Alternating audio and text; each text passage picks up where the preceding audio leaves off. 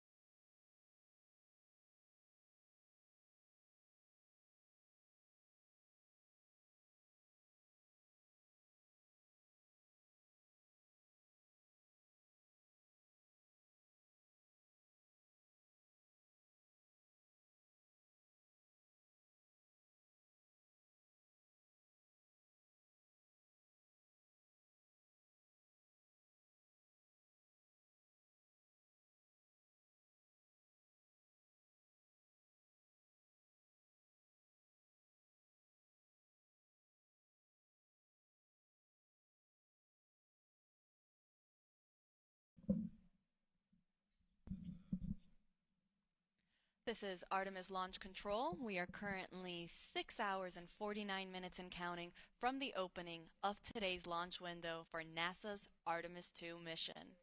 That launch window opens at 6:24 p.m. Eastern Time this evening, and we do have a 2-hour launch window, which means that if we don't launch right at the start at 6:24 p.m., that is okay. Teams still have an additional 2 hours in which they can try to launch the SLS or Space Launch System rocket and the Orion spacecraft.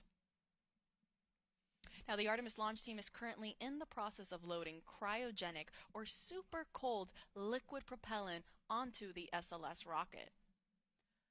We are currently in what is called replenish mode for our liquid hydrogen tanks on board the SLS core stage and the interim cryogenic propulsion stage. These are the two stages on the SLS rocket. Now, replenish mode means that we have finished loading hydrogen on board both of these rockets. That means they are at 100% level. And teams are just constantly replenishing the tanks to make sure that they stay at 100%. Since, as throughout the countdown, that liquid propellant will start boiling off as it starts warming up, and it will then be vented out and released from the rocket, which you can see there on your screen.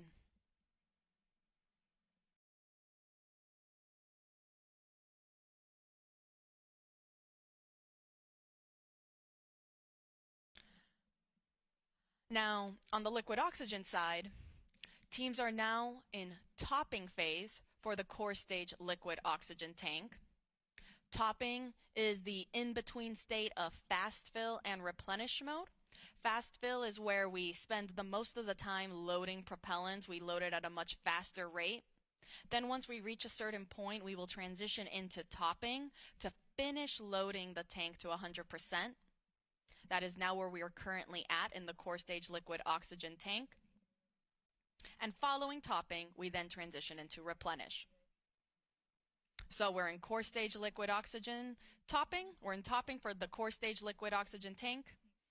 And we are in replenish mode for both tanks on the liquid hydrogen, on the core stage and the upper stage. Now, meanwhile, on the liquid oxygen tank on the upper stage, teams just reported that they have now started chill down for that upper stage tank. This is the first step that is needed before we actually start flowing and loading that propellant on board.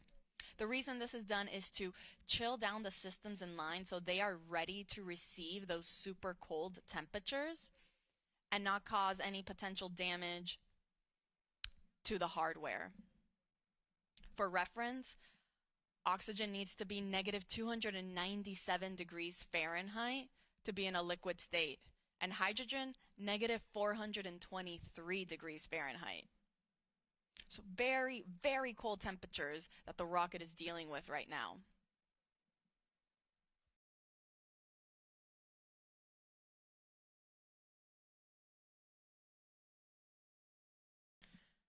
Now again, we are underway for the Artemis II mission. This is the second Artemis mission in NASA's Artemis program. Artemis I was an uncrewed test flight. Artemis II will be the first crewed test flight. This will be the first time we send astronauts on board our Orion spacecraft. We'll be sending our commander Reed Wiseman, our pilot Victor Glover, and mission specialists Christina Cook and Jeremy Hansen on a 10-day mission around the moon. Now, from the rocket side, there aren't that many changes from Artemis I to Artemis II. Most of the major sections of SLS really remain unchanged. Some of the differences are more in the details to really just provide our astronauts with a better ride in space. Some of those include some optical targets that are now on the upper stage as visual cues during the proximity operation demonstration. This will be a test for the astronauts to practice maneuvering Orion and practice approaching the upper stage while it's in a high Earth orbit. Another improvement for SLS was an improved navigation system. Also, communications capability between the ground stations and the U.S. Space Force Space Launch Delta 45, which controls the eastern range. That is responsible for kind of helping dictate when we are allowed to launch here off the Space Coast in Florida.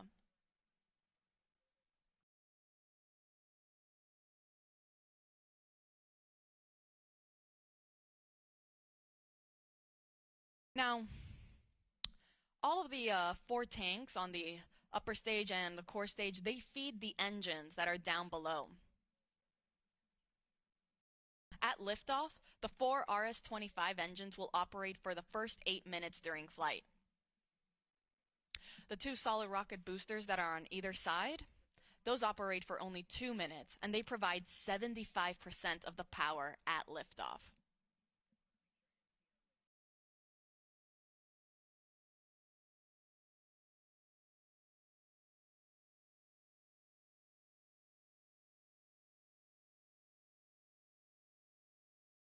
So to quickly recap, we are in replenish for our both liquid hydrogen tanks. We entered topping for the liquid oxygen tank on the core stage. That means very, very soon we'll be in replenish mode for that tank as well. And we are in our chill down operations for the liquid oxygen tank on the upper stage. Pretty soon we will be entering fast fill. I'll report out when that is underway.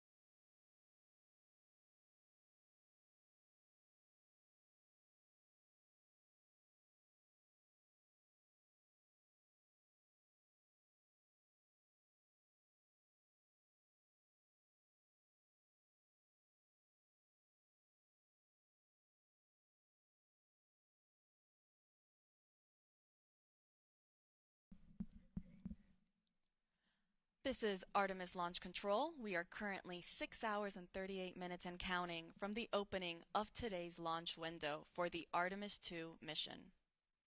That launch window opens at 6:24 p.m. Eastern Time this evening, and teams do have a 2-hour launch window in which they can attempt to launch the SLS, or the Space Launch System rocket, and Orion spacecraft. The Artemis launch team is currently loading cryogenic or super cold liquid propellant onto SLS. We are currently in replenish mode for both liquid hydrogen tanks on the 2 stages of our SLS rocket. We're still in our topping phase on the core stage liquid oxygen tank. That means we're just finishing it up. You can see there it looks almost all the way full. And following that, it will enter into what is also into its replenish mode as well. The liquid oxygen tank on the upper stage, meanwhile, is now in fast fill. So that means all 4 tanks are now receiving propellant.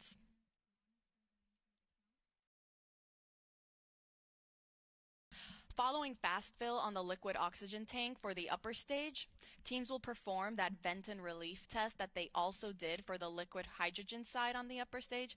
This test is again just to test the relief capabilities to make sure that the upper stage can handle the pressure that will be introduced at liftoff and during launch. Following that, it will then enter topping and will then go to replenish mode as well. Once we are in replenish mode for all tanks, that'll be the signal to the launch team to tell our astronauts that they are ready to start heading out and get on board their Orion spacecraft. Now, Artemis II is a test flight, and it is NASA's first Artemis crewed mission. That means this will be the first time that our astronauts, our Commander Reed Wiseman, pilot Victor Glover, and mission specialists Christina Cook and Jeremy Hansen, they will be the first to experience launch and flight atop SLS. The rocket hits a maximum speed of 22,670 miles per hour.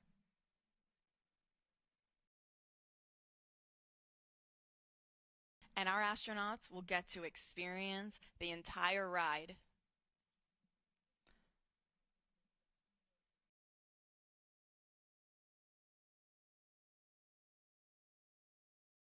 So to quickly recap, we are in replenish mode for both liquid hydrogen tanks. We are in topping, meaning we are finishing up loading liquid oxygen on the core stage. That is the first stage of the rocket. And we are in fast fill for the liquid oxygen tank on our second stage, or that interim cryogenic propulsion stage. I'll report out once we have also entered replenish mode for the core stage liquid oxygen tank.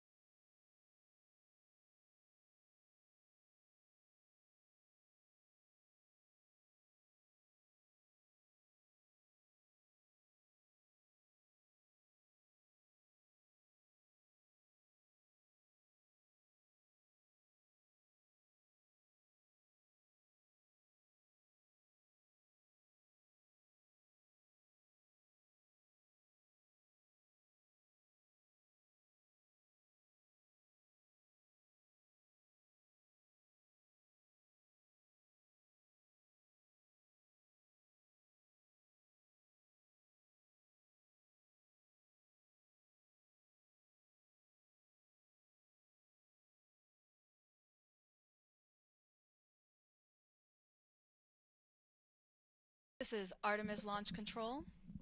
We are currently 6 hours and 22 minutes and counting from the opening of today's launch window for the Artemis II mission.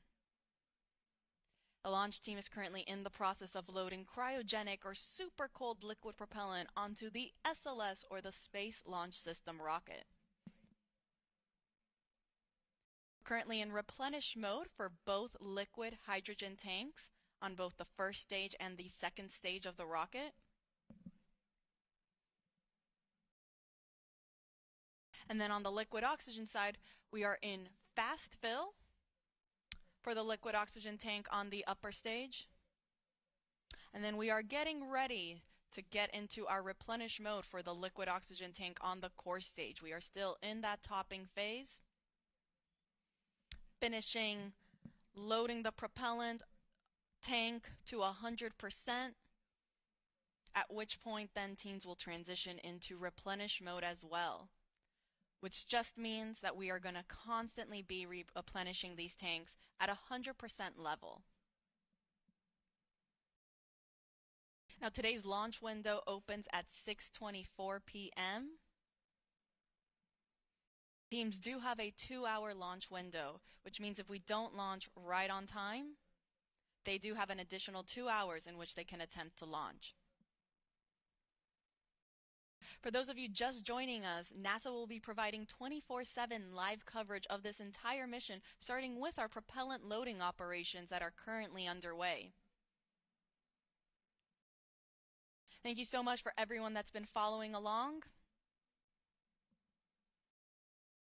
Our live launch coverage of Artemis II will continue right here, beginning at approximately 12:50 p.m.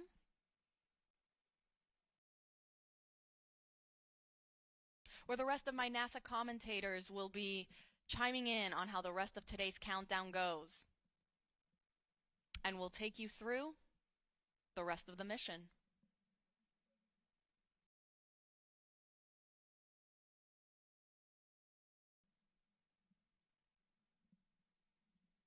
Now, Artemis II is a test flight. It will be the first mission that sends astronauts on board SLS and Orion. You can see a photo on your screen there of our Artemis II crew. We have our commander, Reed Wiseman, on the right-hand side. Then we have our 2 mission specialists in the middle, Christina Cook, and then Canadian Space Agency astronaut Jeremy Hansen. All the way on the left is our pilot, Victor Glover. All 4 of them woke up not too long ago at around 9:25 a.m. this morning. Not a terrible wake-up call. In that time, they've been getting ready, having breakfast, getting some briefings. And they'll get one more briefing. It's the flight crew weather brief, where they'll get a status on where we are in the countdown, what the current forecast looks like. Following that brief, they will then start their suit-up operations before they go out to the launch pad and board their spacecraft.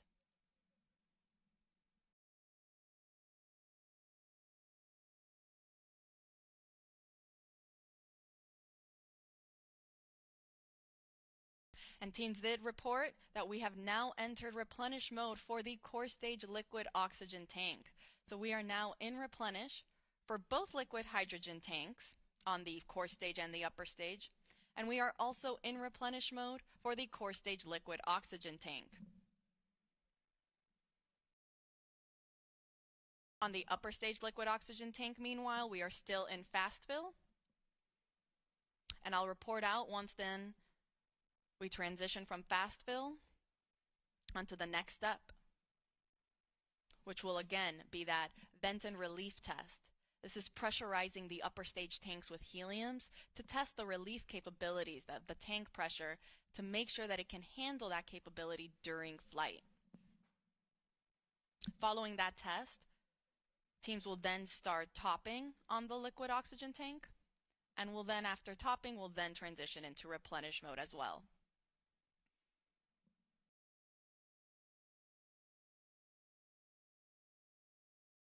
I'll report out when that's underway.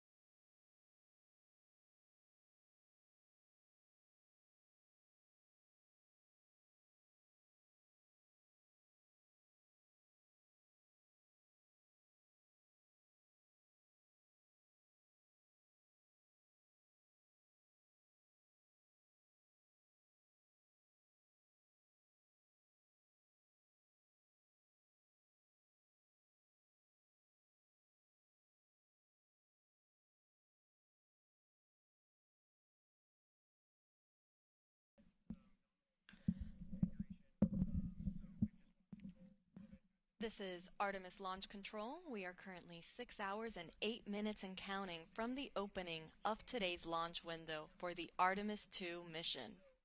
Now the launch window opens at 6:24 p.m. Eastern Time this evening, and teams do have a 2-hour launch window, which means that they have 2 hours in which they can try to launch the SLS, or the Space Launch System rocket, and Orion spacecraft that will send NASA astronauts Reed Wiseman, Victor Glover, Christina Cook, and Canadian Space Agency astronaut Jeremy Hansen on a 10-day mission around the moon and back. Now, the launch team is currently in the process of loading cryogenic or super cold liquid propellant onto the SLS rocket. The propellants that are used to power SLS are liquid hydrogen and liquid oxygen. We are currently in our replenish phase for both liquid hydrogen tanks on the two stages of the rocket. That is both the core stage and the interim cryogenic propulsion stage. Replenish mode just basically means that now these tanks are at 100% level, and teams are going to constantly be replenishing them as they start to warm up and boil off. You can see some of that gas that's being vented off the rocket there.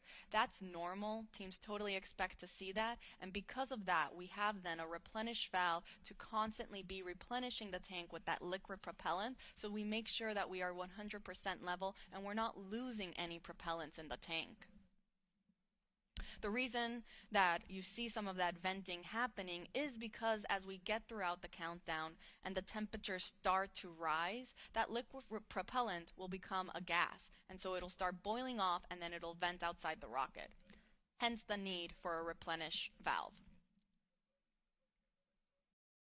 So we are in replenish for both liquid hydrogen tanks. We are also in replenish for the core stage liquid oxygen tank. And we are in fast fill for the upper stage, or that interim cryogenic propulsion stage, liquid oxygen tank. Now, fast fill is the main portion of our propellant loading operations, where teams are actively loading that propellant at a much faster rate. Now, following fast fill, teams transition into what is called topping. As the name suggests, it just means to top off the tanks. And then following topping, we enter what is replenish. So once we are at replenish for the liquid oxygen tank on the interim cryogenic propulsion stage, we're going to enter what is called all stages in replenish. This means that all 4 tanks on the SLS rocket are fully fueled, and our astronauts are ready then to go and head out to the launch pad when they get the go from our launch director, Charlie Blackwell Thompson.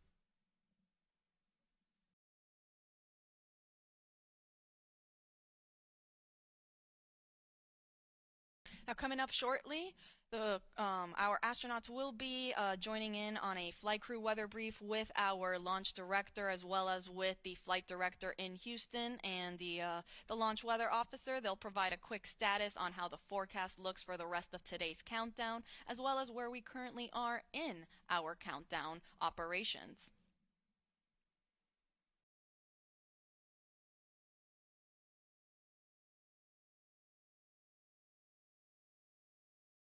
A little earlier, the launch weather officer did let our launch director know that we might get some showers in about 2 hours. However, there is no lightning threat, and they will plan on discussing this again during the flight crew weather brief. Currently, teams are forecasting 80% go for weather conditions during that 2-hour launch window.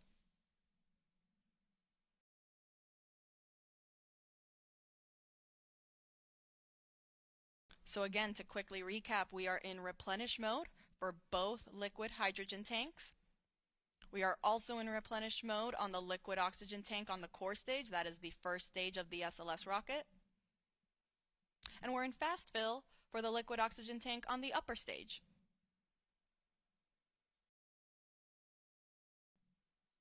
I'll report out when we have transitions from fast fill and onto topping.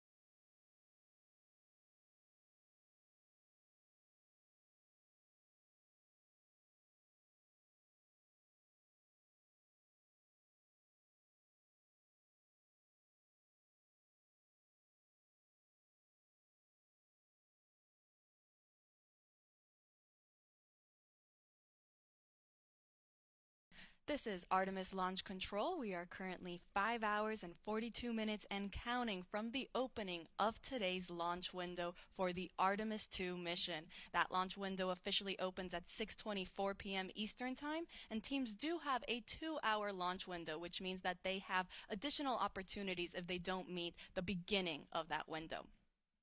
Now joining me is Artemis Launch Director Charlie Blackwell Thompson. Charlie, thank you so much for taking the time to speak with us today. Oh, you're more than welcome. It's great to be here, Tony. It sure is. Now, we know that you just conducted a flight crew weather brief with our astronauts as well as teams and mission control and our launch weather officer. Do you mind providing us kind of how that went and what we can expect? Yes, the weather brief went really well.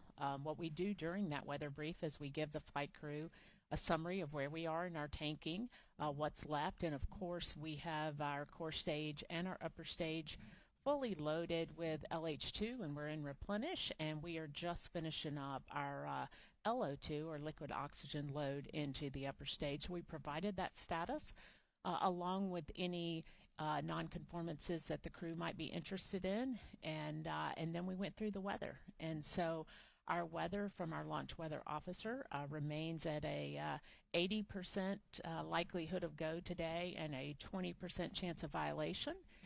We are watching some precip that is making its way toward the pad, but we expect that that is going to dissipate as we get closer to the opening of our window. So really good to hear the crew's voices and to talk through a day of launch ops. You know, it's something that we simulate, but there's nothing like the real day. Absolutely. I can only imagine, and it's great news to hear that we are still 80% go. Those are very, very favorable conditions. Let's hope it stays that way. You mentioned we're getting closer to reaching what is called all stages in stable replenish. That means that we will have all 4 tanks at 100% flight level. Charlie, can you walk us through then what are some of those upcoming milestones once we reach all stages replenish? Absolutely. So one of the big milestones when you reach stable replenish on all stages is you begin to send the closeout crew into the pad, and so we're just a few minutes away from getting into that, and we'll deploy them to the pad, and they'll start getting ready for the flight crew. And then, of course, shortly after that is the exciting milestone of seeing the crew walk out of the operations and checkout building and make their way to the pad. And that's certainly something that we've been waiting a very long time to see. It's going to be very exciting, I think, certainly for our team. It'll be exciting for our country, and it'll be exciting for people all over the world who are watching our crew head to the pad, knowing that we are just about 5 hours or so from launch. You couldn't have said it any better. This is very exciting for the entire world. We cannot wait for that moment when we see our astronauts depart their crew quarters and head to the pad. Charlie, thank you so much for taking the chance to speak with us today. We are rooting for you. We're wishing you the best of luck in today's countdown, and we'll let you get back on console. All right. Thank you, Tony. Appreciate the opportunity to chat with you, and go Artemis. Go Artemis. All right, so to quickly recap, we are in replenish mode for both liquid hydrogen tanks, and we are getting ready to also hit replenish mode on the liquid oxygen tanks for both of those. We will report out when that is underway.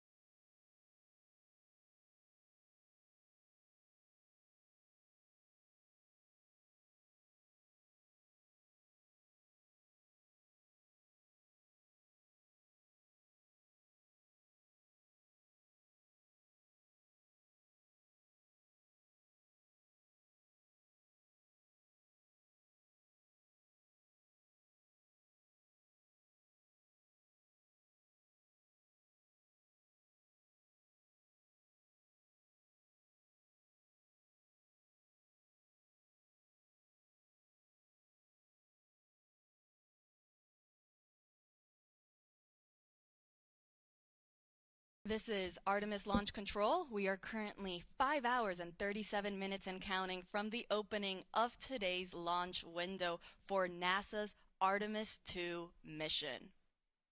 Now, the launch team is currently in the process of loading cryogenic or liquid propellant onto the SLS rocket. You see our launch team there in Firing Room 1, and you actually can see our NASA administrator, Jared Isaacman. He just joined the room to greet our launch director, Charlie Blackwell Thompson, and our assistant launch director, Jeremy Graver.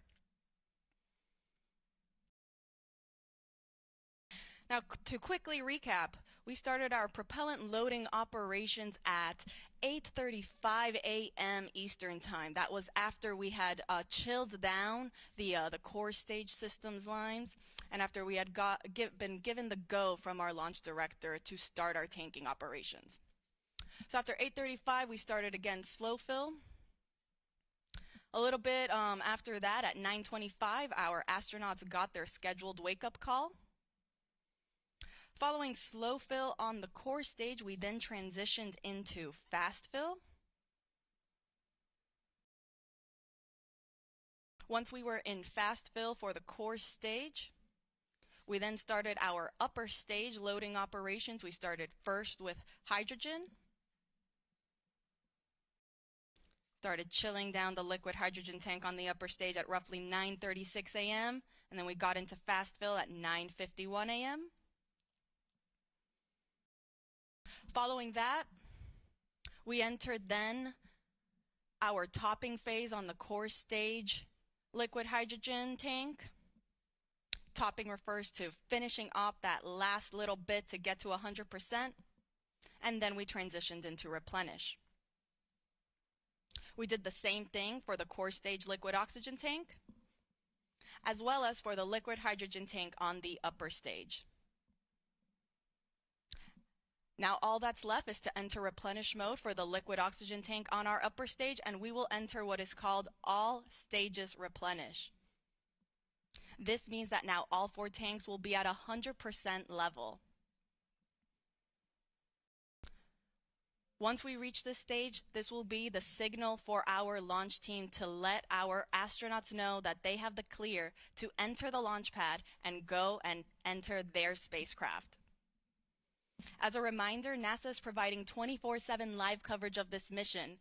We started this morning at 7:45 a.m. and ran you through our tanking loading operations, and we will continue to do so throughout the rest of today's launch countdown.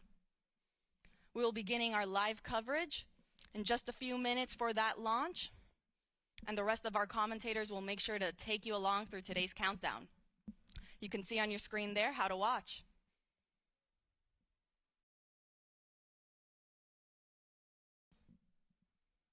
And as our launch director just recently said when she came on air, let's go Artemis II.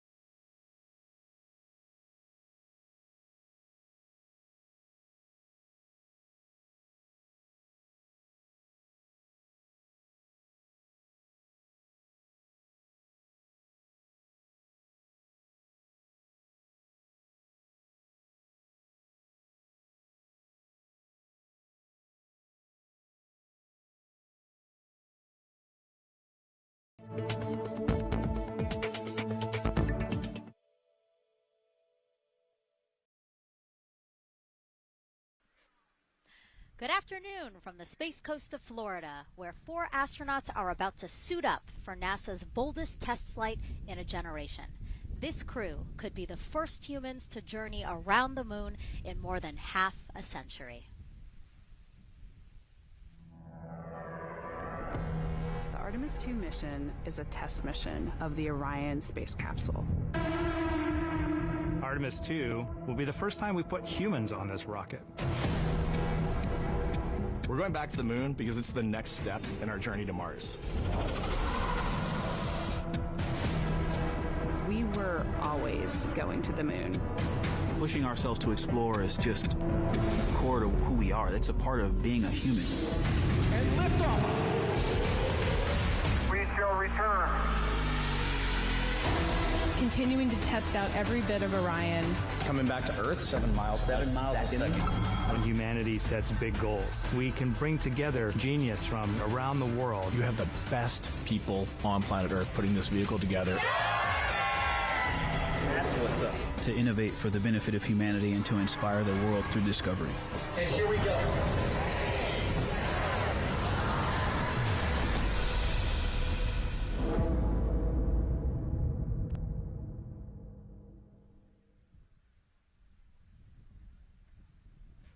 Welcome, and thank you for joining us live from NASA's Kennedy Space Center, where we are beginning a new chapter in America's human spaceflight story. We are so humbled to have thousands of people here in person to witness this, and the many more watching online from around the world. I'm NASA's Megan Cruz, and this is NASA astronaut Nicole Ayers. Thanks, Megan. What a historic day to be here. What a historic day to be here. Obviously, for what we see right behind us here, the SLS rocket and Orion spacecraft on Launch Pad 39B. Artemis II is a nearly 10-day flight test to prove NASA can safely fly astronauts around the moon before attempting to land on it in just 2 years, hopefully. Yes, like you said, it's a test flight, so we're going to put humans on this rocket for the first time ever, and we're going to test out the systems on board and hopefully get around the moon. And why does NASA want to return us to the moon? And we want to go back for scientific discovery, right? We want to create a permanent presence on the lunar surface. We want to be able to harness some of the volatiles or the resources on the moon in order to get us onto Mars later. So we're going to use the moon as a stepping stone to get to Mars, but also we're going to use the moon to learn so much about Earth and about the creation of the solar system. The moon is this untouched witness mark for the Earth and the solar system. And what I really love is like all the things that we do to get us to explore our universe, all of that technology, all the jobs created to support that, it all benefits us here on Earth. Yes, definitely. I mean, getting this rocket into orbit takes, 8.8 million pounds of thrust, right? And it's the people on Earth who do that and who create that, the engineers, the scientists. There are so many people who make this mission happen. And so if all goes well, this crew could travel farther from Earth than any other humans before them and see parts of the moon no one has ever laid eyes on. And now, speaking of laying eyes, here we are in the suit-up room with the Artemis II crew. Yes. Looks like the commander's getting his comm cap on, so the communication cap. Looks like Victor's already got his on and the helmet going. He's just stretching out his wrists a little bit, right? Yes. And in charge of liftoff today is Launch Director Charlie Blackwell Thompson. She and her team are just across the street from us inside of the Launch Control Center. They kicked off continuous around-the-clock operations just before 5 p.m. on Monday and started fueling the rocket about 4 hours ago. They have a 2-hour launch window that opens at 6:24 p.m. Eastern Time, which our clock in the upper left-hand corner is counting down to. And, we just heard from Charlie Blackwell Thompson in our tanking coverage, which was the broadcast just before this one kicked off. And basically she said weather is 80% go. Yes, 80%, we will take that. It's a little windy. There's some clouds building, but we're going to keep an eye on it, and 80% is a good number to keep moving today. Yeah, and what she said was a wave of showers are moving west, but they should be well past the pad by the time we launch again. Hopefully at 6:24 p.m. today. Hopefully. All right, so again, let's head back into that suit-up room. We see Reed Wiseman. He is the commander of the Artemis II crew, and Nicole, he is putting on what you guys are calling the communications cap, the comm cap. Yes, so it's a little bit for protection of his head there, but also you can see the mic booms, and he's got ear cups there so he can hear, the rocket's loud. So you're going to wear hearing protection, but then we also want to be able to talk to Earth and talk to each other. So they're getting that settled, and then he will put the helmet on over that comm cap. That COM cap will also connect into the suit, which then eventually connects into the capsule through an umbilical there. So there's a lot of cords and wires. You can see them tuck in that cord under his chin right now. And so the suits they're wearing, they're called the Orion Crew Survival Suits, or OX suits. And so they're worn for launch and reentry or during high-risk or emergency situations. And I think a lot of people, especially if they're have been following NASA for all these decades now, they're kind of thinking, hey, these look like the suits that our shuttle astronauts used to wear. There is a lot of resemblance here. That's true. Yeah, they are very similar. NASA does a great job of leveraging the lessons that we learn from previous missions. So dating all the way back to Apollo, some of our first spaceflight missions, we learned lessons about the suits and how to make them better, and we just continued to carry that through all the way into the Artemis mission. Time now to introduce you to some of our teams today. We have Gary Jordan at NASA's Johnson Space Center in Houston. He's going to be inside with the mission control teams, which will take over from Kennedy's launch control team right at liftoff. And then back here at Florida, there's Megan Carter inside Kennedy Space Center's visitor complex, Jasmine Hopkins at a launch viewing location, and then finally Daryl Nail inside the launch control center with the launch team. Now each is going to provide a very unique experience today, starting first with Daryl, who has been closely monitoring the launch countdown for us. Yeah, and welcome into Firing Room 1, a historic firing room here at the Kennedy Space Center in Florida. It's a pleasure and an honor to be here reporting what's happening as we lead up to countdown and liftoff of Artemis II. So far, looking pretty good. You see the rocket out there on the pad. It is launch day, and we just got that crew weather brief that you were talking about from Launch Director Charlie Blackwell Thompson to the crew. It looks like a countdown at this point is in good shape, and that's great news. Fueling continues to track well. We just reached all stages replenish. And while we're talking about the fueling, let's talk about that tanking. Pull up the tanking graphic if we could now. That will give us an indication of where we are with tanking. And I can just tell you, as you see from this board right here, we are all stages replenish. So all tanks on board the SLS, the 2 liquid hydrogen, lower stage and upper stage, and 2 liquid oxygen, lower stage and upper stage, are at 100%, and that's exactly where we want to be. This kicked off at 7:30 this morning with a go for cryo load, and here we are roughly about 5 hours later, and we're fully tanked and now in replenish. The amount of propellant on board, roughly 733,000 gallons. That's about an Olympic-sized pool and a half. Huge amount of propellant. It's all flowed in there. The great news there, no leaks, no issues, and we're looking good at this point. So let's talk weather now. The weather, while it is favorable overall, it's not totally clean, and that was hinted at earlier when we talked about the storms. There is, of course, some onshore flow. Currently, our overall attempt percentage stands at 80% chance of acceptable weather conditions at the time of liftoff, which is going to be within our launch window. That's tonight from 6:24 p.m. Eastern Time until 8:24 p.m. Eastern Time. Winds are good. The lightning risk is low. But scattered showers still remain possible around the Cape and including near the pad. So the expectation is that there'll be some more active weather coming our way, but we're expecting it to push to the west. So the watch item is really any isolated shower that could briefly move through the area and trigger a constraint, especially for flight through precipitation. Well, you're looking now inside the astronaut suit-up room, and of course we got the 4 astronauts there. They talked to Charlie Blackwell Thompson today, and everything looks good there. We're tracking one minor NC issue at this point. We'll talk, it's a non-conformance. We'll talk about that a little bit later in our next hit. But for now, again, looking good. And of course, our administrator for NASA is here in the firing room. He checked in with the launch director, chatted with her for several minutes, and he's here in the firing room, which is a good positive sign, of course, for the day. That's it for the firing room. We'll send it back now to Megan and Nicole.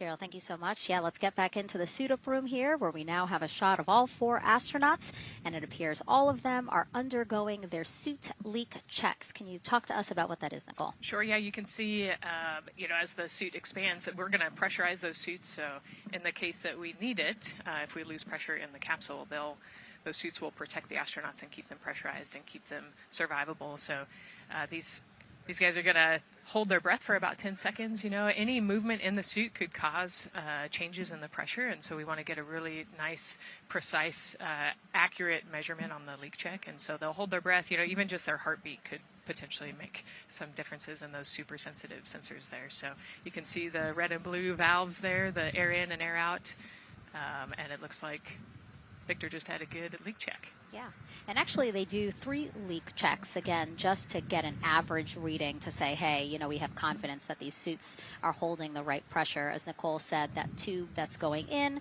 that's putting air into their suits, and then there was that gold instrument that you saw on their other side. That's how they can control how much pressure is being released in order to do these checks. Yep, and they will do the leak checks here in the suit room, and then they'll do more actually in the capsule as well. They'll do another leak check. So we're going to make sure the suits are ready to go before we even step out the door, and then we'll check them with the entire system on the capsule once they get out to the rocket. And you might also notice that some of the astronauts, while they're doing their suit leak checks, you might have seen Victor gave an OK sign. You might also see a thumbs up, and that's because concurrently, while they're doing these suit leak checks, they're also doing comm checks. Yes, yeah, we talked about the comm cap earlier and the umbilical and how they plug in. So yeah, they're going to test the comm, they're going to test the suit, make sure everything. They're actually probably testing the cooling system as well right now. They're going to plug into the portable cooling system and make sure that all of that is working. So like I said, we want to make sure that we've got 4 healthy suits before we go out.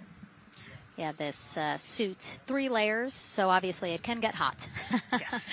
So one of the layers is a cooling undergarment, and basically they flow cold liquid through that undergarment to keep the astronauts cool and comfortable before liftoff today. Yeah, it's like a onesie with a bunch of tubes running around it, and the water flows through there to cool you down. All right, lots of information to share with you all today. If you have any questions, we'd love to hear from you. All you have to do is send your questions our way by tagging @NASA Artemis, and we'll try to answer as many of your questions live. And we'll also have some questions for you throughout the broadcast, so we hope you can participate in those opportunities as well. Okay, as we continue to be inside the suit-up room here, why don't we learn a little bit about each of our crew members? Right now we are looking at pilot Victor Glover, but hopefully we can get a shot here of our commander, Reed Wiseman.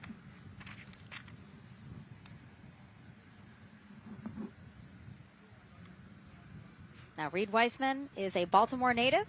He's been in space once before as flight engineer for Expedition 41 aboard the International Space Station from May through November 2014. During the 165-day mission, Reed and his crewmates completed, get this, more than 300 science experiments in areas like human physiology, medicine, physical science, earth science, and also astrophysics. They actually set a milestone for station science by completing a record 82 research hours in a single week. He also served as chief of NASA's astronaut office from December 2020 to November 2022, and Reed has 2 daughters. Yeah, I love Reed is such a great leader. He was the chief of the astronaut office when they hired our class of astronauts, and so I think I have to publicly thank him for my job here today. But yeah, he's a family man. He's a good leader, and he's a great pick for the commander of this mission. Yeah, I think in talking through some of his other accomplishments, obviously he has leadership qualities that makes him prepared for commander of Artemis II. Yes, he does. He's a well-experienced naval officer and now NASA astronaut. And so now here we are, pilot Victor Glover. NASA selected the California native as an astronaut in 2013. At the time, he was actually serving as a legislative fellow in the United States Senate. His first trip to space was in November 2020 when he launched as pilot of NASA's SpaceX Crew 1 mission. That was the first operational mission of NASA's Commercial Crew Program, which resumed launching American rockets from American soil to the International Space Station at the end of the shuttle program. Victor is a U.S. Navy captain and naval aviator who served as a test pilot, racking up more than 3,500 flight hours in more than 40 different aircraft. He and his wife, Deanna, have 4 children. Yeah, 4 children, a lot of energy, but that checks, right? Because when I think of Victor Glover, I think of a lot of energy, smart guy who's always excited and ready to go. And there you go, he's smiling in the suit room this morning. Oh, yeah, he's a great guy. All of them are. This whole entire crew. They're just a good group of human beings, of leaders, of friends, family. You know, I have never heard anybody say anything bad about any of these 4. They're all so well accomplished, and they're also deserving of this opportunity to return to the moon. Yeah, and they're also humble, right? They're just standard humans going to the moon, but you would never know that when you talk to them in a normal conversation. And so it looks like Christina here has completed her suit leak checks as well, her communication checks too. Yep, they've already got her gloves off. They're getting ready to kind of hang out and relax a little bit, I think, before they walk out. She is a mission specialist for this mission, native of Grand Rapids, Michigan. Was selected to the Astronaut Corps in 2013, so actually same class as Victor. She served as flight engineer on the International Space Station from March 2019 to February 2020. And during that time, Cook set a record for the longest single space flight by a woman of 328 consecutive days in space. She also participated in the first ever all-female spacewalk. And before becoming an astronaut, Christina helped build space science instruments and led scientific field work in some of the most remote environments on the planet. Her hobbies include surfing, rock climbing, community service, yoga, travel, and photography. Again, so much. When does she find the time? That's a great question. You know, one of the things I love about Christina is that she's broken records and she's achieved all these milestones. But one of the things that she talks about is, you know, she just wants people to set goals and go work hard and do something that's meaningful to you. And she really hopes that her records are broken as soon as possible. She does it for her family, and she'll talk about all of her nieces and nephews quite a bit. So just, again, another example of just a humble human who's got a great support system in her family and excited for the mission. Yeah, she's always saying that she just wants the opportunity to push people farther, to push humanity farther, see what we can accomplish together. So, yeah, again, all 4 of them say that. They're really in tune on what they think or what they feel like their role is in this mission. Yeah, I think their legacy is going to be, you know, providing the shoulders for others to climb on. Mm-hmm. And last but not least, first-time flyer, Canadian Space Agency astronaut Jeremy Hansen will fly to the moon as a mission specialist on the Artemis II mission. The London, Ontario native was selected as an astronaut in 2009. After that, he worked as Capcom at NASA's Mission Control Center in Houston. Capcom stands for Capsule Communicator, and that's the sole direct voice communicating with astronauts in space. He also participated in training exercises such as living on the ocean floor off the coast of Florida to simulate deep space exploration for 7 days. In 2017, he became the first Canadian to lead a NASA astronaut class. He also enjoys getting out on a sailboat, rock climbing, and mountain biking. Jeremy and his wife, Catherine, have 3 children, and he actually got to hang out with them over the weekend. So the crew arrived here for launch at Kennedy Space Center on Friday, and then their family members arrived Saturday. Yes, yeah.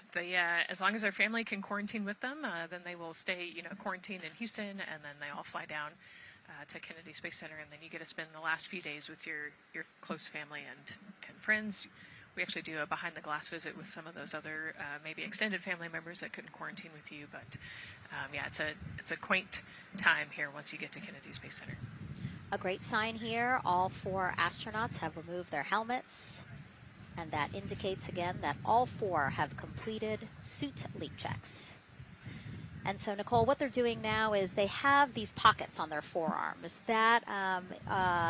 That's just somewhere where they can put personal items that they might want, right? Yeah, just kind of stowage pockets. There's always something that you might need or want while you're in the capsule, and then also last-minute personal items if you want to put a couple things in there. So everybody kind of has their own unique stash in their pockets.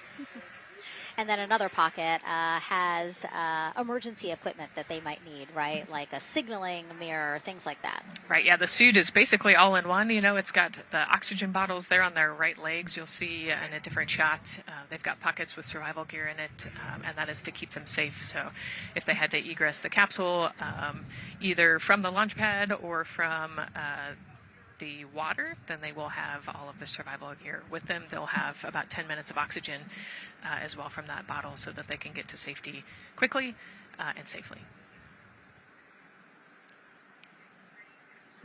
We are now 5 hours, 3 minutes and counting from the opening of our 2-hour launch window, and we have our first questions from social media.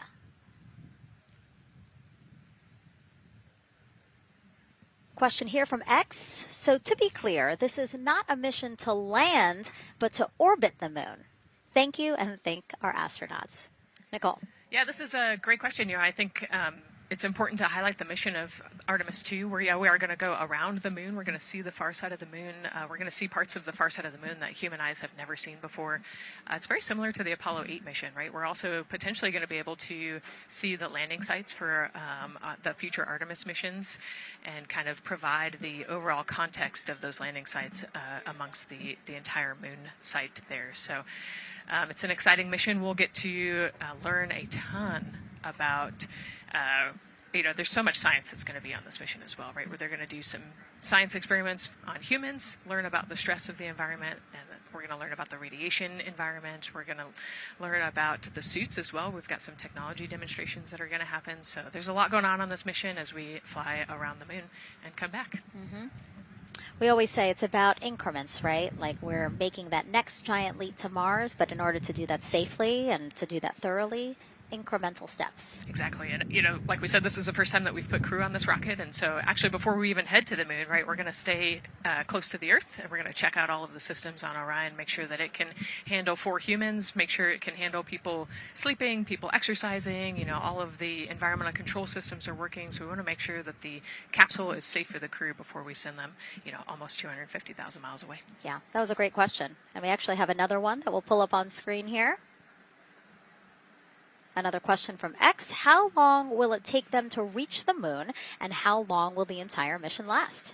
Another great question, right? So they're going to do a couple orbits around the Earth. They'll do a perigee and an apogee raise burn. What that means is that they're going to accelerate to get further away from the Earth, and they'll get into a really highly elliptical orbit first. And then once they get into the translunar injection, so they're actually on a free return trajectory, which means we're going to accelerate them, and then they're going to escape Earth's gravity, and then just based on orbital mechanics, they'll be able to come home without having to do another burn or acceleration. So it'll take about 4 days once they leave Earth's gravity to get to the moon. They'll fly around the moon, about 4 days back, and then land. So overall, about a 10-day mission. Exactly. Yeah, these are really great questions, guys. We know that, again, we are sharing a lot of information today, so please do not hesitate to reach out. Obviously, Nicole, very smart here, and we're happy to answer any of your questions. Again, tag at NASA Artemis wherever you're watching this coverage. And now we actually have a question for you. Who would you take with you on a trip around the moon? Would it be your bestie?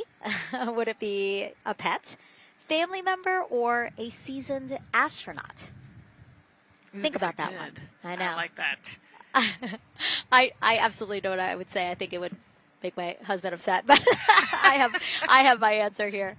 But we'd love for you to go to NASA's Instagram or Twitch accounts to vote. Again, who would you take to the moon with you? Bestie, pet, family, or seasoned astronaut? Try to go vote, and then we will share your answers soon. Again, husband is not going to like my answer. And we're not the only ones with questions today. We will also hear from celebrities during our launch coverage. See what Stanley Tucci, Scarlett Johansson, and others want to know about NASA's Artemis II test flight. Plus the surprise of a lifetime as kids marveled at the rocket and spacecraft rolling to the launch pad. Look at those cute faces there. Oh, I love that. Love those suits. And we'll show you how the astronauts will eat, sleep, and go to the bathroom while in space. Keep in mind, the Orion spacecraft is about the size of a 6-person tent. Yeah. not super big, but you know, it's 10 days with your 3 best friends, so I think it's manageable for sure. But you know, every ounce counts when you're trying to get to the moon. And as we continue to look into the suit-up room here, a fist pump for some of the folks in the crowd there by Victor. Why don't we take a look around the center here? We know that there are some folks who are already getting ready to check out the team here as they drive across KSC to their launch pad. Look at that. Oh, that's so awesome. That's a great crowd. They're waiting there in front of the vehicle assembly building. So actually, they're just down the road from us. This is a good crowd, as Nicole said. Oh, there they are. They just got their cue. Oh, now? Let me wave now. Oh, yeah, they are excited. That's amazing. So all of these folks, content creators that are getting behind-the-scenes access as part of NASA's NASA social experience here. So as you can see, very excited. The crew will get into their convoy and drive past them here pretty shortly. Yeah, what an amazing way to share the Artemis story, right? By inviting these social media experts out to share the story as they drive by. All right, again, let's take a look at the clock. 4 hours, 58 minutes and counting from the opening of today's 2-hour launch window. So why don't we check back in with Daryl with the launch team. Megan and Nicole, and inside Fire Room 1, I'm listening to Launch Director Charlie Blackwell Thompson greet the Ascent crew who just came on console over there at Johnson Space Center. So good to have the mission control team jumping on with us. So far, the launch team here in the firing room has had a really good morning. Really smooth tanking that kicked off at 7:30 a.m. this morning. They got to all stages replenish just before 1 o'clock p.m. Eastern time, and it was an incredibly smooth tanking. That's great as we look here watching the crew and also with an eye on the rocket. Weather, of course, we've talked a little bit about that. It's favorable overall, 80% go for our 2-hour window between 6:24 p.m. and 8:24 p.m. We don't have an exact T0 right now because that's going to come to us closer when we get closer to launch, roughly about 20 minutes before liftoff. But it's going to be within that window and towards the beginning, provided everything continues to go smoothly along the timeline. And so far, that's been the case. I mentioned that there was a small issue in my previous live hit. That actually was incorrect. There was no issue. I've gotten the good data now that I'm on the headset and listening into the loops. Avionics engineers are keeping an eye on a display unit inside Orion that's just running a little cooler than normal. It's not going out of limit. It's actually completely fine. But they just were noting the trend and reported that to the NASA test director. So they'll keep their eyes on that. But again, there was no LCC violation. And once they get the cover off Orion out there that's protecting it from the rain, they expect the temperatures inside the Orion crew capsule to stabilize. And with that, we'll send it back to the host desk with Megan and Nicole. Thank you so much, Daryl. Now, Daryl is inside Firing Room 1 in the Launch Control Center, or LCC, as you might hear it referred to, which was built in 1967 to support Apollo missions. In fact, Apollo 11, the mission that landed on the moon in 1969, that was called from the exact same firing room. NASA then upgraded the LCC to support shuttle missions, and now Artemis. You can see there a shot from when we supported shuttle. Now with Artemis, the primary launch team for today is in Firing Room 1, but there is actually support staff in Firing Room 2 as well. And together they will propel this ambitious test flight off Earth.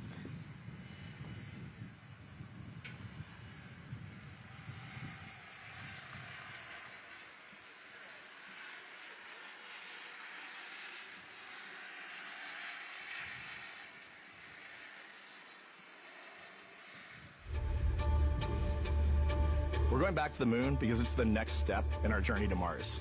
We need to go explore the moon. There's vast regions of unexplored areas with the coldest, darkest places in our solar system.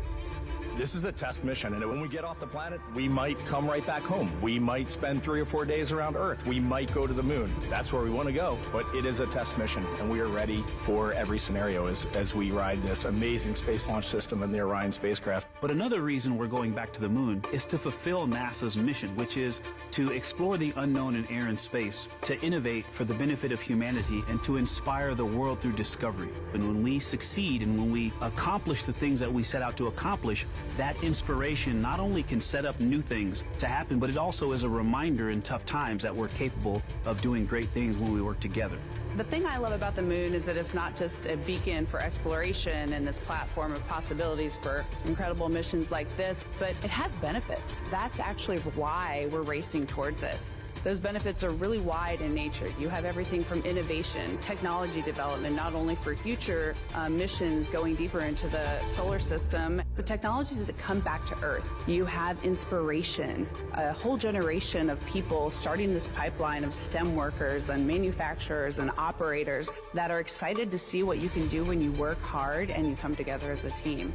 When I think about the 4 of us flying around the far side of the moon, seeing that Earth rise, taking images and video and sending them back to you, the feeling that I have inside is hope. We know that Artemis II is not the solution for humanity on planet Earth, but it is a contribution in the positive column. We hope that just for a moment that people will pause and say, wow, it's extraordinary when you look back upon the Earth with over 8 billion people. And you see this concrete example of what humanity can do, this extraordinary thing when we set big goals and we work together to achieve them. Now, Kennedy's launch control team takes us to liftoff, but then mission control at NASA's Johnson Space Center in Houston takes over. That's where we have our Gary Jordan embedded with that team. Hey, Gary. Hey, Megan and Nicole, it's great to be joining you from here in Houston, Texas. I'm in NASA's Mission Control Center, where the Artemis II Ascent flight control teams, led by Flight Director Judd Freeling, recently started their shift to monitor the Orion spacecraft integrity, the Space Launch System, and the crew to make sure all criteria is met to commit to today's launch and the mission ahead. The team you see here in this room today has been training extensively to prepare for the highly dynamic phase of flight that begins shortly after engine ignition. Teams here will be monitoring the flight of the Space Launch System, Orion, and of course the Artemis II crew on board as they make their way from the Kennedy Space Center into Earth orbit. The lead console positions will be in this room, called the White Flight Control Room, a room which traces its legacy to the Space Shuttle program, with the first shift supporting STS-70 in 1995, more than 30 years ago. Each console represents an expert in a particular discipline, whether it be communications, propulsion, crew health, life support systems, or trajectory. And each of these individuals has a support team in other rooms, each ensuring that no data point is left unchecked, no procedure is missed, and combining efforts as one Artemis team to ensure crew safety and mission success. After liftoff, Mission Control Houston will be staffed around the clock over the next 10 days until the spacecraft is safed for the recovery teams and the crew is extracted from integrity and brought aboard the recovery vessel. The roar of a powerful Space Launch System liftoff is just the beginning. The mission is, of course, a test mission, and the first with humans on board Orion and in deep space. The crew's job is to put the systems and capabilities of Orion to the test, taking us closer to a sustained presence on the lunar surface. It's great to see the crew gathered around the table. Megan, with that, we'll toss it back to you as we continue to monitor from here in Mission Control Houston. Back to you. Thank you so much, Gary. Yes, a pre-flight tradition that we have seen with our crewed flights and our astronauts, the card game, Nicole. Yeah, you know, this is a fun time for the crew. Kind of relax a little bit, play a card game with the chief. You can see Scott Tingle there is the dealer today. Looks like they're playing high card wins. So Victor won. He's out. Now Jeremy's out. You know, there are two schools of thought on this game. Either you want to get rid of all your bad luck or go out on a high note. So it looks like the crew chose we're going out on a high note. And, you know, I think one of my favorite parts when I talked to Reed about this is he was just excited to play a game with his old boss from Naval Test Pilot School. So, once again, his boss today. Yeah, and I love this part of the tradition because this is when, again, you usually see them like, yeah, laughing, but very focused still. But when they get to this table, laughs, high fives, smiles, just really a brief moment of levity in what can be and will be a very long day for them. Yes, you know, it's a long day. There's a lot of preparation that goes in today, and so they're just, I think, at least for us, it was a nice brief moment of some relaxation, a couple laughs, you know, a moment to take a few deep breaths and reflect on the mission ahead, and then, you know, get some high fives as well. And so with their bad luck dispelled, some good luck from Scott Tingle, let it seem like there, right? Yes, definitely. It's actually a really fun tradition. You know, I think that card game is more steeped in tradition than anything else. Every crew has played that same card game. As you said, Nicole, the primary reason for why they're there to suit up, to do communications checks, to do pressure checks, all done. And now it seems like Reed had some words for the team in that room. Yeah, you know, this day can't happen without thousands of people, right? And so the suit room is a great example of that. You've got all of the suit techs, and you've got your support team there, everyone who has made this day possible. You know, they've been working with the suit team for years at this point, getting ready. So some fist bumps to the group. Again, the suit team are the folks dressed up in those white, very snazzy outfits. Special outfits that we can talk a little bit more about later. But each crew member was assigned their own suit technician. So as you said, working very closely with the same person to make sure that the crew felt comfortable and ready in these suits as they lift off from Kennedy Space Center. Right, and you know, each suit is slightly different, each person is slightly different, and so these suit techs know each individual super well. They know exactly how they like to get into the suit, exactly where things might get caught, or, you know, small adjustments that might need to be made. So they know their suit techs well, and their suit techs know them very well.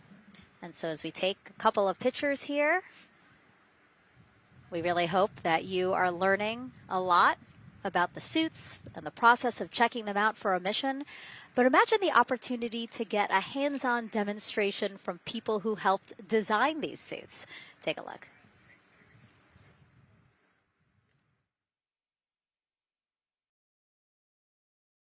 Does anyone want to try on one of the gloves? I love showing the kids the suit. I love how excited they get about space. Oh! So that would be... It just goes in there? We got to bring some stuff for them to actually put their hands in, and some of them were very excited because they want to be astronauts when they grow up. I would love to be an astronaut. That would be incredible. I'd like to be like an engineer that like maybe designs the suits. Whether it's the palm, the orange color, every aspect has an important function for our astronauts in space. It's going to be amazing seeing astronauts up close to the moon again. And that was a special event at Johnson Space Center. What we just saw there, obviously a big part of why this mission is so important to NASA, really just an opportunity to inspire everyone, especially kids, right, Nicole, to dream big and be curious. Oh, man, yeah, the kids are so important, right? I love talking to kids. You know, they are the future of spaceflight. They are the Artemis generation.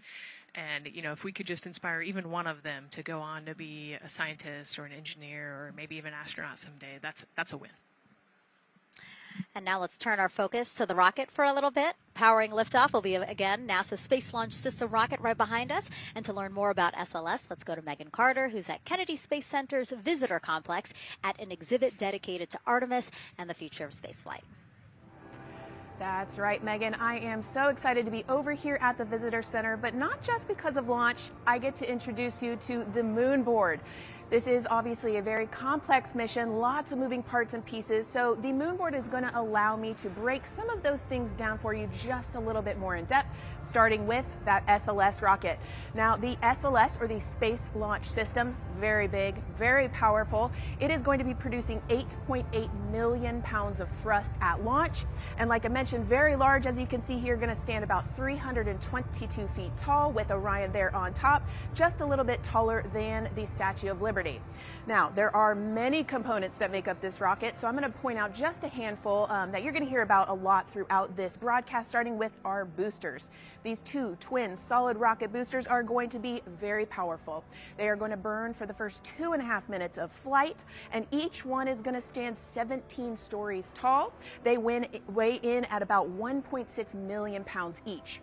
Now, I am going to jump back out and I'm going to show you a little bit about our core stage. That's going to be known as the backbone, essentially, of our rocket, and it is made up of around 5 components, starting with this engine section down here. This engine section is where our 2 propellants are going to be funneled down through our pipelines, and they are going to be mixed at 2 different temperatures, very complex processing, and they are then going to go on to feed that fuel to our 4 very powerful RS-25 engines. These are going to produce about 500,000 pounds of thrust each at launch, and they will burn for 8 minutes.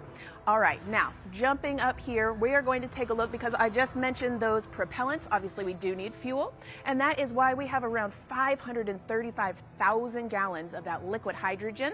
That's approximately about the same amount that you could fill an Olympic-sized pool, just to give you an idea.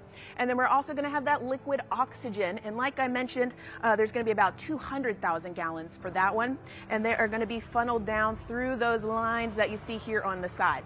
All right, jumping up real quick, this is going to be our upper stage. That is where our core avionics are going to be stored, essentially the brains of the spacecraft. And then jumping out super quick, let's see if we can zoom in here, and we can.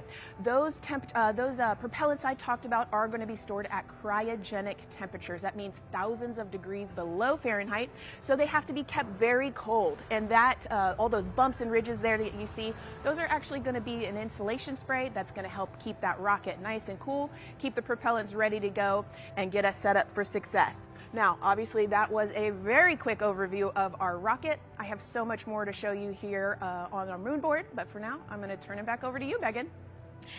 Thank you, Megan. A very impressive demo of the moon board, but also an impressive system, obviously. She mentioned 4 RS-25 engines on the core stage, and actually we have one right behind us here, used during the shuttle program, and I got to get a closer look at it with Space Launch Systems Engines Deputy Manager Philip Benefield. Okay, so Philip, in terms of size, shape, and function, what we see here behind us, exactly what we see on the pad. Absolutely, Megan, absolutely. So this is the RS-25 engine. Impressive. We have 4 of these on the bottom of the SLS rocket to propel the SLS rocket in Orion into low Earth orbit. And we've been seeing views of the pad throughout this broadcast, but you mostly only see the bell here. What's happening over here? Right, so this is generally what we call the power head section of the engine. So the purpose here is that it takes in the propellants from the vehicle tanks, the liquid oxygen minus 297 degrees, super cold stuff. The liquid hydrogen even colder, minus 423 Fahrenheit. There's 4 turbo pumps on the engine that pressurize that propellant up to 9,000 psi, up to 9,000 psi in areas. It is all directed into the main combustion chamber, where it is burned into hot gas that then is accelerated out the nozzle to produce thrust. When you say hot gas, what are we talking about? We're talking 6,000 degrees Fahrenheit gas. Wow, so we're talking really cold as liquids coming in to the combustion chamber, and then it comes out as really, really hot gas. How do you design, how do you engineer something to control both extremes? Absolutely, it's very technically challenging. One of the main things here with the nozzle is that since you have the 6,000 degree Fahrenheit gas coming out, you have to cool that nozzle so it doesn't melt. And so the way the nozzle is constructed with these 1,080 coolant tubes. And so each of these coolant tubes flows a small amount of hydrogen. It keeps it cold, and so it doesn't melt during operation. Wow. I mean, all of this science that you're talking about, it is truly amazing that you guys designed this for shuttle, and yet you've reconfigured it, retooled it to be able to now support Artemis. What do you think about that? Yeah, I think that's really amazing, the fact that we were able to use the heritage hardware on the Space Launch System. The engine itself, developed through the Space Shuttle program, many upgrades to make it more reliable and improve the thrust as well. Perfect. Philip, thank you so much. I can't wait to see all 4 function. Same here. Thanks, Megan. Enjoyed it. And again, another idea and way that we are learning from what we've built upon and figured out all into this moment. Yes, with so much more thrust and capability, like we said, we learn all those lessons from previous missions, and we get to involve them here today. And here we are, the closeout crew in the White Room getting ready for the astronauts who have just left crew suit up and are now walking down a hallway to greet some family and friends downstairs. Commander Reed Weissman, Pilot Victor Glover, Mission Specialist Christina Cook, and Jeremy Hansen. Looking excited, ready. Now in that elevator to take them 3 floors down. Thumbs up, one more photo, one more photo. Oh, nope, a couple more people in that elevator. Those are important folks. They're going with them to the pad. Yeah, Bye, Reed. This is a fun elevator ride. Yeah. And, you know, actually you couldn't see them because they're off camera, but the support crew that's actually in crew quarters with us is right there waving goodbye and saying goodbye to you. So it's a really special moment to say thank you and say goodbye to the support crew at crew quarters. That's amazing. And so, again, they will ride down 3 floors. And then soon we'll walk out the doors that you see underneath the banner there that says their names. These doors, the same doors that astronauts who have launched from Kennedy Space Center have walked out of since the Apollo program. Yes, and you can see another tradition is putting your patch on that archway as well. So I'm sure they did that over the last couple days. They did. It's actually it's so hard to see because there's so many of them, which is also great. But it's on the door frame on the right-hand side, the very, very bottom. Awesome. Great crowd here. A shot now of everyone who is waiting to greet the crew as they walk out of the operations and checkout building here at Kennedy Space Center and will board their ride to the launch pad. Yeah, this is a really great shot, right? Because you get to see a little bit of what goes on there. So you've got the close family that were in quarantine with them up close. They get a wave goodbye one last time. You've got a little bit of media in the background, and then you've got some NASA employees and a lot of the program managers off to the side as well to wave goodbye one last time and wish them luck. Yeah, it's a really nice moment. Again, they have had some quality time with family, but this is their final opportunity to say, see ya in 10 days. Yep, the last wave. And so there are different pens of people, again, as Nicole was alluding to, specific to the quarantine rules that you followed in order to be able to have that access, have that closeness with the crew. And then on the bottom left-hand side of your screen, the Astrovan. And that is going to be the crew's ride out to the launch pad. This modified Airstream motorhome can seat up to 8 people inside. It has a TV and sound system, and we know they plan to watch a video during their trip out, right, Nicole? Yes. So I think Top Gun is on the menu, yes. And then also Point Break because Christina surfs. So I think they've got a pretty decent entertainment planned. So I love that. It gets them in the headspace, the right headspace to really just enjoy the ride to space. NASA's history with Airstream dates back to the 60s when the company created a crew quarantine vehicle for when astronauts returned from the moon. This picture here, President Nixon talking to the Apollo 11 astronauts inside said quarantine vehicle. Then during the shuttle program, Airstream created the first generation Astrovan, a 27-foot motorhome that transported astronauts across KSC to their launch pad. And again, that is what we're going to see today. A very similar picture. Again, the orange suits, the Astrovan, very reminiscent of what we have done before and how we got to where we are now. Yeah, and it's a pretty cool ride. You get about 20 minutes to get out to the launch pad and watch a movie, listen to some music. It's kind of an interesting, and then along the whole way here at KSC, all of the employees from Kennedy Space Center come out. You can see in the background of the shot you're looking at right now, all of those employees and everybody lining the streets, waving and wishing them luck. I think this is an emotional moment for a lot of people because this is the last time where a lot of people will be with the crew because once they get to the pad, there's only a handful of folks with them before launch. Yeah, definitely. This can be emotional for the crew, can be emotional for the families, of course. I mean, I got to wave goodbye one last time to my sister, and when we walked out those doors, and it's surreal. It starts to become much more real the closer and closer you get to the launch pad. 20 seconds now from when we expect the crew to walk out those doors. It must be really hard for them to patiently wait for these very specific milestones. You've got a whole group back there that's telling jokes and keeping it light. So.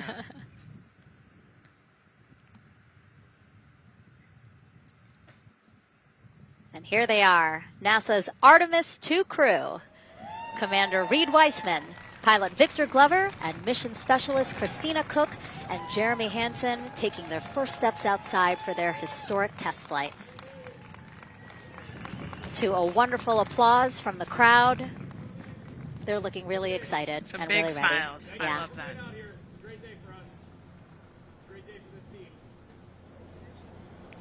A few words from Reed. Great day for us, the team, he said. Thumbs up, more thumbs up. Of course, a lot of pictures. We hear some camera shutter clicks back there. I love the energy of this crowd. Let's go. And so now the crew walking over to each of their pens. The first people closest to them, of course, their family members who got to quarantine with them, correct? Yes. Yeah, so the ones that are close and waving, those are the immediate family, so spouses, partners, kids. And we're trying to give them some privacy so that they can have their conversations with their family members. Christina there, she has her husband. Victor has 4 daughters and his wife, they're there. Reed, his 2 daughters are there. And then Jeremy, his wife, 2 daughters and a son. You know, when you were standing in their shoes, Nicole, when you flew for Crew 10, what were you kind of talking about? Like, did you really think about this moment and what you might want to say? You know, they've all already done their real goodbyes, you know, in person. And so this is more just kind of, again, that last chance to wave, last chance to get one smile. You know, you see Christina there smiling. So this felt much less heavy and just, you know, waving and maybe cracking a joke or something, saying hi. So this was a really, really great moment for our crew. Reed's 2 daughters there. Reed spoke about when he told them that he was selected to be the Artemis II commander. And he said he was worried. He's a single dad, didn't know how they would react. And actually, he said he was overwhelmed by their support. He woke up the next morning with cupcakes baked by one of the daughters, moon cupcakes. Yes, I love this story. Moon cupcakes the next morning. Like, how awesome is that, right? Everybody needs their support system, and clearly he has that in his daughters. Christina said she took a bike ride with her husband and wanted to tell him when the moon rose, but that it was too foggy. But she said he was still very excited and happy for her. Yeah, the moon's still out there. A close-up now of, again, Commander Reed Weissman and Mission Specialist Christina Cook. To the right of your screen, as we pan left, we have pilot Victor Glover. Victor told his wife, and they told their 4 kids together, and he said that one of them just started yelling, "Let's go!" Yes, I love that. Again, the support from the family is awesome. And Jeremy said his wife and 3 children, super excited. He felt very supported. You know, he did have that tough conversation, obviously, of talking about the realities of this being a test flight, but he said they were super supportive. And now as he walks away, some kisses from Victor Glover to his family, hearts to Christina. Jeremy being a gentleman, pausing so that Christina can take a nice photo without him. Hearts, too, from Reed there.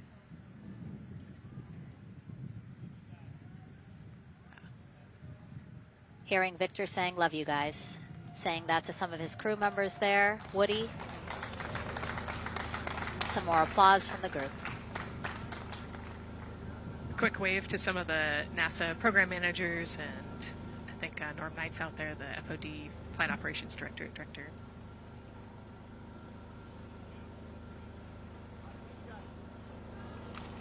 You heard Reed there saying thank you guys as the crowd picks up again with their applause, and the 4 of them step into their Astrovan. Looking at the clock, very on schedule right now. Again, according to the very detailed timeline of launch today, they are expected to drive off in about 20 seconds.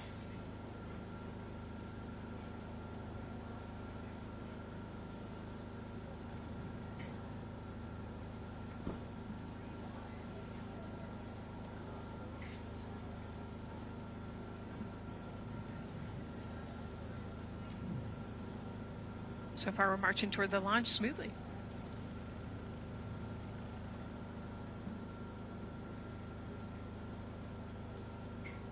Do you think they're queuing up the video?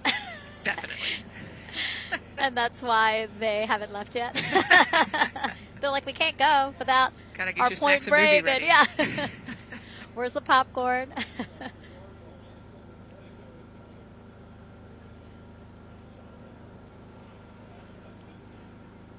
Again, good on the timeline. Of course, they do have these very specific milestones, but this is not one that has to be completely stuck to the second and the minute. Yeah, we will make up that time easily.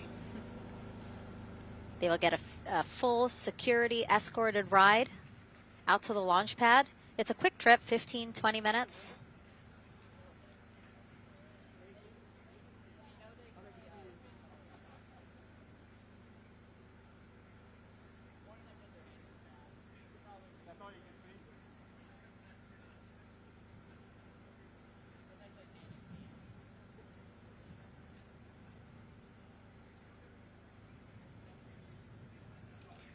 The closeout crew at the pad still just getting everything ready for their arrival.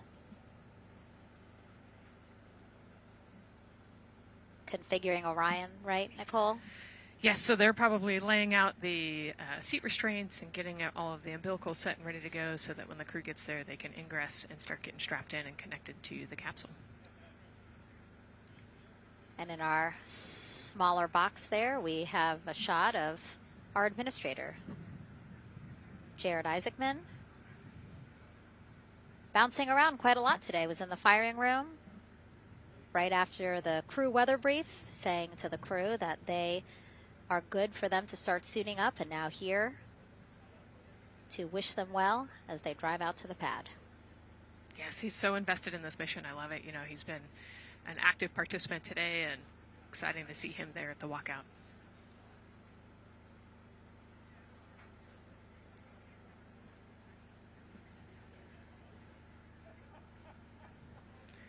So in the van, they're probably getting hooked up to the portable cooling systems as well. So that would be my guess on the slight delay here, making sure everybody's situated, connected to cooling, and ready to go before they take off. Right, because the orange boxes, we didn't talk about it when we were in the suit-up room, but if anybody noticed, there are these orange boxes, and that's what provides the cooling to those thermal garments. And so those boxes have been staged inside of the Astrovan so that once they got there, they can connect up again so that they're cool and comfortable on the way out. Right, so they were off cooling from the walkout, you know, said hello to their families and the 80-degree weather here in Florida today. So it can get really warm in the suit quickly if you're not careful. So we want to make sure everybody's comfortable before we drive off. And then when they get to the pad, of course, and strapped into Orion, then they don't have any need for those cooling boxes anymore. They will get that cooling through Orion, through the different lines and umbilicals that they'll be connecting to there. Yep, that's exactly right. The Orion capsule and its environmental control system will take over once they're connected to the umbilical.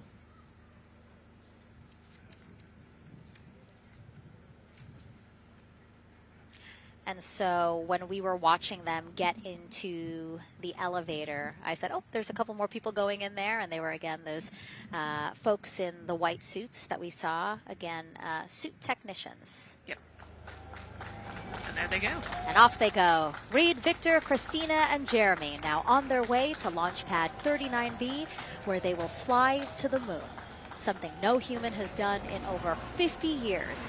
They may also set a new record as the farthest humans have ever been from Earth, a record set by the Apollo 13 crew almost 56 years ago today. We still hear cheers as they drive away from the operations and checkout building here at Kennedy Space Center. Now, while the crew make their way to the pad, let's get to know each of them even better. First, Commander Reed Wiseman. The moon, to me, it's the thing that connects me together with all the other humans in my life. I remember being a little kid lying in bed at night and just looking out at the moon in whatever phase it was in, and I was thinking, man, my friends that live like 20 miles away, they can probably look out and see that same exact moon. And then when I was in the Navy and I would look out at the moon and I'd be halfway around the planet, I would think, man, my brother can see that moon where he is and he's halfway around the planet from where I am. To me, it's a connection of life on Earth. We can all look up and see that moon, and it's always changing. The moon is never the same 2 days in a row. I love that. My name is Reed Wiseman. I'm the commander of NASA's Artemis II mission around the moon. I grew up in a little town just north of Baltimore, Maryland, about 20 miles north of the city. There was a National Guard base nearby my house, and there were A-10 aircraft that would fly over every now and then. I just would look up at them and be like, man, I want to be up there. I want to go do that. And then my brother went to the Naval Academy, and I would go every year and watch the Blue Angels fly during commencement. And that just started to grow and grow and grow. For a while, I wanted to join the Air Force, and then I realized Navy flies as well, and they fly from ships in the middle of the ocean. And that was it, like, done deal for me. That is exactly what I wanted to do for my career. Flying is freedom to me, especially when you're in a jet aircraft coming off of an aircraft carrier in the middle of the Pacific Ocean. Nearest land is over 1,500 miles away. So when you come off of that aircraft carrier, you are truly just alone with yourself out there. It is a magical experience to be out there all by yourself in an aircraft over the Pacific. It's free.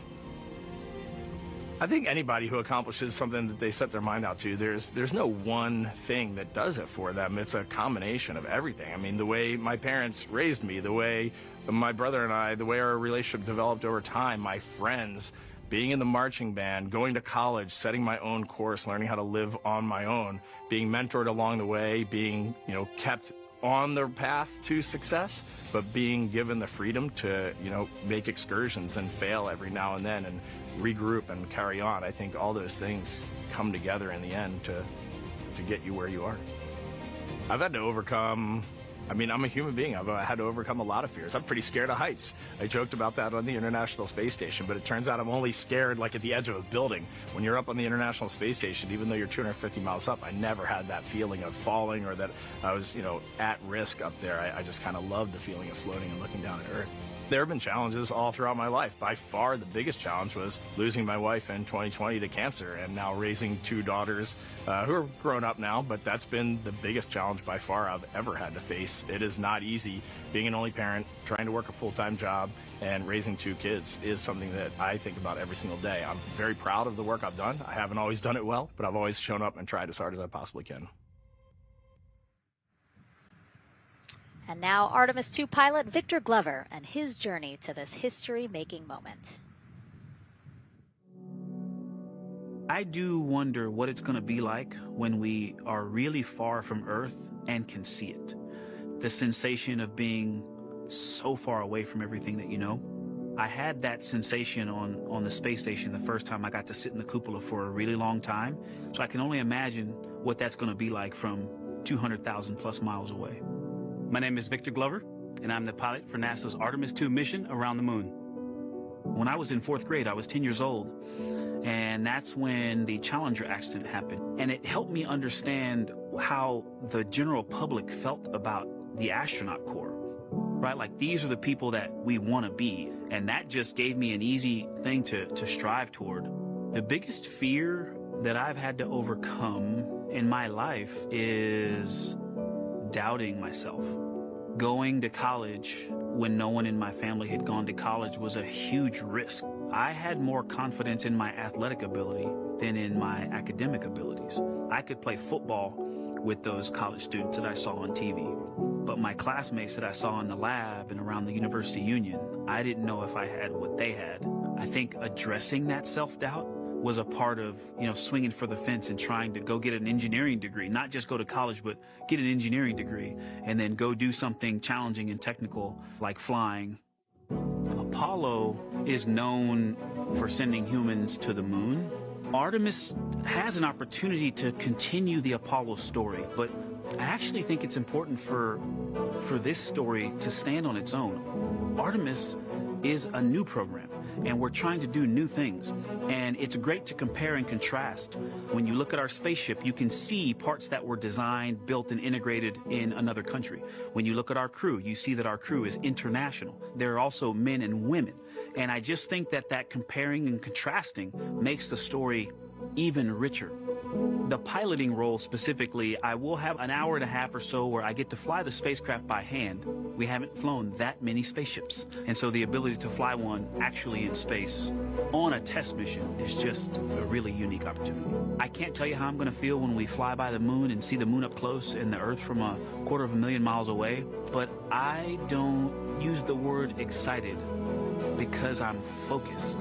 You know, what we do, this is very serious and it's very risky, and we are all intimately familiar with that risk.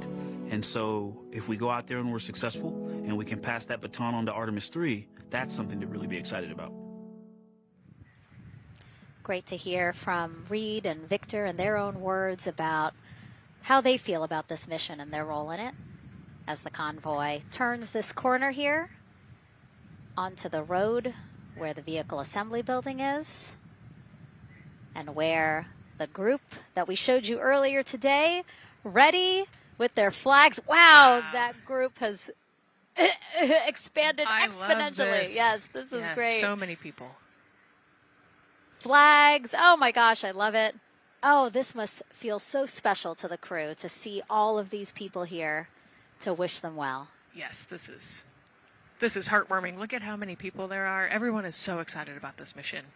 Signs. People have made signs. I feel like the Astrovan has slowed down a little bit, you know, to really take in the moment. Wow. That's amazing there. Again, crowds continue going, as we are now passing the historic vehicle assembly building. This is where the Space Launch System rocket was assembled and stacked with Orion. Its history, of course, goes back to the Apollo days, but today it is home to the Artemis missions to the moon and beyond. Gosh, still people lining the route. Yep. I love that. I do too. It leaves me kind of speechless, you know, just to see all the support, all of the people who want to know that they're thinking of them, they're with them, and the fact that this crew specifically has always said we are going for all by all. This must be really special to them. Yes, and that's just here on Kennedy Space Center. Imagine the rest of Florida right now. Yep. Mission Specialist Christina Cook, who holds the record for the most consecutive days in space by a woman. Let's take a look at what she has to say about this mission. I tell a story, which is one that my dad told me before the Apollo missions when he was just a very little boy. He was looking up at the moon with his mom, and his mom said to him, "Don't worry, Ronnie, we'll never get there." Fast forward maybe 70 years later, it's his daughter that's actually going there. And I think that long arc is something that we can all learn from. The idea that the seemingly impossible becomes possible if you just believe in it and are willing to work hard and come together to achieve it. My name is Christina Cook, and I'm a mission specialist for NASA's Artemis II mission around the moon. When I look back on my dreams as a kid, I definitely never thought I would actually get here. I was very pragmatic. Even though I'm a dreamer, I knew that the odds were way against me again, so I might as well do something I'm loving in the meantime. I definitely loved science and math in school and, did pretty well in those things, but I also loved being active. I was always outside. I loved things that made me feel small. I loved looking at the night sky, oftentimes between the pine tree branches, or I loved the ocean.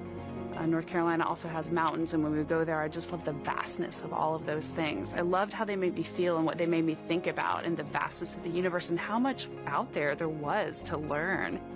I'm drawn to exploring. I'm drawn to challenges that involve both mental and physical, and I'd much rather be solving problems wearing a whole lot of equipment and in a harsh environment, and that's just something I've carried with me ever since I was a kid.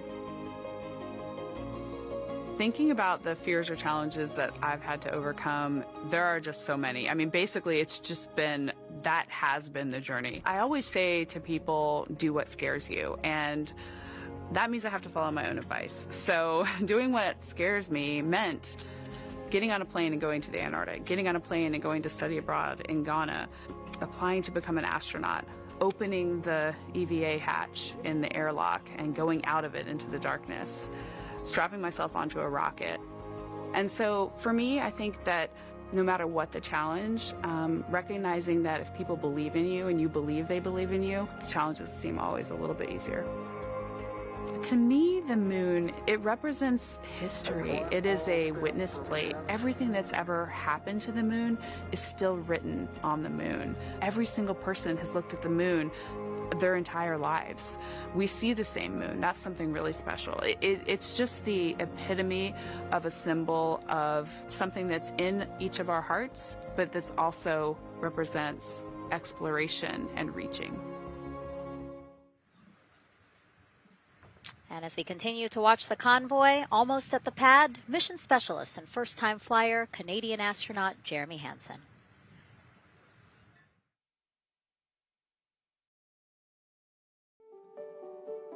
I have this very distinct memory of seeing an image of an astronaut standing on the moon. It's burnt in my brain because I went back to it so many times in my childhood, and I would look at that image, and I know it had a huge impact on me that humans had walked on the moon. My name is Colonel Jeremy Hansen. I'm an astronaut with the Canadian Space Agency, and I'm a mission specialist on NASA's Artemis II mission around the moon.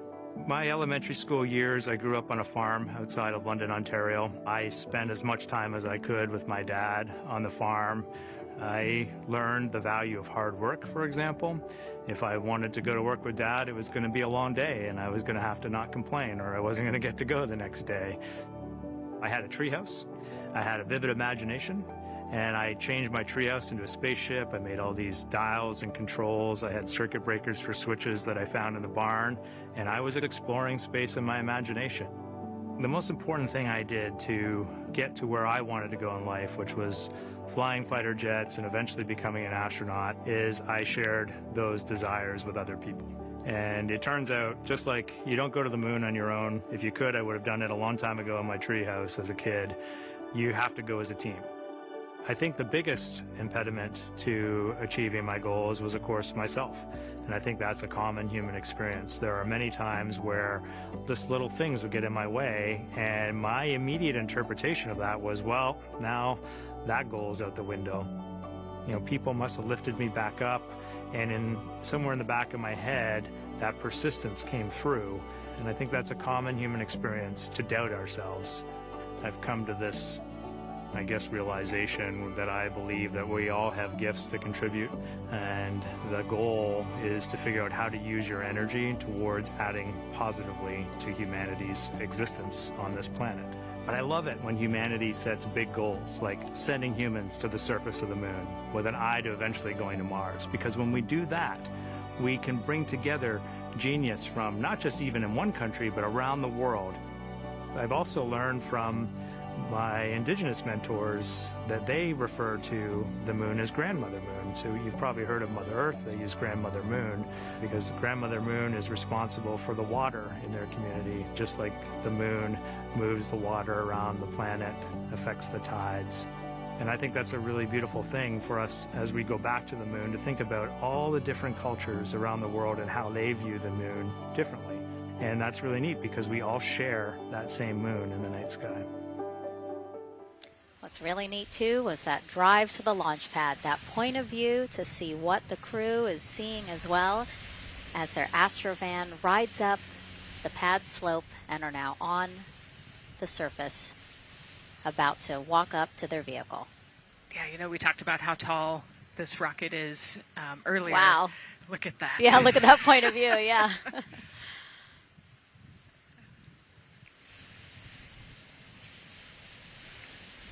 Pad 39B, another historic place here at Kennedy Space Center. Construction began in 1964, finished 3 years later. Apollo 10, the full dress rehearsal for the moon landing. That was the first mission to launch from this pad. Yeah, you know, we've used this pad for a lot of missions. You know, we modified the pad in the 70s and 80s, and then the shuttle missions actually launched from here as well. And then, of course, Artemis I took off from this launch pad, November 2022. And now here we are about to see the Artemis II crew get out of the Astrovan and make their way up the mobile launcher to the 274-foot level, where they will embark on their first crewed test flight of the Artemis program. You know, I think that button in the elevator actually says space when It you does? hit it. Yeah. Really? At least on 39 Alpha it does. So I imagine it says something similar here. Again, let's take a look at the clock as we wait for the crew to get out. 4 hours, 10 minutes, and counting until the top of our 2-hour launch window today. Let's head back across the street to Daryl, who's following the launch team every step of the way. All right, thank you, Megan and Nicole. And here inside Firing Room 1, we had a nice moment. The launch director, Charlie Blackwell Thompson, NASA's first female launch director, standing up from her console, taking her cell phone and snapping photos as the Artemis II crew that she had just given the go to leave the astronaut crew quarters, driving by and, of course, going up the causeway until they got there to the pad. And now we see them coming out of the Astro van there and getting ready to ascend the launch tower. Well, we got a weather brief before they went out to the pad, and of course LWO gave a go.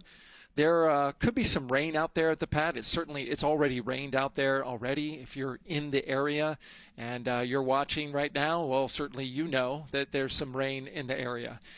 There's going to be spotty showers that are going to be coming ashore here, and we expect that throughout our rest of our countdown. But we also are getting forecasts that there'll be some clearing as we get closer to our launch window. Big wave from Reed Wiseman there, and a thumbs up as the crew goes into the elevator to ascend the launch tower to go up to the level where they'll walk across the crew access arm and get into the white room. One of the things that you're going to start to hear now is from the crew themselves. We're going to be airing the Orion to Earth loop, which is the communications that's going between that crew and the launch team here as they walk them through configuring their various consoles as well as getting ready.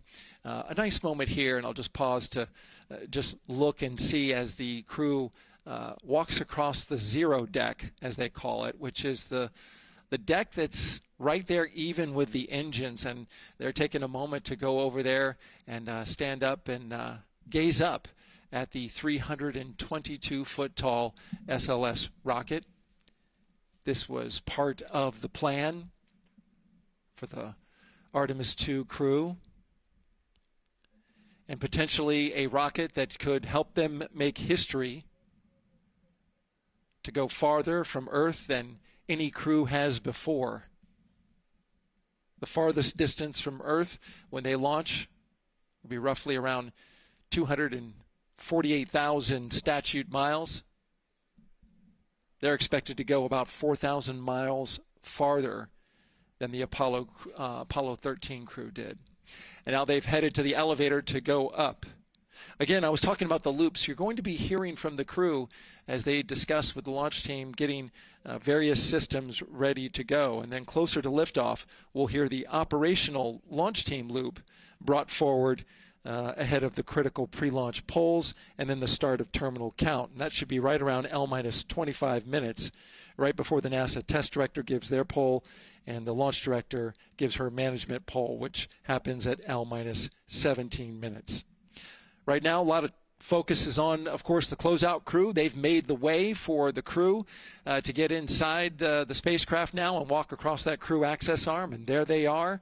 They have been working on a tight timeline, but they are ready to go, and they are ready to receive the crew and start putting them inside their Integrity spacecraft.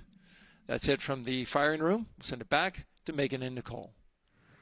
And Launch Director Charlie Blackwell Thompson, again, we mentioned her a second ago. Her team have been training extensively for this moment since Artemis I launched in November 2022. Today they have a message for Reed, Victor, Christina, and Jeremy.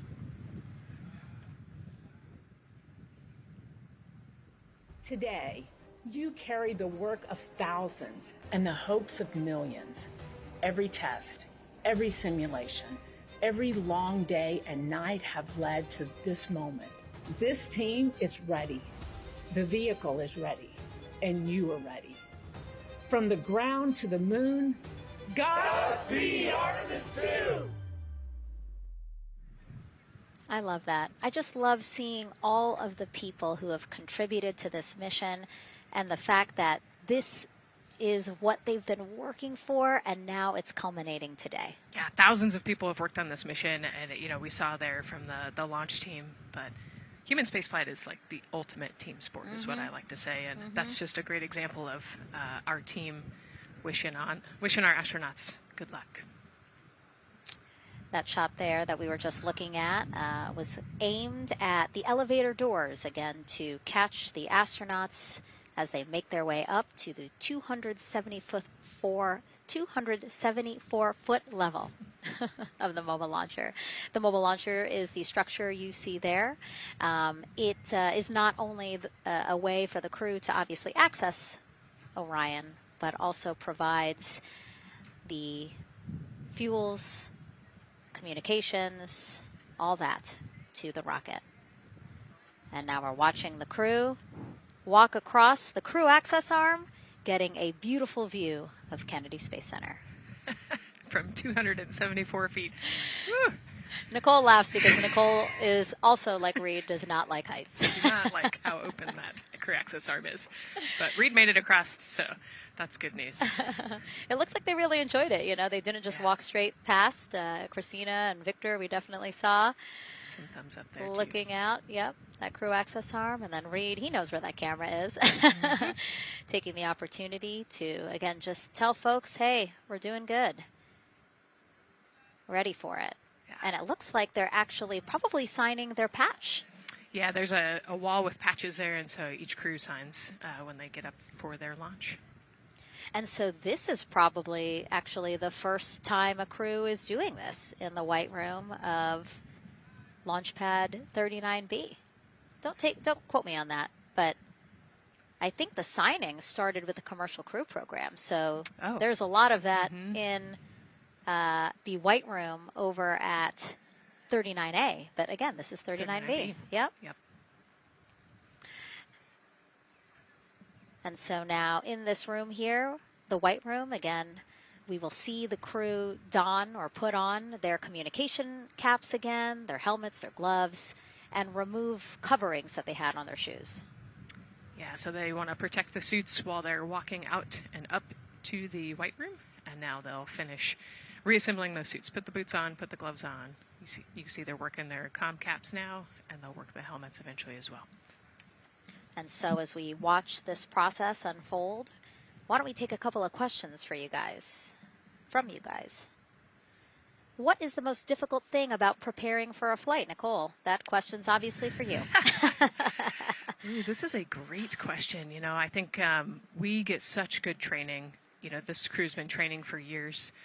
And so they know this rocket and this capsule inside and out. They know all the dangers. They know how to react to anything. So I actually think, you know, preparing your support system and your family, I think launch day is actually tougher for your family than it is for you.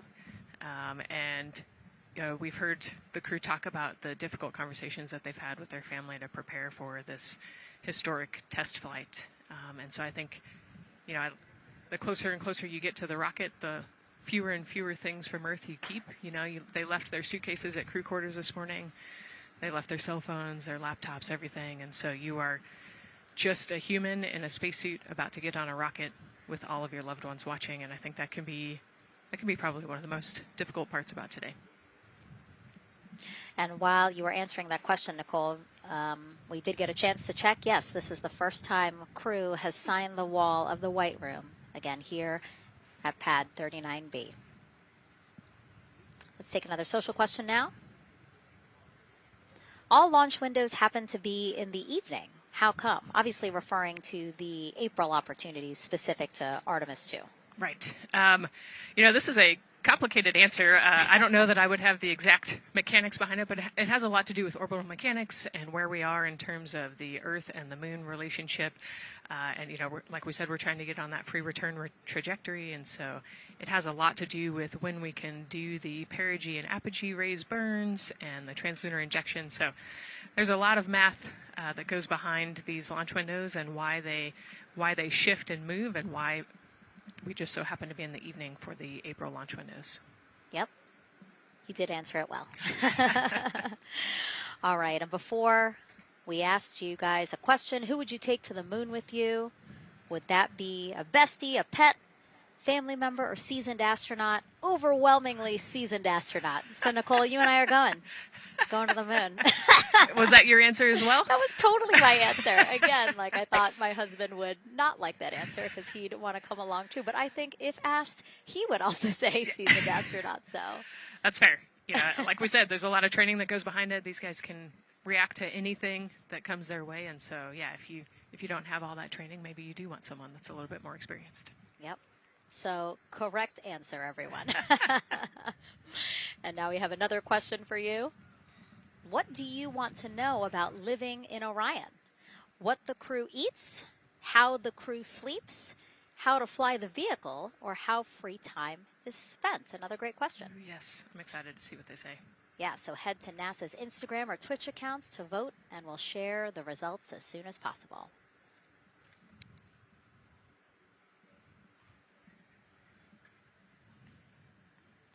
And while you're doing that, remember to also sign up to be a virtual guest for this mission. Just go to the link we'll pull up on your screen. As a virtual guest, you will get mission-specific information, notifications of any schedule changes, and curated resources straight to your inbox. You will also receive commemorative stamps for your virtual passport after launch and splashdown. Again, we really, really want you guys to engage with us, engage with this mission, come along with us for the ride. So yeah, take advantage of these opportunities to be a part of it. Yes, it's a mission for all. And so back in the suit, no, not the suit-up room, the white room. Well, they're suiting up. You can see why I might have slipped that up. So they are continuing to put on gloves. Reed and Jeremy look like they've been checked. Again, they've put on their gloves, their helmets. They've taken off those coverings on their shoes now that they're about to get into Orion. And then suit technicians are also helping Christina and Victor. And they're in this particular order, actually, because this is the order in which they're going to ingress into Orion. Again, we have Reed, Jeremy, then Victor, last Christina. Yeah, and that just has to do, like you said, with the seat orientation. So as the astronauts sit down and lay back in the capsule, the left side will be Reed, and then below him will be Jeremy. So that's why they're going to get in first, to create space for then Victor and Christina to get in. And let's talk a little bit now about the closeout team. We saw a few of these folks also in the suit-up room. Suit technicians were in there, again, to make sure that they get into the suits properly. And then a couple of them came out to the pad here to, again, do the same thing. Hey, are you comfortable in these suits? Is everything is as you expected?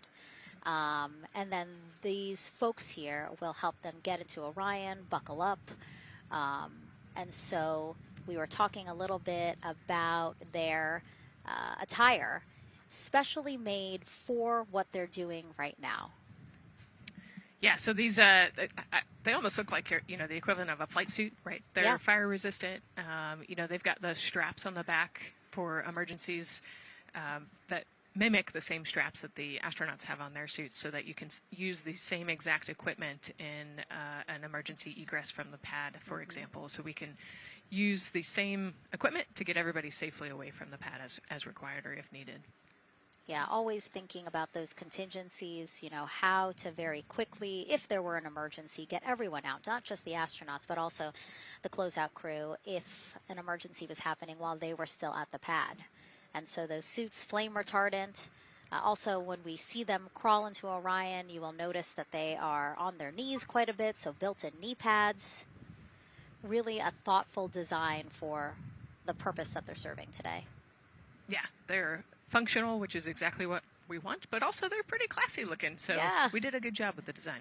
I was going to say, they actually look like, the outfits that car racers wear, right? Yeah. And then when I said that to the lead of the closeout crew, he's number one, if we do see him, Taylor Hose, he said, well, actually, we are kind of like a pit crew, like they're very quickly moving through the operations so that not a lot of time, not more time is spent at the pad than is needed, because this is a fully fueled rocket, Nicole. Right. Yeah, we want to minimize the time that we have more humans up in the White Room, but also safely and efficiently get the astronauts ingress into the capsule. And so that's their main job. That's so yeah, I like the pit crew analogy. Works great.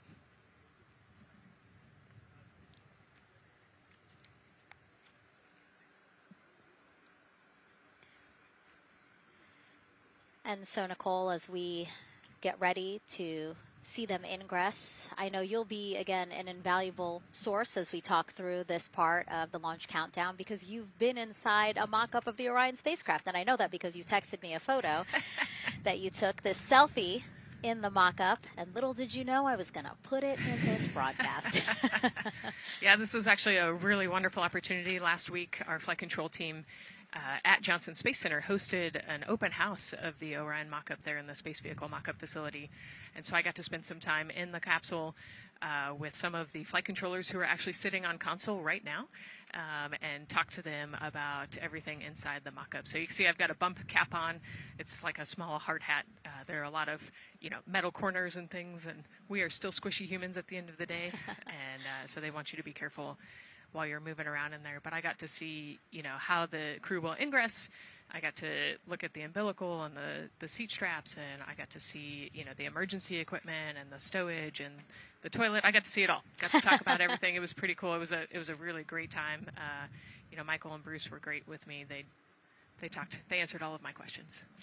Yeah, because it's really good to be able to give that perspective because, and as you guys will see, yes, we do have cameras inside Orion and we'll, of course, take you in, but it doesn't give you a true feeling or idea of how big the space is, how things are configured. Again, like when we see them go in, they're actually on their backs.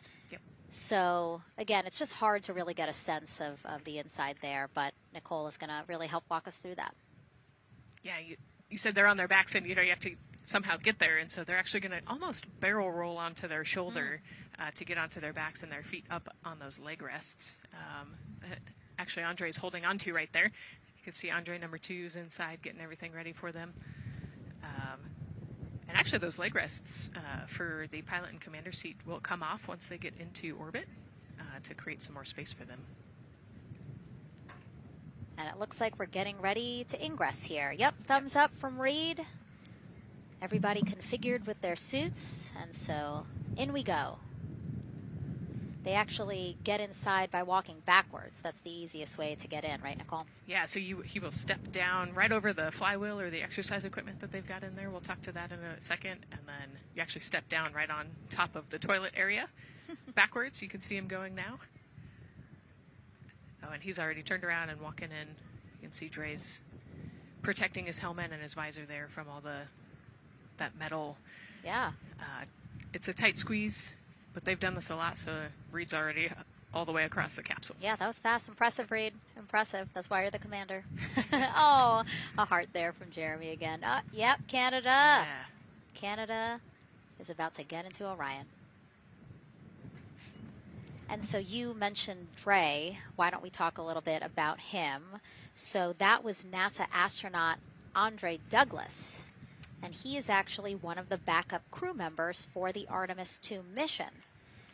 He trained alongside the primary crew and will step in if any of the 3 astronauts are unable to fly. Yeah, Dre's actually a classmate of mine, so fellow fly. Oh, yeah. Yeah, so we've worked very closely together. It's exciting to see him in this role. Yeah, Virginia native, selected as an astronaut candidate in December 2021. He completed his training in March 2024 and was subsequently named as the Artemis II backup crew member just months later in July.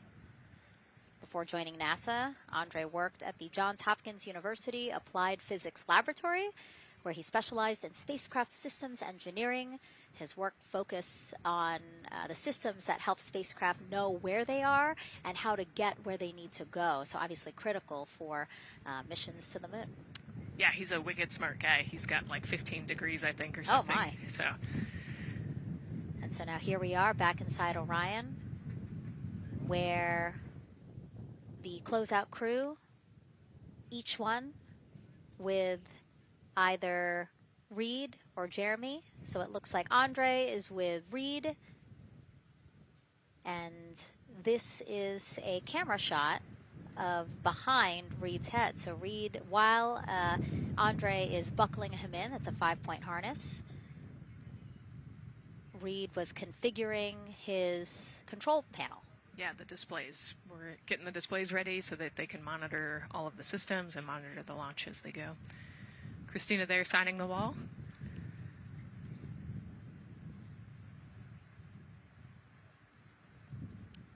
Got to put away the pen.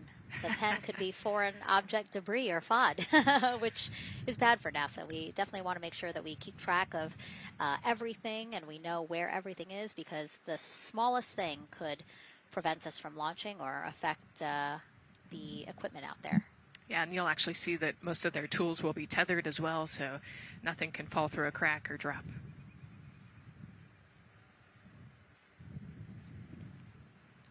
And so as soon as Jeremy and Reed are good to go in their seats and connected to their communication umbilicals, as Daryl had said before, we will start hearing the loops, the audio mission loops, specifically Orion to Earth 1, which is the communication loop that the crew communicate on to the different teams supporting launch today.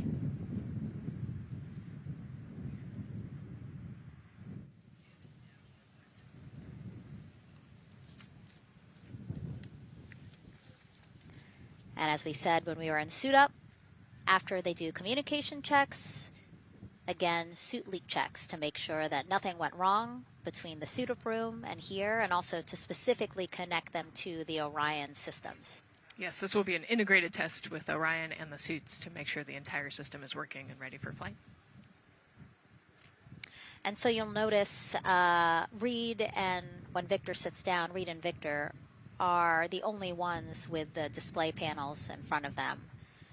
Jeremy and Christina will actually share a personal computer device, and that will be on Jeremy's leg, and that's how they'll continue to follow along with telemetry and data. Yeah, it's actually pretty cool. This is one of the technology demos that we're doing, and so they're going to plug into the system, and it'll be a screen repeater on that, that device for them so that they can see what the pilot and commander are seeing. OTC ask, MS2 is online for contact. This is OTC. Repeat. MS2 ready for comm checks. The MS2 ready for comm checks. MS2, OTC, Orion to Earth 1, comm check. OTC, it's MS2. Have you loud and clear on 1. You're welcome, sir.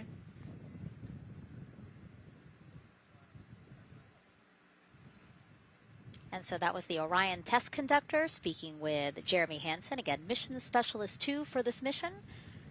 So his communication check over, you heard him say 1, Orion to Earth 1, has been completed, a successful test.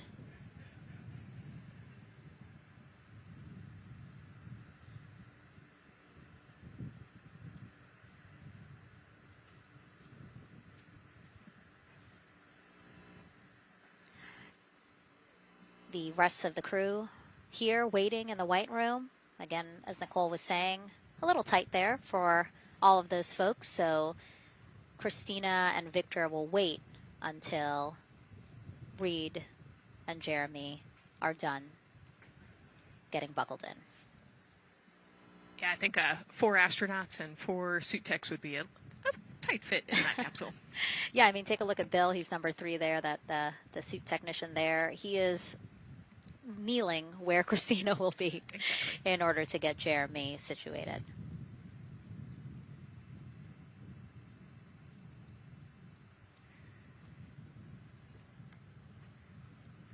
OTC ask, commander's ready for comm checks. OTC copies, commander. NTD, MISCO 212, comm check. NTD, have you loud and clear here as well. I'll catch FTS on 194, thank you. Commander, OTC, Orion to Earth 1. OTC, CDR has you loud and clear. Good comm, welcome, sir. And there you have it, a successful comm check with Commander Reed Wiseman. And so... And CDR, NTD on Orion to Earth 1 for comm check. Very well, I got you loud and clear, NTD. And good to have you on board. Good luck today.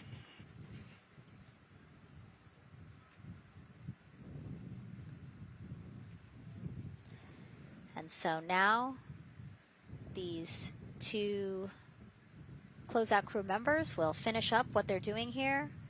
Again, Nicole, walk us through what is happening here. They're connecting umbilicals, is what we said. Yeah, they're strapping them in, so they're getting their restraints connected. It's a 5-point harness with a quick release, and then they're connecting the umbilical, which has actually four different connections. So it's got the air in, air out, the water for cooling, and then the comm as well, the communication cable. So they're going to make sure that all of those connections are good to go, make sure the crew's receiving the cooling and the air, and then we heard the comm check as well. So they're just making sure the umbilical connection was good to go, getting them strapped in and ready, and then they will move on to Victor and Christina. And so while we wait for that to happen, why don't we get another check of the launch countdown milestones with Daryl and the launch team?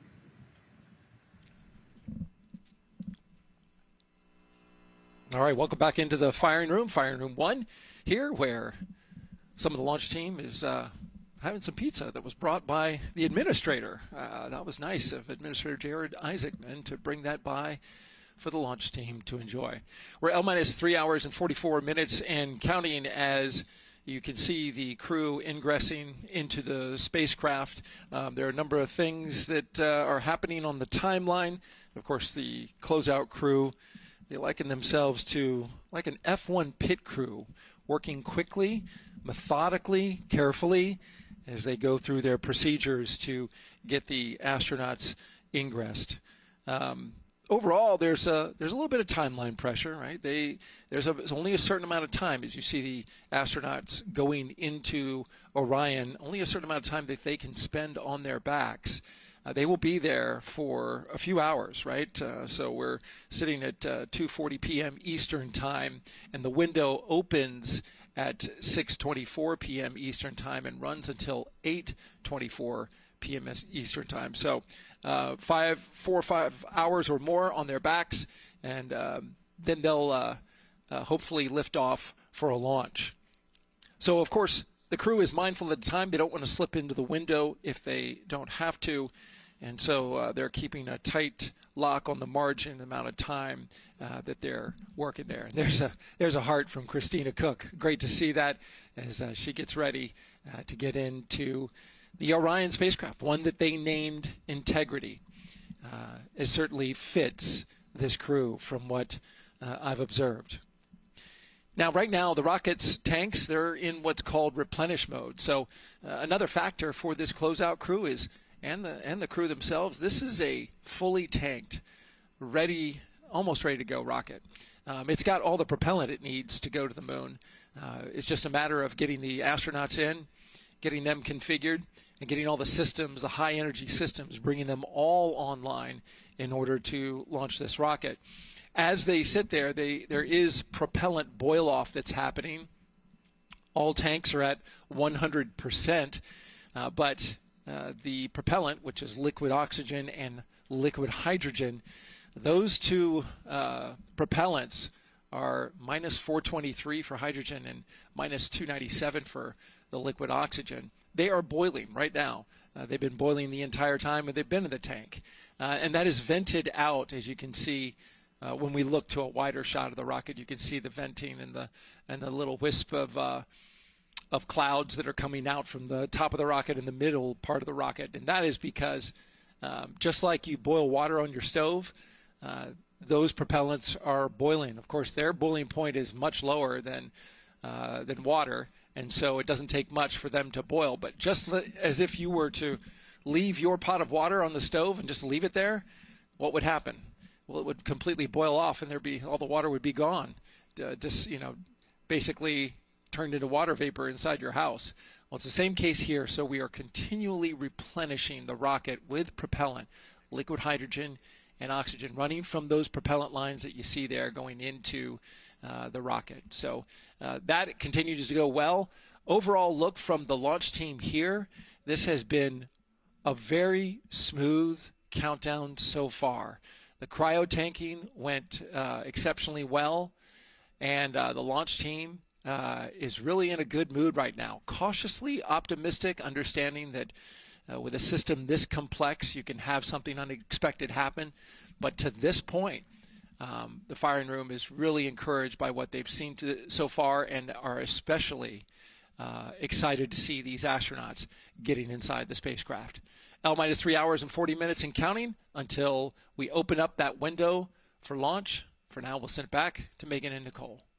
Thank you, Daryl. And, you know, he mentioned that the crew decided to name Orion Integrity, and it was not something they came to easily. You know, they really wanted to put in a lot of thought. And what they came down to is integrity is a value that NASA embodies, and also individually they felt like integrity is something that speaks powerfully to them.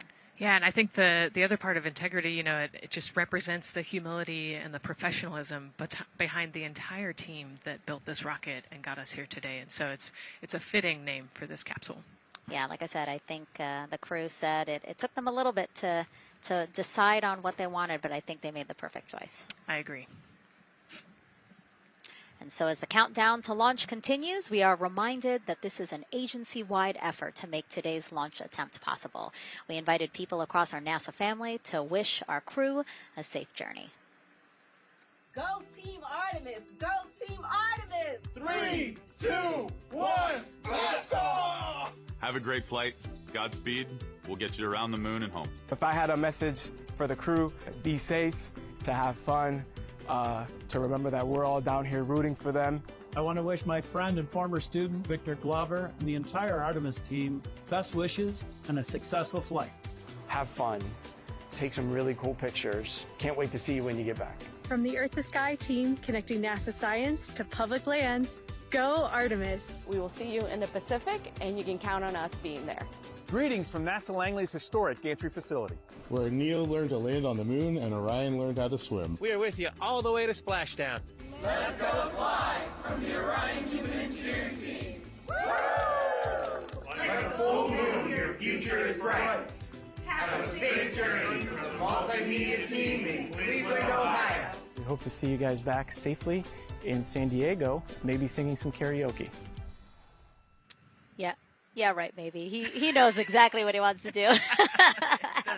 He's like, yep, karaoke. I love that people submitted videos. You know, this is something that we actually asked as part of the broadcast. We were like, you know what, I think it'll be really fun. And the overwhelming amount of people who wanted to record something for the crew was really heartwarming. Yeah, you know, this is the first time in over half a century that we're sending people back to the moon, and everybody is excited about it. You know, kindergarten to congressmen and all over the world, everyone is ready for today and excited to see this launch.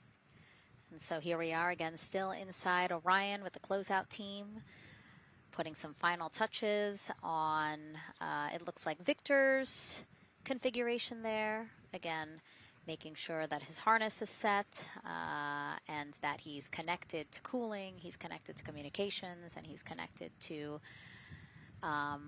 any other umbilicals that he needs to be connected to for Orion. Again, we are sharing so much information with you, and we hope you find it educational and fun. But we do know you guys still have some questions, so why don't we take another one now?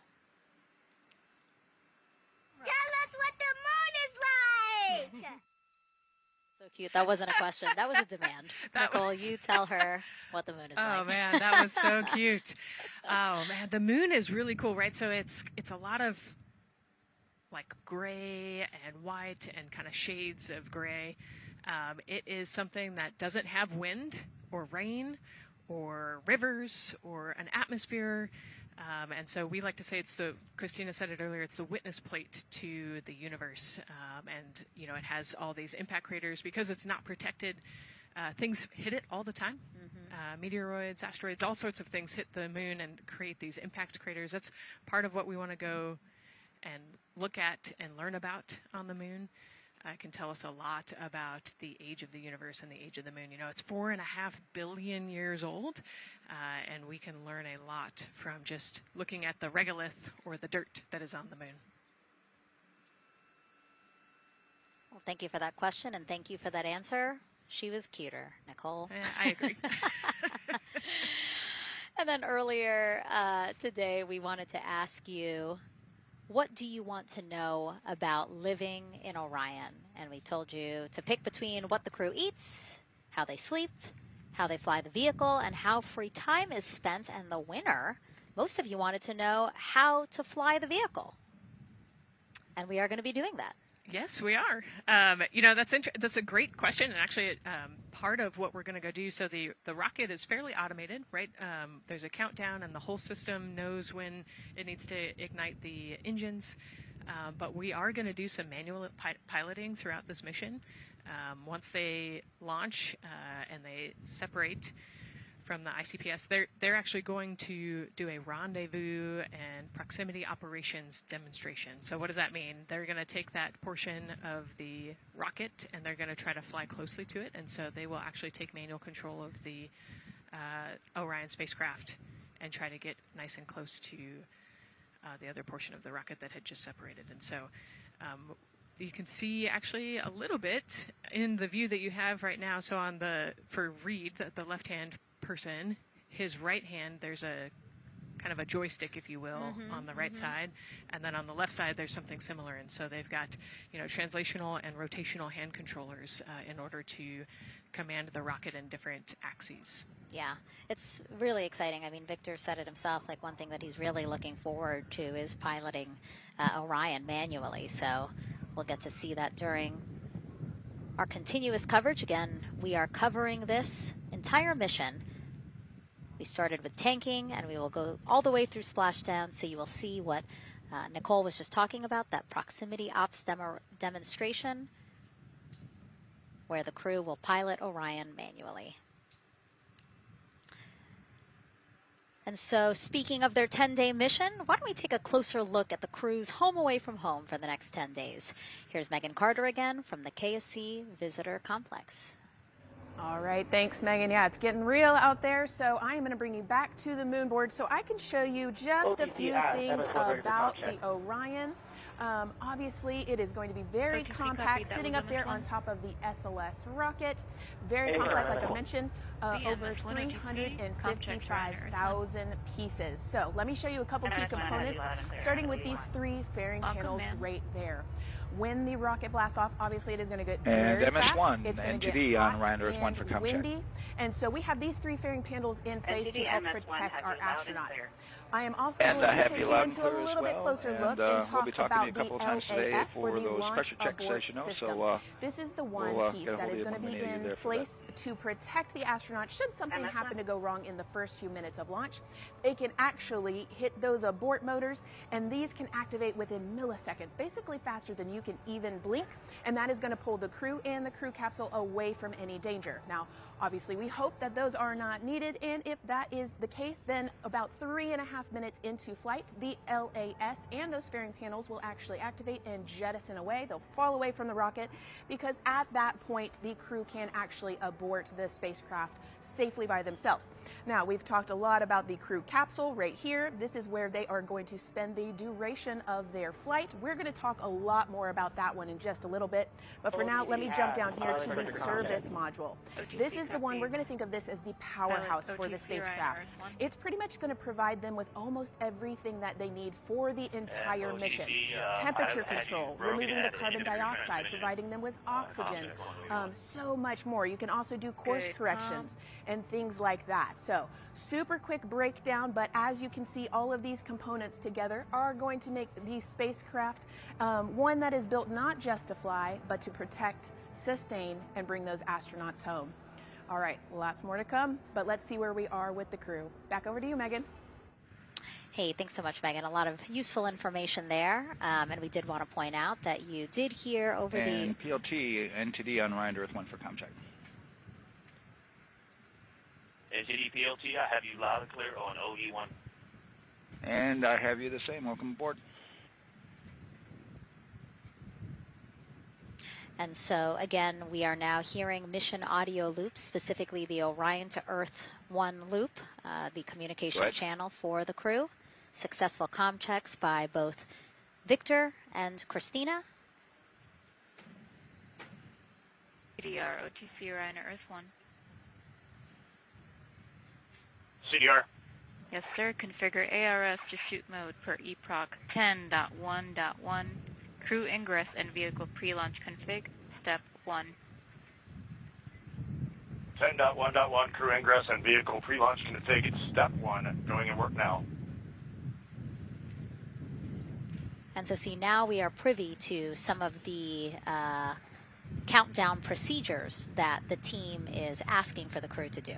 Yeah, so they're going to work through some of these procedures and finish the ingress portion, as you heard in that procedure. So this is where the crew is going to start building their nest, if you will, running some procedures, getting the capsule ready for humans to be on board.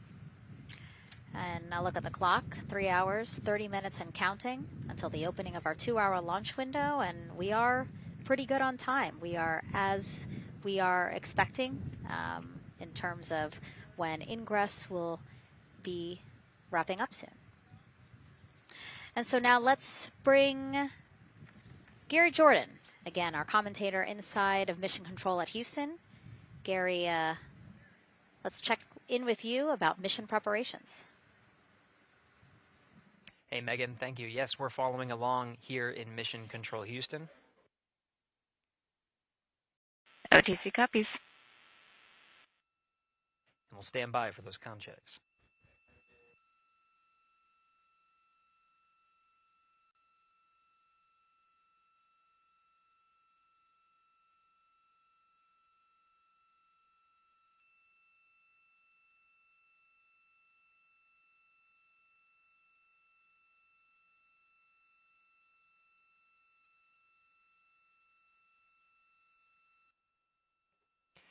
And again, we're waiting for those comm checks. We did confirm from our IVA officer here in Mission Control Houston that all 4 suits have plugged in umbilicals. And CDR, NTD. Go ahead, NTD. Yeah, Reed, we're ready to proceed with the voice checks if you and everyone else is.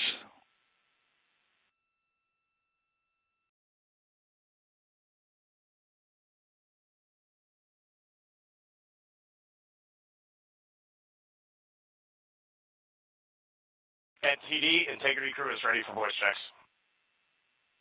I copy that. And integrity for the entire crew, comm check on Orion to Earth 1. CDR. PLT. MS1. MS2. Good comm check by all. NTD moving to Orion to Earth 2.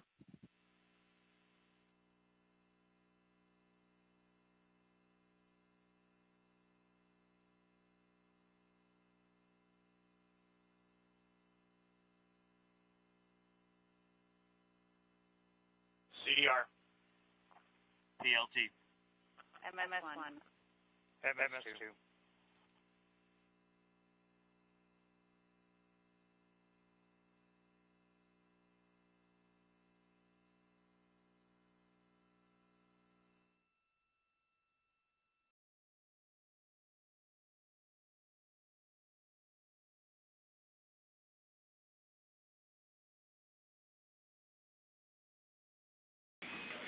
Integrity Houston on Orion to Earth 1. Voice check for the entire crew.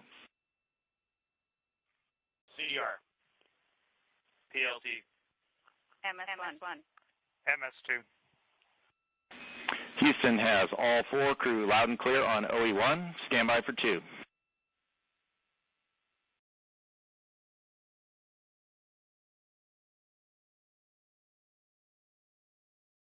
initial word was broken.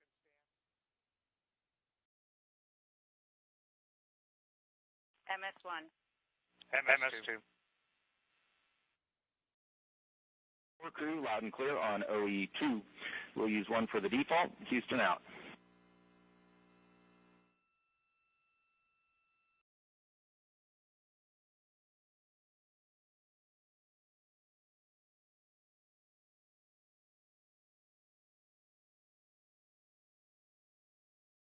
And CDR, NTD? CDR. Yeah, we're going to go ahead and we're going to clear a couple of those messages on your screen here. Just want to give you a heads up that you'll see that. Copy all.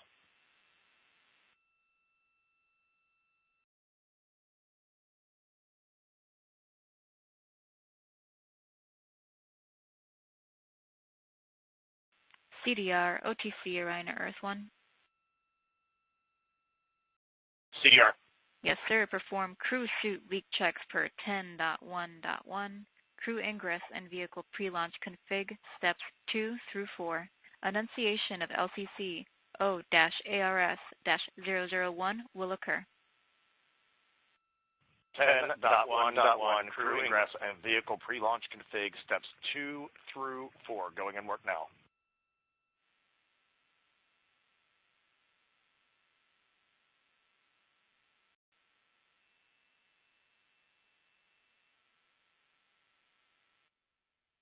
This is Mission Control Houston. We are following along as the 4 crew members of Artemis II work through their voice checks, then the umbilical connections and various pathways to get communications from all of the... refresh on your screen. CDR. Yes, sir. We're going to look to do a quick refresh on your screen if you guys are okay with that. Okay, firm, just let us know when we can continue in 10.1.1. We'll go hands off.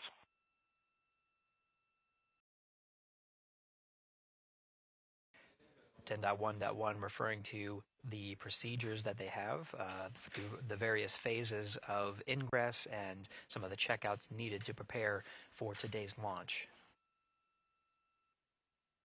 Here in Mission Control Houston, the IVA or Intravehicular Activity Officer will be confirming the leak check status and watching as the suits pressurize to once again confirm that the suits are in a good configuration ahead of launch. Of course, for the teams here in Houston, launch is just the beginning. The first flight day is jam-packed with activities. Shortly after main engine cutoff, Integrity will enter into a coast phase while still attached to the in-rim cryogenic propulsion stage, or ICPS, and prepare to deploy the solar arrays. With power being generated, Integrity prepares... Go ahead, MTD. With that refresh, and you got to go to proceed with your 10.1.1. Picking up 10.1.1, step 2.3 through 4.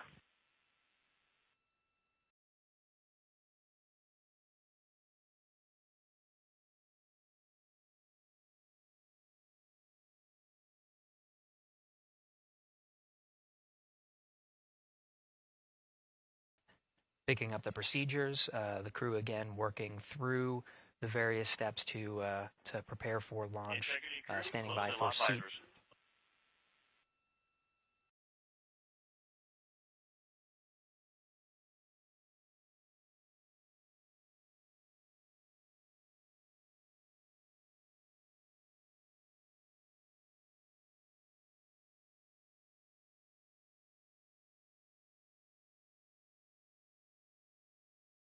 This is Mission Control Houston. With visors closed, the pressurization tests can commence. We'll stand by for word of a good leak check on all 4 of the crew member suits for the Artemis II mission. Again, this is the very beginning of a very busy flight day for our 4 crew members. After launch, they have a series of burns to prepare for. The first major burn being the perigee raise maneuver that allows them to continue in low Earth orbit, and the next being the apogee raise burn that puts them in a high Earth orbit. This is an orbit that takes them around the Earth for nearly a day, 23.5 hours to be precise, and allows the teams, including the astronauts and the flight control teams, to check out critical systems ahead of committing to the next day's translunar injection. But before they even call it a day, Integrity will separate from the ICPS, and the crew will command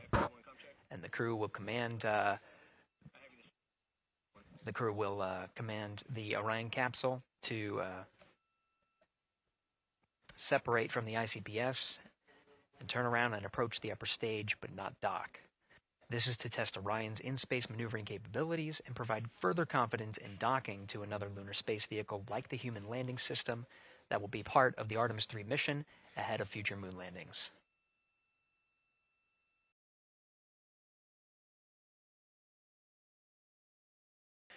These are just a few of the highlights of the very first of 10 flight days as we await for confirmation of good leak checks inside the capsule Integrity. And there's a lot more to this mission. A reminder that this is, of course, a test flight. The purpose here is to demonstrate procedures, systems, and life inside Orion on a mission around the moon for the first time. and give further confidence in the capabilities that are charting a return to the lunar surface.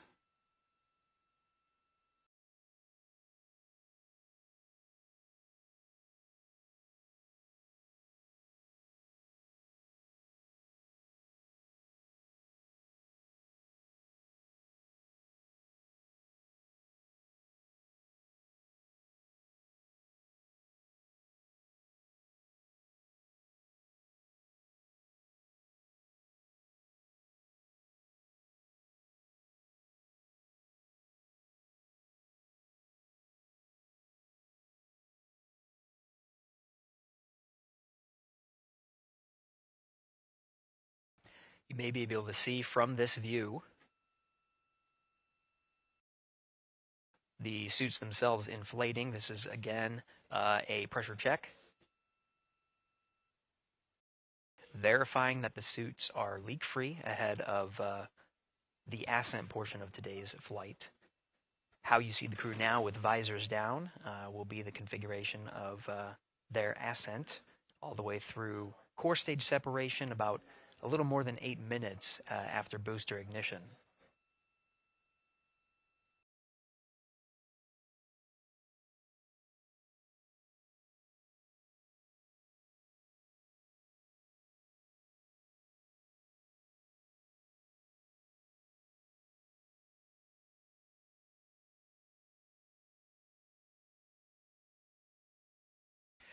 All right, here in Mission Control Houston, we are continuing to follow along, standing by for confirmation of good leak checks. In the meantime, there are no showstoppers here in Mission Control Houston, and we continue to monitor the countdown to launch. Megan, we'll send it back to you over at the Space Coast. Hey, Gary, thank you so much. Yeah, as we wait for confirmation of a successful leak check for all 4 astronauts, why don't we go back to Daryl, again, who has been following along with the launch countdown as we inch closer to the opening of our 2-hour launch window. All right, thank you, Megan. And yes, getting some good communication. It's great to hear from the crew inside, even though it is as simple as a comm check. It's really good to hear their voices as they move through those various comm checks and then get ready for their suit leak checks. Fantastic views inside Orion that you're looking at now. Give you an update on the weather outside. We're still 80% go for our 2-hour launch window, which starts at 6:24 p.m. Eastern Time and closes at 8:24 p.m. Eastern Time. That's the good news. The bad news is that we've got some rain showers that are starting to head in. Looks like it may miss the pad. Wouldn't matter if it rained on it or not, though. It's received some rain earlier today. Water isn't going to hurt anything out there at this point. But the rest of the area might be getting a little bit wet, which may include the hostess, so keep an eye out for that.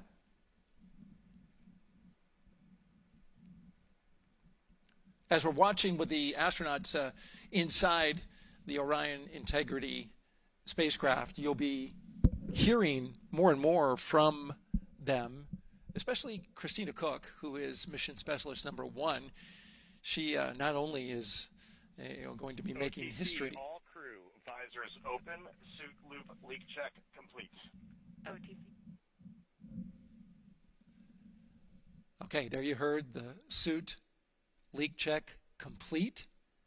They check those suits for leaks in the astronaut crew quarters. They check them again inside the spacecraft. As you can see, the closeout crew, our astronaut support person moving around, turned off the camera, and so now we're looking from outside the Orion spacecraft looking towards, oh no, let's see, get oriented here. Well, there we go. Back inside, we've got the view. But basically what I was saying about Christina Cook is that she will have the role of reading. CM is ready for closeout, performing video sweep using drag-on camera. OT.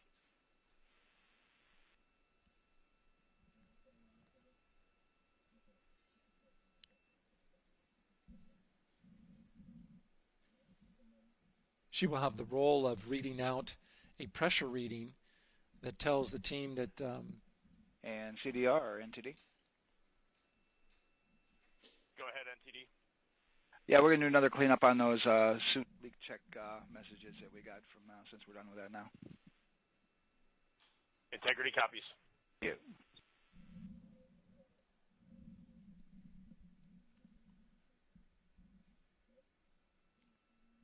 And that's communication going between Orion Commander Reed Wiseman and NASA Test Director Jeff Spaulding.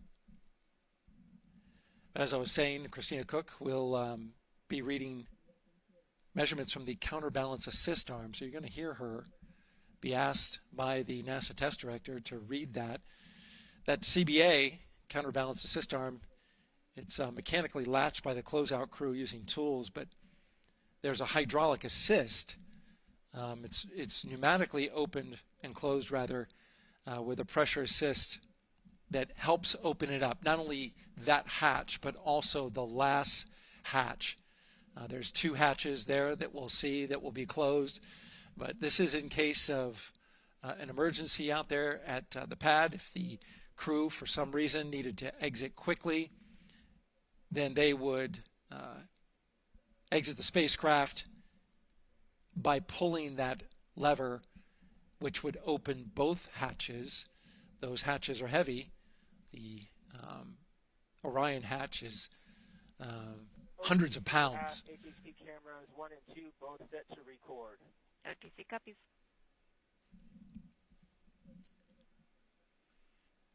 And just an update on the launch countdown, continuing to monitor the team's communications here in Firing Room 1. Everything going really smoothly so far. We don't have any significant open constraints to launch at this time, so we continue counting down. And for now, we'll send it back to the host desk with Megan and Nicole. Thank you so much, Daryl. And so we heard some of the communications over Orion to Earth 1, and it sounds like we are now moving into the hatch prep and closure phase. We will now start to see the closeout crew getting out of Orion soon so that they can start getting ready to, again, close up Orion, close the two hatches, and then get out of the pad. Yeah, the closeout team will take the hatch seals off, and they'll inspect the seals, make sure everything's ready to go, and then do a few last-minute configurations before they close that hatch. And then, like Daryl talked about, then Christina will have a role in looking at the CBA there. So, Yeah, you might have heard them say over the loops again that drag-on camera. So basically, it's a camera that they can move around, and you might have seen it in a couple of our shots already. But they will take that camera and literally go and inspect the seal that. There's two seals that go around the entire area of the hatch just to make sure that everything looks good, and that camera feed is being directly shown to NASA teams who need to monitor that. Yeah, they want to make sure there's not a single hair or a piece of dust on those, make sure that there's no damage and everything's ready to go, so that the seal, they will do a leak check on this hatch seal as well.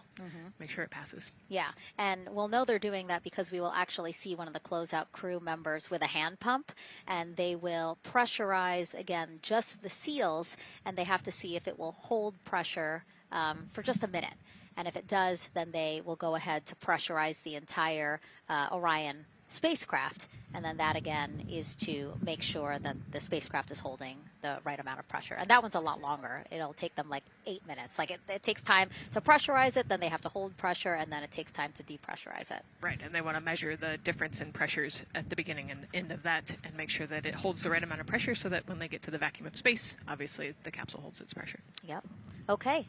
Well, again, as we continue to watch operations that are happening at the pad inside of Orion, why don't we go over to Banana Creek? It's one of our viewing locations here at Kennedy Space Center. They will have a spectacular view, and we actually have NASA's Leah Martin there chatting with a big group of people surrounded by a lot of folks on bleachers there.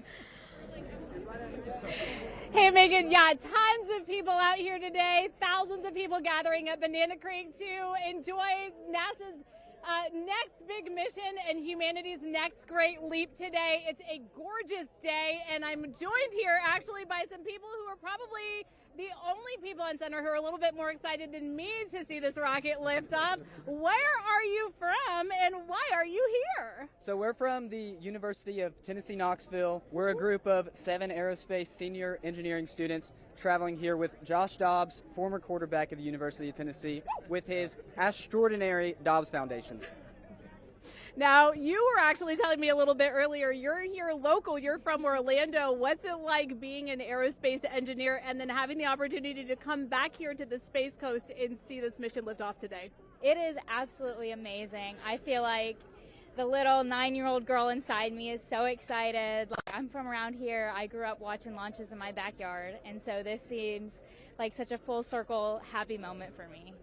Now, you are an aerospace engineer looking hopefully to join the workforce in the future. How does it feel to be here and see firsthand what that work does? It's just so cool to see what I've been working for the last 4 years and then 12 years before that just actually be physically happening in front of me. It's something I never dreamed of as a kid. And I'm actually joined here by the astronaut himself, Mr. Josh Dobbs. Now, you have a history with NASA as well. You did an externship here. And how did that kind of play into your passion for aerospace and then the foundation that actually provided this opportunity for these students today? 100%. So I spent a month here around the Artemis I mission, which was a tremendous opportunity to learn about the space program and also what's next. And so to be back here for Artemis II and unfortunately, Artemis 1 went in the middle of the season, so it's surreal to be here for Artemis 2. And with my foundation, like, the goal is to be able to take advantage of the opportunities that I've had and pass them along to the future of the industry and give them the opportunity to see what all their hard work can accumulate into. So it's an honor to be here. We're really appreciative of all the engineers and all the hard work that's gone into this moment, and we're excited to watch history happen today. Absolutely. And as a group, I think if you guys had one well wish for the team today, what would you say? I think we can all join together and maybe say, go Artemis. Go Artemis.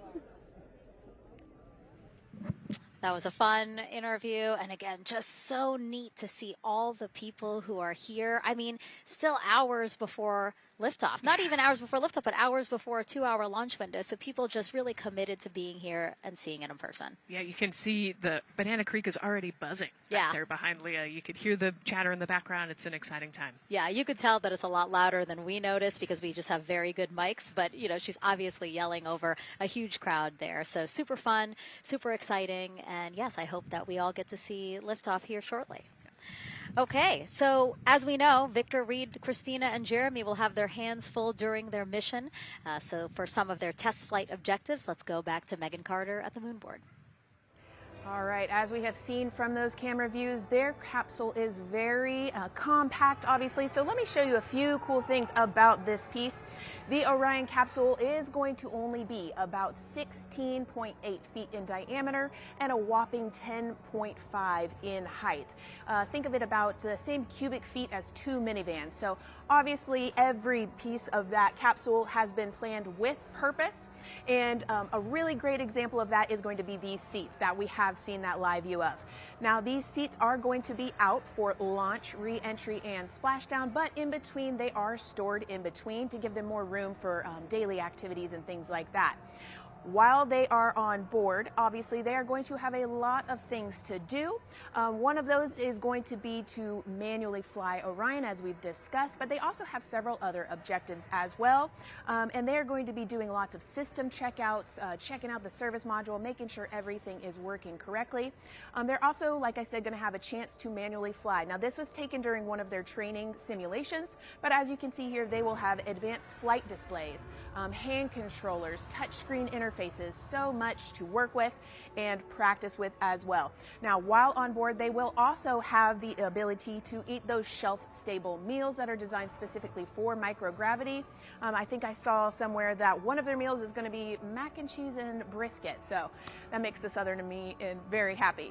All right, but they are going to have also some time to look at some things like power and propulsion. They will have 3 key propulsion systems that are going to help power Orion as well. And speaking of power, I want to bring you back to the service module real quick because I wanted to point out these 4 solar panels.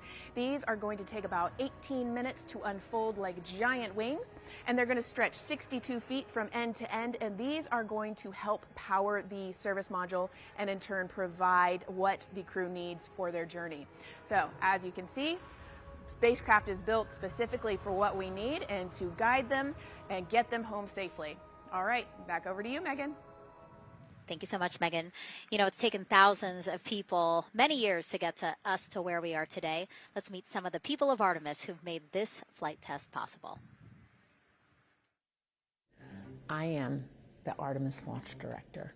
I'm the Orion Crew Survival System Manager. I am the Artemis II Chief Training Officer. I'm the SLS Launch Integration and Mission Operations Lead. I am the Recovery Director. And I'm Boeing's Core Stage IPT Leader at Kennedy Space Center. I am the Artemis II Entry Flight Director. And I'm the Closeout Crew Lead for Artemis II.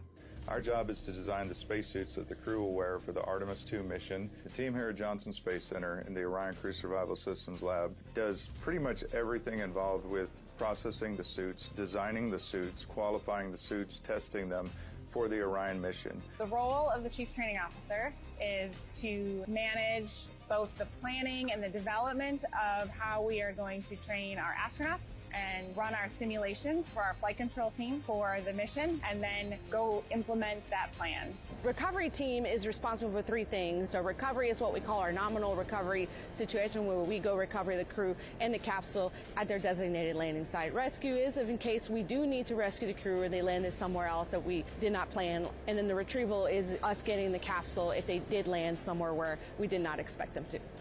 My job on SLS is to manage the operations architecture on the SLS program. One of the specific things that we do is support launch operations. It means a lot to be a part of this Artemis team, to show the next generation and seeing what may come. I am responsible for our core stage processing at Kennedy Space Center. My team is responsible for that core stage, and it's our responsibility to make sure that core stage is safe, built correctly, and there's going to be 4 of our astronauts, and it's going to get them to their ride around the moon. I've been a flight director for over 10 years now. I worked on the Artemis I mission, and after that mission completed, I was assigned as the entry flight director for Artemis II. I can't wait to see the hatch open after splashdown. That's when we know that our mission will be complete and the crew will have safely returned to the moon and back to Earth. Closeout Crew is responsible for getting the astronauts up to the white room, getting their helmets and gloves on, getting them into the vehicle safely, connecting all their umbilicals, making sure they're ready to go for launch, and then closing the crew module hatch. The reason we do this is to expand mankind's knowledge. If I can be a part of that, doing anything, I want to do that. The launch director role really is to step back and kind of take that big picture view of launch. How are we doing on any NCs? How are we doing on our timelines, our procedures? Artemis II is a beginning. It's going to inspire a new generation. It's going to uncover science. It's going to serve as a pathway to places that we have never been before. And to meet more people of Artemis, you can head to the link we're going to put up on your screen there. Just, again, really nice to see all the faces that have put in the work, the time, the hours, the dedication to get us to today. Yeah, so many professionals that worked so hard on this mission. And what was really fun to see is, you know, we interviewed Taylor Hose, closeout crew lead, as he said, and that's who we are now seeing inside of the White Room as they are getting ready to close out Orion and close one of 2 hatches. We have the side hatch of the crew module as well as the launch abort system hatch, correct? Yeah, the astronauts are in the capsule. They're ready to go, and now the White Room is very busy as they're getting ready to close both of those hatches. That's a great shot right there where you can see them. Almost looks like they're doing that hatch seal inspection that we talked about.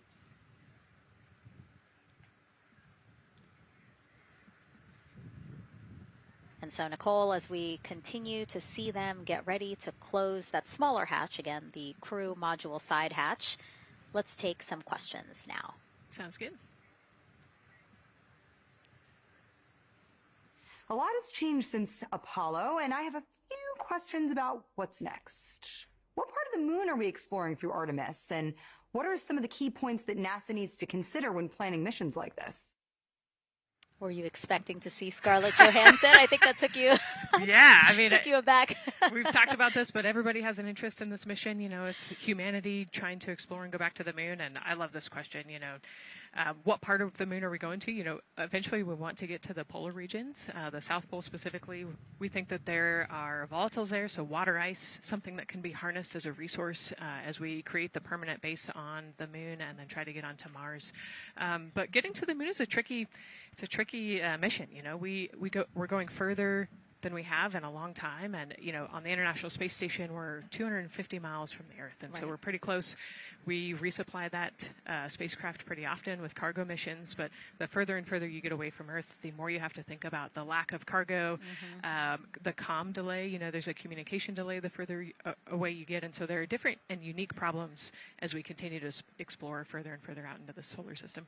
And there is so much to learn about the moon, so it's no surprise that, yes, even though our goal is to have a moon base at the lunar South Pole, the lunar South Pole is not the main focus of this lunar flyby. So instead, the crew is going to be focused on observing the far side of the moon.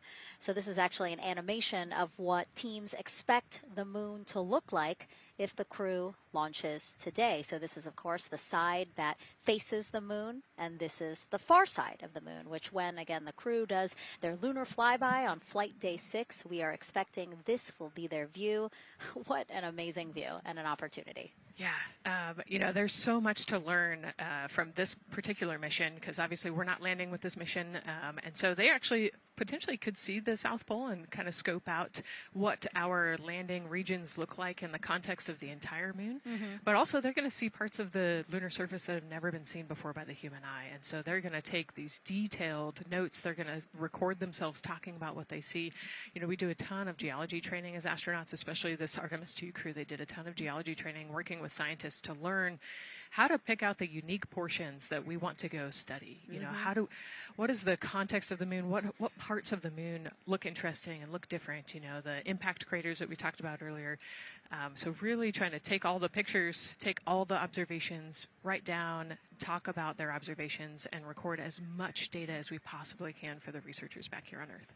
Yeah, it's so important to, yes, we're all talking about what they hope to do during this 10-day mission, but you really do have to think about all the training that goes into this. I mean, you have 4 crew members who won't, you know, have the support the way that they've been having this. I mean, they'll be talking through communications, but you know what I mean? It's just them and the moon, right? So they need to be fully aware and equipped with everything that they'll need to do to be able to accomplish the objectives that we hope to accomplish during this mission. Right, and their specific flyby around the moon, you know, the lighting will be different and the path will be different depending on when we launch. If we launch today, it would be different from tomorrow. And so, you know, they actually had to learn the geography of the moon so that they can orient themselves when they're on the backside of the moon, because they're not going to have communication. You know, they're just going to have a, I think, 45+ minute comm blackout while they're while they're on the far side of the moon, and so they themselves have to know what things look like on the moon, how to orient themselves, and how to get the data that we're looking for. Yeah, really ambitious mission. Excited to be here at the start of it. All right, so another check of the clock, 2 hours, 57 minutes and counting to the opening of our 2-hour launch window for Artemis II. This pivotal test flight comes 250 years after America began its journey as a nation. As we celebrate that milestone, a special live performance now of our national anthem by singer Ann Wilson.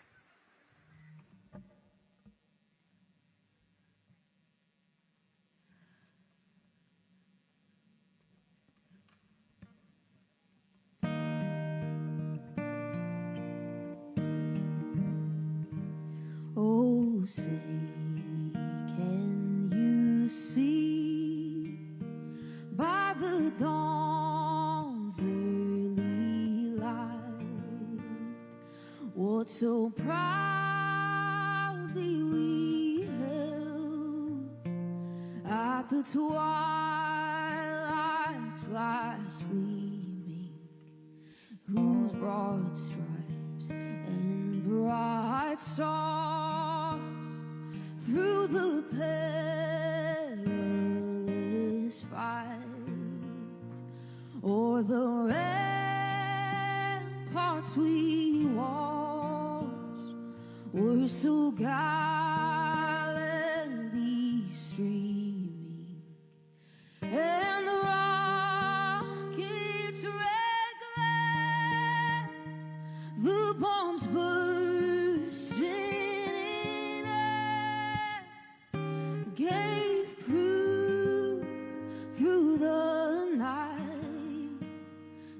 that our flag was still there.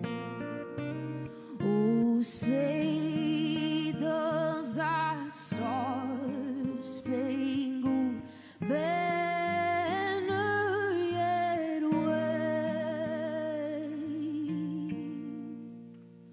o'er the land of the free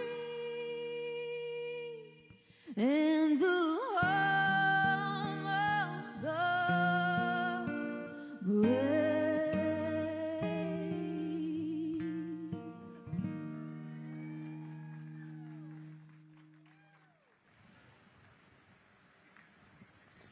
A beautiful rendition. Honestly, I'm a little emotional, a little speechless. Yeah, that was gorgeous.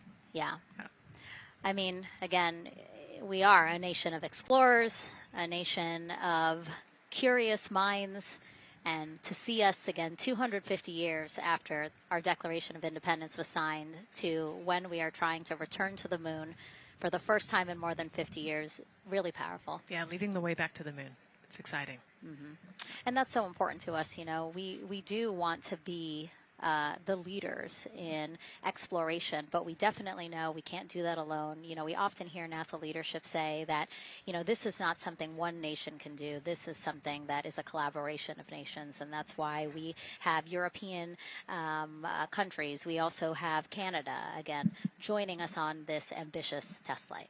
Yeah, of course, you know, it goes back to the old proverb, if you want to go fast, you go alone. If you want to go far, you go together. And we want to go far. We want to get onto Mars eventually, and so we're going to get to the moon first, and you can't do that alone. So thank you again, singer Ann Wilson, for that beautiful rendition, again reminding us of what it is we are trying to accomplish for all, by all. We are now back inside the White Room with the closeout crew.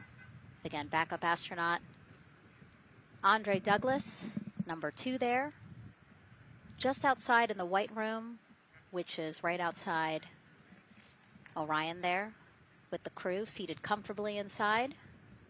As you can see, they've dimmed the lights a little bit. The crew has the opportunity to set the ambiance, if you will. They were given the opportunity to adjust the lighting as they see fit, again, just so that they can get comfortable. It's kind of like when we are on a plane and you get the opportunity to... Sure, yeah, you don't want the bright lights in your eyes. Also, you want to be able to see the screens well or see the, you know, the tablet on Jeremy's knee well, so they're going to adjust the lighting to what makes sense for the mission. And we saw in that very quick shot there, our best camera view of the 2 hatches is actually that drag-on camera, like we were saying, that kind of moves around. So sometimes it's hard to show that. So there you have it. You can see that the closeout crew has closed the side hatch. And so right now, that's a panel that they have to close out in order to then close the next hatch, which is the launch abort system hatch. And so, Nicole, can you just quickly, again, talk to people about the 2 hatches, again, crew module first, and then the launch abort system hatch? Yeah, so the crew module hatch is the one they're working on right now. They just got closed. You can see he's torquing those bolts down. And that is the hatch that completes the Orion capsule.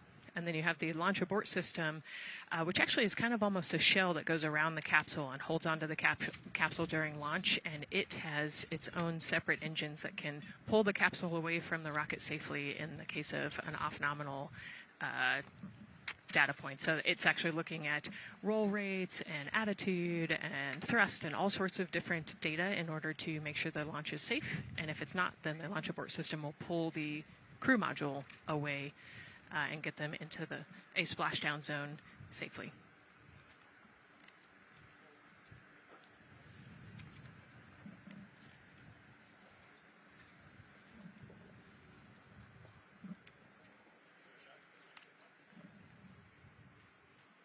And as we wait for the crew to complete closing that side hatch of the crew module, let's head over back to Banana Creek, where we have Leah Martin standing by with the person who designed this mission's zero gravity indicator, named RISE. It was 2nd grader Lucas Yee from California. Hey, Leah. Hey, Megan. Yes, of the many special guests we have with us today, I think one of our most exciting guests is Lucas, who's joining us, like you said, all the way from California. He and his family actually worked this as a group project to design the zero gravity indicator. Lucas, can you tell us a little bit about your design? Yeah. So you named him Rise. Can you tell me why you picked that name? It was very remote, representing the Artemis II launch and Earthrise. And yeah, that's pretty much it. So were you really excited to find out that you won the competition and that your zero gravity indicator would be going to space? Yeah. So how does it feel? We're actually just across the river right now from Artemis. We can see it from where we're standing. How does it feel to know that design you created is actually currently on that rocket just a couple hours away from going to space? Really, really, really, really, really, really, really surprised and very happy. And very happy. Now, Mom, you were telling me on the way over here that it was kind of hitting you what was happening. Tell me a little bit about that. It's definitely very surreal to be here in person. That Commander Weissman said that it's for all and by all. That we couldn't have said it better. We're just very grateful to be here. Super, super excited. And we're so excited to have you here too. Now, Oliver, this is your first launch too. Is that right? Yeah, that's right. And how does it feel to be here just a little bit away from watching the first group of astronauts in your lifetime on their way to the moon? It feels like very, very happy and surprised. So if you had one word of encouragement or something to say to the crew who's sitting on that rocket right now, what would you say?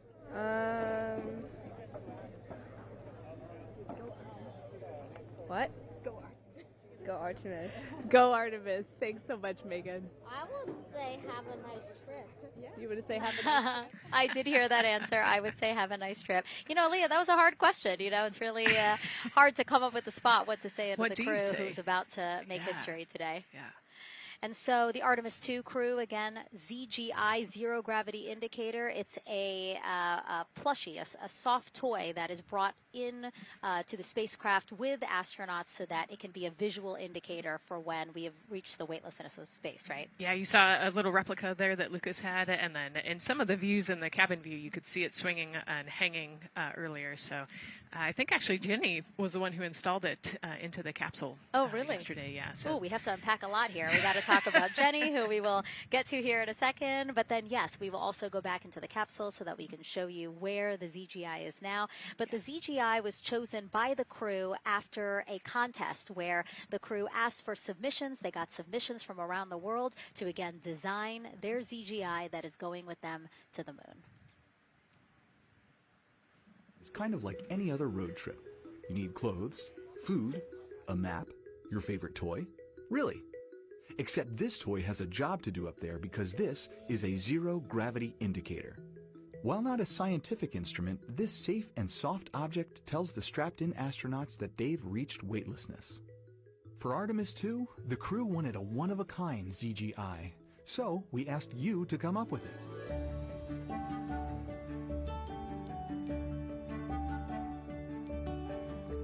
Thanks everyone for sending in your entries from around the world. Over 2,600 of you submitted. And we loved seeing all of your contributions. It was a really difficult decision because each design had a unique quality that stood out to our crew. In the end, we were able to narrow it down to a top 5 from Finland, Canada, Peru, and 2 from the United States, Kansas, and California. In the end, we went with one called Rise. It was a design inspired by the Earthrise photo taken on Apollo 8, which is very special to our crew.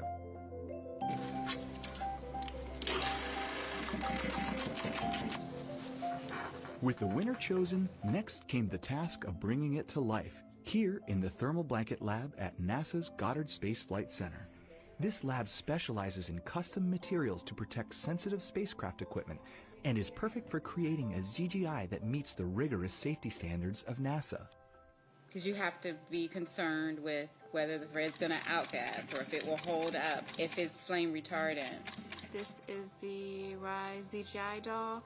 All I have left to do is to close the opening here and hand sew the hat on, make sure it's stuffing is stuffed in there. And we have our pocket here for the SD card. And on that tiny SD card will be millions of names submitted to virtually join the crew aboard Orion. Got Rise. Not the real one, obviously, but this is a replica. I mean, so clever for Lucas and his family to design. Yeah, I love that he replicated the famous picture that we all love of Earthrise, and then I love that the bill represents the space in between the moon and Earth. It's just such a cute and wonderful way to represent this mission. Yeah, and again, Earthrise, very important to this crew. It harkens back to the picture that was taken by the Apollo 8 crew where they saw Earthrise, and so very appropriate since, again, now here we are going to see Earthrise again with this mission. Yep. So yeah, so this is little Rise here. And then you heard in that video that there is an SD card that is zipped inside with the real ZGI with the crew. So get this, more than 5 million people submitted their names as part of NASA's Send Your Name to Space campaign. And actually, Christina said that her niece and nephew's names are inside that SD card. How cool is that? Her nieces and nephews are going to go with her. Yeah. Love this. Love that people are engaging in such a cool way. And actually, if we take a look back inside of Orion, we can actually see the actual ZGI inside with the crew. As we said, the purpose of a zero gravity indicator is to show when we've reached the weightlessness of space. Now, I know that it's probably dark in there because, as we said, the crew decided to just dim it a little bit for them. But here again, as we see, Reed on your left, Victor on your right. Below Victor, or next to Victor, again, because they're on their back, it's a little weird. It's a little hard to explain their orientation. But between basically Victor and Christina is where Jenny Gibbons has placed the zero gravity indicator. And Jenny, who, again, Nicole just brought up, Jenny is one of the backup crew members. So we mentioned how Andre is the backup crew member for the NASA astronauts. Jenny is the backup crew member for Jeremy. Yeah, Jenny's one of our Canadian astronauts, and yeah, so she's been also helping with preparations for today and helping get the White Room ready, get the capsule ready, and she's actually going to be a Capcom for Artemis II as well. Yeah, she's from Calgary, Alberta, completed astronaut training in 2020, mechanical engineer, combustion scientist, and actually before becoming an astronaut, she was an assistant professor. So again, another very well-accomplished person on the team. And I know the Artemis II crew has really enjoyed working alongside both Andre and Jenny. Yeah, actually, Jenny was our EBQ mentor when I went through our Ascent initial training, so she helped us with all of our spacewalk training, which was kind of cool as well. Okay, and there we have Andre again, number 2, with the rest of the closeout crew team there. Why don't we get another check with Daryl and see how the launch countdown is going.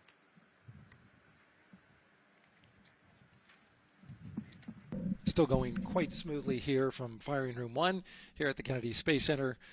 Launch team working no major constraints to launch, which is great news. We did get an update on a weather balloon that the launch weather officer and his team released. This is an important weather balloon released right around the 3-hour mark. And what it told us is that winds are around 10 to 11 knots in the upper parts of the atmosphere. That's important information for the launch abort system should the astronauts need the LAS. This would, of course, pull the Orion spacecraft off the top of the rocket in case there were an emergency, and then take them offshore to a water landing in the Atlantic Ocean. And so the winds are pushing onshore. And because they're pushing onshore, the launch weather officer is keeping a close eye on the strength of those winds, because if the Orion were to come off the top, and it's powered by 3 rocket motors which can propel it or pull it especially fast off the top of the rocket, it would go up into the air thousands of feet and then splash down in the water. And if you've got wind pushing against it, you don't want that spacecraft to come back and land on land. So they're watching that very closely because of the onshore flow. That onshore flow is also what's giving us a little weather action. Down to the south of us, along what's called the beach line, 528. We got a whole lot of people out there. We're getting ready to watch the Artemis II historic launch. Well, they just got a good soaking. Line of rain showers, I should say, passed through that area and soaked the place. Certainly rain is a possibility. Spotty showers from time to time. But overall, the launch weather officer tells us that we are trending towards getting that stuff to all push to the west the closer we get to our launch window. A reminder, that window is from 6:24 p.m. to 8:24 p.m. Eastern Time. We don't have a specific T0 at this moment. There's a lot that needs to be calculated before we get there. We also need to get through the rest of the countdown on time. As of right now, we are right on time. The launch countdown is going exactly as planned. That's not something that we saw certainly in Artemis I. There was a lot of flexing in the timeline during those 3 launch attempts back in 2022. But so far today, on our first launch attempt, we're really enjoying some really solid countdown work, some solid operations by the launch team so far. And to quote our friend Lucas, who created Earthrise, we all really like that. We'll send it back to the host desk. Thanks so much, Daryl. Yes, we really like that, and we really like Rise and Lucas. So thank you for that. That was really cute. Okay, so again, here we are in the big box here. We have our full view of the rocket, looking glorious on there with, again, some clouds, but still weather is good for launch today. And then we have the closeout team continuing to do work in the White Room. We got confirmation that they have successfully completed pressurizing the counterbalance pressurization. Basically, as Daryl explained it before, the side hatch for the crew module is very heavy. So in order to open it, there needs to be pressure applied to it, and that's what we just completed, right? Right, that's exactly it. So the CBA, that counterbalance assembly that we're talking about, has to be pressurized. It's a pneumatic system to help. So in the case of an egress, Christina's the one that has to open that hatch. So once she gets it unlatched and unlocked, then that pneumatic system will help move the hatch. It weighs a lot, and so the average human cannot open that hatch by themselves. And so that's why we want to make sure that the system is pressurized, that it's not going to leak, and that it is ready to go in case they need to open the hatch. So that is complete, and now what is happening are the seal leak checks. So that is in progress. Again, 2 seals go through the entirety of the hatch, and we will take the seals to pressure, hold it for about a minute, and just make sure that it is holding pressure. Again, we want to make sure that the crew has a safe, pressurized environment in any sort of situation while they're in Orion. Yep, that's right. So we're going to take a look at it. We're going to take a look at the starting pressure, and then after a certain amount of time, we'll take a look at the ending pressure, and then there are certain tolerances that we will accept for flight. 2 hours, 37 minutes and counting from the opening of our 2-hour launch window today at 6:24 p.m. Eastern Time. After liftoff, it takes less than 10 minutes to reach Earth's orbit. Let's learn more about today's ascent profile with Gary in Mission Control. Hey, Megan. We are monitoring here in Mission Control Houston. Flight controllers are looking at data from integrity in the Space Launch System during the countdown. We're looking at some of the events happening in the White Room now and just making sure that all criteria is met to commit to launch and ascent today. It's the team you see in this room that would be looking after ascent, which is a very dynamic phase of flight. And after solid rocket booster ignition of the Space Launch System, it's this team that takes over control of the mission. There are voices you'll hear upon ascent, calls being relayed between Stan Love, the Capcom you see here in this shot in Mission Control Houston, that's the voice from this room, and the Artemis II crew on a communications channel aptly named Orion to Earth. Here are the calls you may hear during this part of the mission. Capcom Stan Love, his first call after responding to the crew's successful roll pitch maneuver at 30 seconds is AMT high. This notes that should we lose just one of the main engines, an alternate mission in low Earth orbit can still be achieved. At 1 minute 25 seconds, you'll hear max Q on PDL. This notes reaching the moment of maximum dynamic pressure on the spacecraft. This event happens to be in line with a communication switch to another ground station, the Ponce de Leon Inlet Tracking Annex, located about 35 miles north of Kennedy. At 2 minutes 45 seconds, you'll hear SM primed, upper stage RCS ready. This means that the European Service Module propulsion system that's prepared for the next phase of aborts after the launch abort system jettisons, and the reaction control thrusters on the inner rim cryogenic propulsion stage that enable pointing and maneuvering are ready. At 3 minutes 50 seconds, you'll hear voice check on TDRS at the Kármán line. At this point, the launch abort system has jettisoned and revealed the Orion capsule underneath. This check verifies that the now exposed Orion antennas have a good signal over the tracking and data relay relay satellites, which is part of a geosynchronous satellite network and the same assets that are used aboard the International Space Station. This communication switch happens to be at the Kármán line, a widely recognized boundary about 62 miles, statute miles, or 100 kilometers above the Earth's surface, where the air is too thin for conventional aircraft to fly and marks the point where our astronauts leave Earth and enter space. At 5 minutes 16 seconds, you'll hear the call 3-engine press. This notes that if one of the 4 main engines on the SLS core stage were to fail, 3 engines can carry the crew to a nominal main engine cutoff and proceed with the expected mission timeline. This is an important call that gives more assurance of continuing today's moon mission. At 7 minutes, you'll hear expect nominal shutdown. You'll hear this call should the main engine performance be as expected up to this point. Shutdown plans can vary and may impact G-forces experienced by the crew or future burn plans, but a nominal shutdown is more indicative of continuing the mission on the expected timeline. At 7 minutes 30 seconds, you'll hear AOA open. This notes crossing into a new abort profile. At this point, an abort would use Orion engines to escape the core stage, and the altitude and velocity are enough to make it one lap around the Earth and aim for a splashdown in the Pacific Ocean instead of the Atlantic. And then, of course, shortly after 8 minutes, you'll hear nominal MECO. You won't hear MECO right away. Teams here wait until the core stage has separated and the trajectory is confirmed as expected before that call to the crew. Now, this ascent profile is approximate, as there may be calls that move a few seconds depending on the trajectory, and of course these are the calls and times for a nominal trajectory. Teams in this room have been training extensively to prepare for any and all scenarios, and they are confident and ready to take this crew into space today.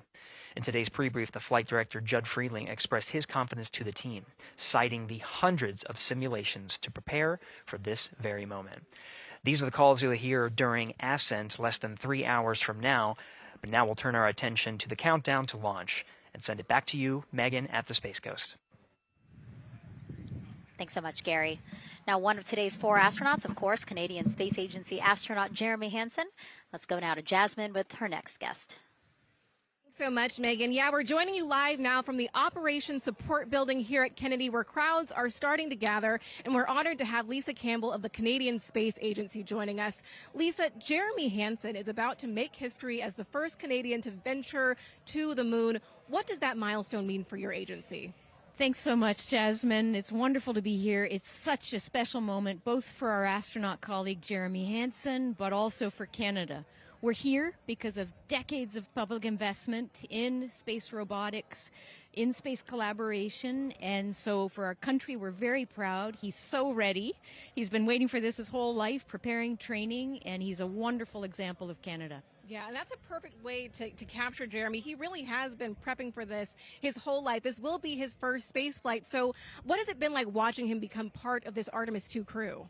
Well, as I mentioned to you, I've known Jeremy since 2020, and he's a colonel, a fighter pilot, a father, and he really is a very dedicated, passionate human being. So both for him to realize this goal of being an astronaut and flying, he also is hopeful that witnessing that will raise awareness about the value of a space program, of the benefits here on Earth, of exploring the universe and our place in it. Wow, that's beautifully said. And really, this international collaboration has been going on for quite some time now. We've worked together in low Earth orbit and now going into deep space together. So why is it so important that we have these international partnerships? It makes us stronger. We can go faster and further together. Canada is one of the original signatories of the Artemis Accords, and Canada and the United States have been partnered for more than 60 years in space.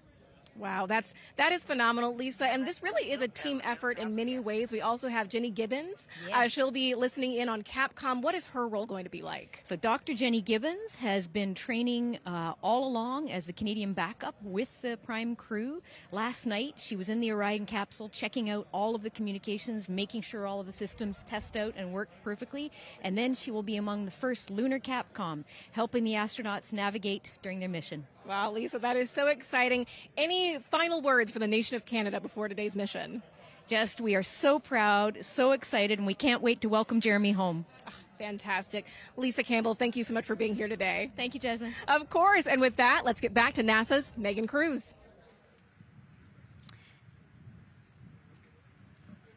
And right now,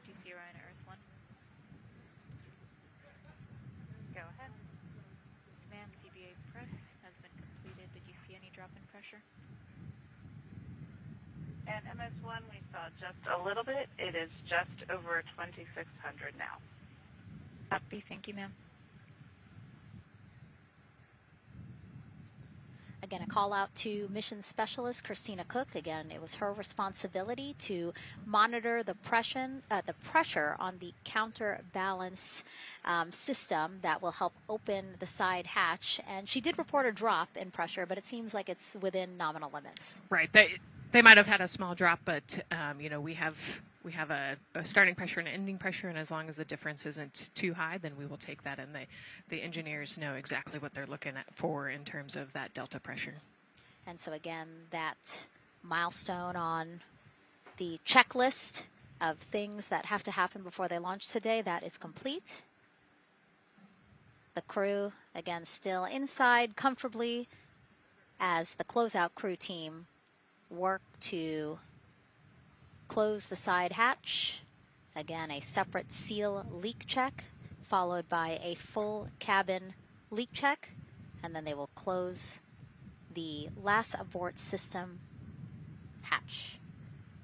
Lots to do still in the White Room and marching down the countdown timeline well. And so Bill, again, number 3 there, he is holding a silver flex hose.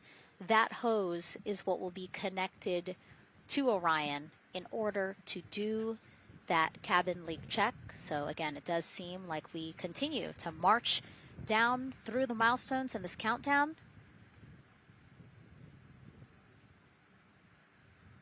Hopefully lifting off today within our 2-hour launch window that opens at 6:24 p.m. Now, right now, people inside the Kennedy Space Center Visitors Complex are learning about this mission. There are great exhibits there about the rocket and Orion, and of course, our Megan Carter with the Moonboard. All right, Megan and Nicole, yeah, you mentioned that checklist before launch. That checklist is going to continue during the mission, as well as there are several vital objectives that we are hoping to accomplish with this mission. So we've talked about the rocket. We've talked a little bit about Orion. Obviously, during Artemis I, we had that test flight, and there were no humans on board. That is our one big difference for this one, and we are going to have that crew this time. So what are they going to be up to during this mission? Let me tell you just a little bit. Now, for Artemis I, like I mentioned, we were really focused on the SLS, making sure it had the power and capabilities that we needed. We were also checking out the Orion spacecraft in deep space environments, making sure that it was good to go. Now, for Artemis II, we are going to be taking the testing for Orion to the next level by adding that human component. So those test objectives are going to start even before launch. Like you mentioned, they are out there making their way through that checklist. But these objectives are going to start now, and that includes safety. So one really great example of safety is going to be something called the egress baskets. They're out there in the spacecraft, obviously, and should a situation happen to come up, they are going to have something called the egress baskets they can get in, and those are going to zip line them essentially down to the ground within seconds to safety. Another great example of those safety procedures are going to be the LAS, or the launch abort system that I mentioned earlier. Just a reminder, that's the one that can pull the crew and capsule away from any danger within a few minutes of into the launch. Now, those are just a couple quick examples, but our recovery teams have been training extensively, quite a lot, to make sure that they are ready and prepared for any challenging situation that could possibly arise. All right, Several other objectives that we are going to be looking at are also going to be communication checkouts. That is going to be vital. I know we talked a little bit earlier about all the maneuvering that they're going to be able to do, but we want to make sure that they have full communication ability from space to ground so that we can fully support them here. We are also going to be checking out those life support systems. Obviously, we've talked a lot about the service module and what it is going to do for the crew, but we want to make sure that those life support systems are fully functioning, obviously, before we send them farther into deep space. That's going to be critical for them. So on top of being able to maneuver the spacecraft and check everything out, we are also going to be making sure that everything is fully functioning. So as you can see, big part of this mission is to make sure that the spacecraft, the hardware, and all the operations are working and that the data is going to make sense. And speaking of recovery, we are also going to have the opportunity at splashdown to recover that launch or that flight data, and we're going to be able to take that back, analyze it, and make sure there are if there are any enhancements we need or changes we need to make before our next missions, we'll be able to do so. So lots to do. They're going to stay very busy, obviously. And with that, I will turn it back over to you, Megan. 2 hours, 25 minutes and counting, and the crowd, check it out, continues to grow at our Banana Creek viewing location. They will have a great view of launch, and we will go back now to Leah Martin, who's standing with her next guests. Hey, Megan. Yeah, we're surrounded by thousands of people, some here local from the Space Coast, but we actually have quite a few people who have traveled a pretty far distance to be with us today. I'm actually joined here by a group from the International Space Station Ambassadors Program who have come from all over the globe. Saku, you're here from Japan. You've come Val from Mexico, and then we have brother and sister Cosma and Jessica here who are visiting from Germany. You actually told me that you participated in the NASA Rover Challenge in Huntsville. How was that experience, and how is it kind of participating there in Alabama and then being here today? So it is an amazing experience because you meet so many young people with visions, with dreams, with ideas, which inspire you and motivate you. And it's even better to be here now to see the SLS launch because we are going back to the moon, and that's what we're working for. Absolutely. And, you know, the Artemis missions, we talked a lot about the Artemis Accords and this being an international effort. You were actually telling me, Saku, that you're interested in becoming an astronaut with JAXA, pursuing your PhD to be able to do that. Tell me a little bit about that. Yes, actually, I applied for the Japanese Aerospace Agency, the astronaut selection like 2 years ago, and then I didn't make it all the way, but I'm still working on it, and hopefully I can be at the launch pad sometime, and then I hope to go back to the moon and Mars, and yeah, I'm working on it. Absolutely incredible. And Val, you're from Mexico. We were talking a little bit about women in space. This is a team who, you know, is predominantly made up of women. What is it like knowing that Christina is on that rocket right now, about to be the first woman to travel around the moon? I think that's such an amazing news. It's just so inspiring that we are taking the first black person and also the first woman to the moon. It's just the first step in humanity and a big step in equality as well. Megan, a lot of excitement here, not just in Florida, but from around the globe, and we're keeping our eye on that rocket, and we're ready to see it lift off. Thanks, Leah. Yeah, a lot of excitement, but also a lot of inspiration. Again, this is part of, or a big part of the reason why. 130.6. Good readback. Aux 1 voltage 131.3. I copy 131.3. Again, those numbers you hear, they're referring to specific steps in the launch countdown that the crew have to step through in order to get us to launch today. And so we were saying, yes, inspiration, a big part of why NASA does what it does. We want to go together, and we want to explore together to learn more about ourselves and here on Earth. Yeah, humans, I think, naturally want to explore, and so going together, like Lisa said earlier, we're going to go farther and faster than we possibly can alone. And, you know, what a way to celebrate that today. Yeah. Going back to the moon in the first time in over half a century. And we have that great shot there in our small box of the rocket on the pad. And at the very top there, our Artemis II crew.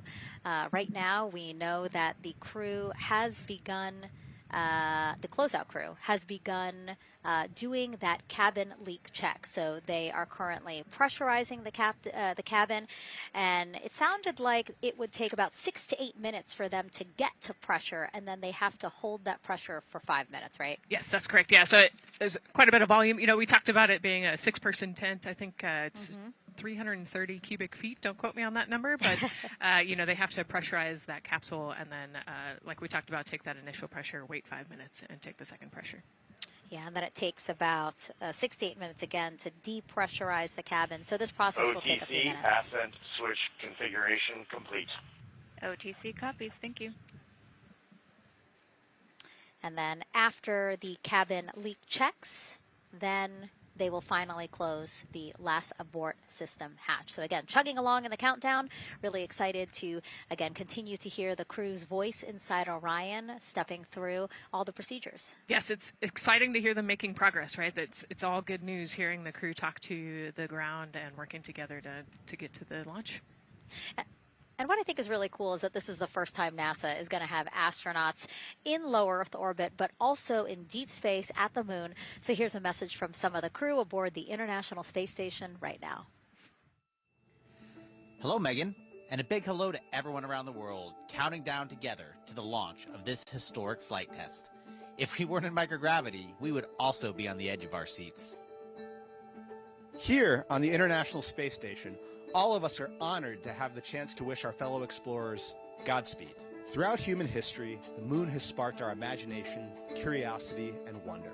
With our return to the moon, we're not only going to be learning about its history, the history of our solar system and of our planet, but also about our place in the cosmos. We are so proud of the Artemis team and so excited for what you will see and learn on behalf of all of humanity during your trip around the moon. As we push the boundaries of exploration and expand our knowledge with scientific discovery, we advance our collective civilization together as one. Test flights are crucial to the mission of exploration. We all learn in test flight schools that the more challenging the missions are, the more incremental the tests should be. This Artemis II mission is one more increment on the way to further exploration. Thank you to the crew, our friends, for your dedication. And from the entire Expedition 74 crew, thank you to all of the teams that had a hand in getting the Artemis II mission to where it is today. Back to you, Megan, as the countdown continues. Oh, I love that so much. I just love seeing them there. And again, you have to remember the International Space Station is an orbiting lab. We learn so much there, and we're going to learn so much more from Artemis II, because this isn't just a test flight. It's an opportunity to learn more about the moon, deep space, and how humans can live and work so far from home. So here are some of the science objectives that NASA hopes to accomplish with Artemis II. Artemis II is our return of humans to the moon, flying around the moon on board Orion. But along with that, we're doing a lot of great science. One of the exciting things about the Artemis missions to the moon is that science is actually a fundamental pillar of why we explore, why we're going, what we're doing in Artemis. I think it's incredibly exciting that not only are we testing the vehicle, but we're testing science on board. Science where the astronauts are conducting experiments, science riding along with the astronauts. We have astronauts looking outside the window and really observing the lunar surface. It will help us understand the deep space environment. It will help us understand how that environment affects our astronauts, our systems, and life in general. So deep space is a challenge for us because you have to leave Earth's protective magnetic field. Here in low Earth orbit, the crew members are protected from some of the harmful radiation. Going to the moon, they'll no longer be protected, so they'll have a higher radiation exposure. Much like Artemis I, we have so many radiation sensors and detectors that are inside the capsule so that we can fully understand and appreciate the radiation environment for protecting our astronauts. In my hand here, I'm holding a tissue chip model. This is the exact design that's going to be flying alongside the astronauts.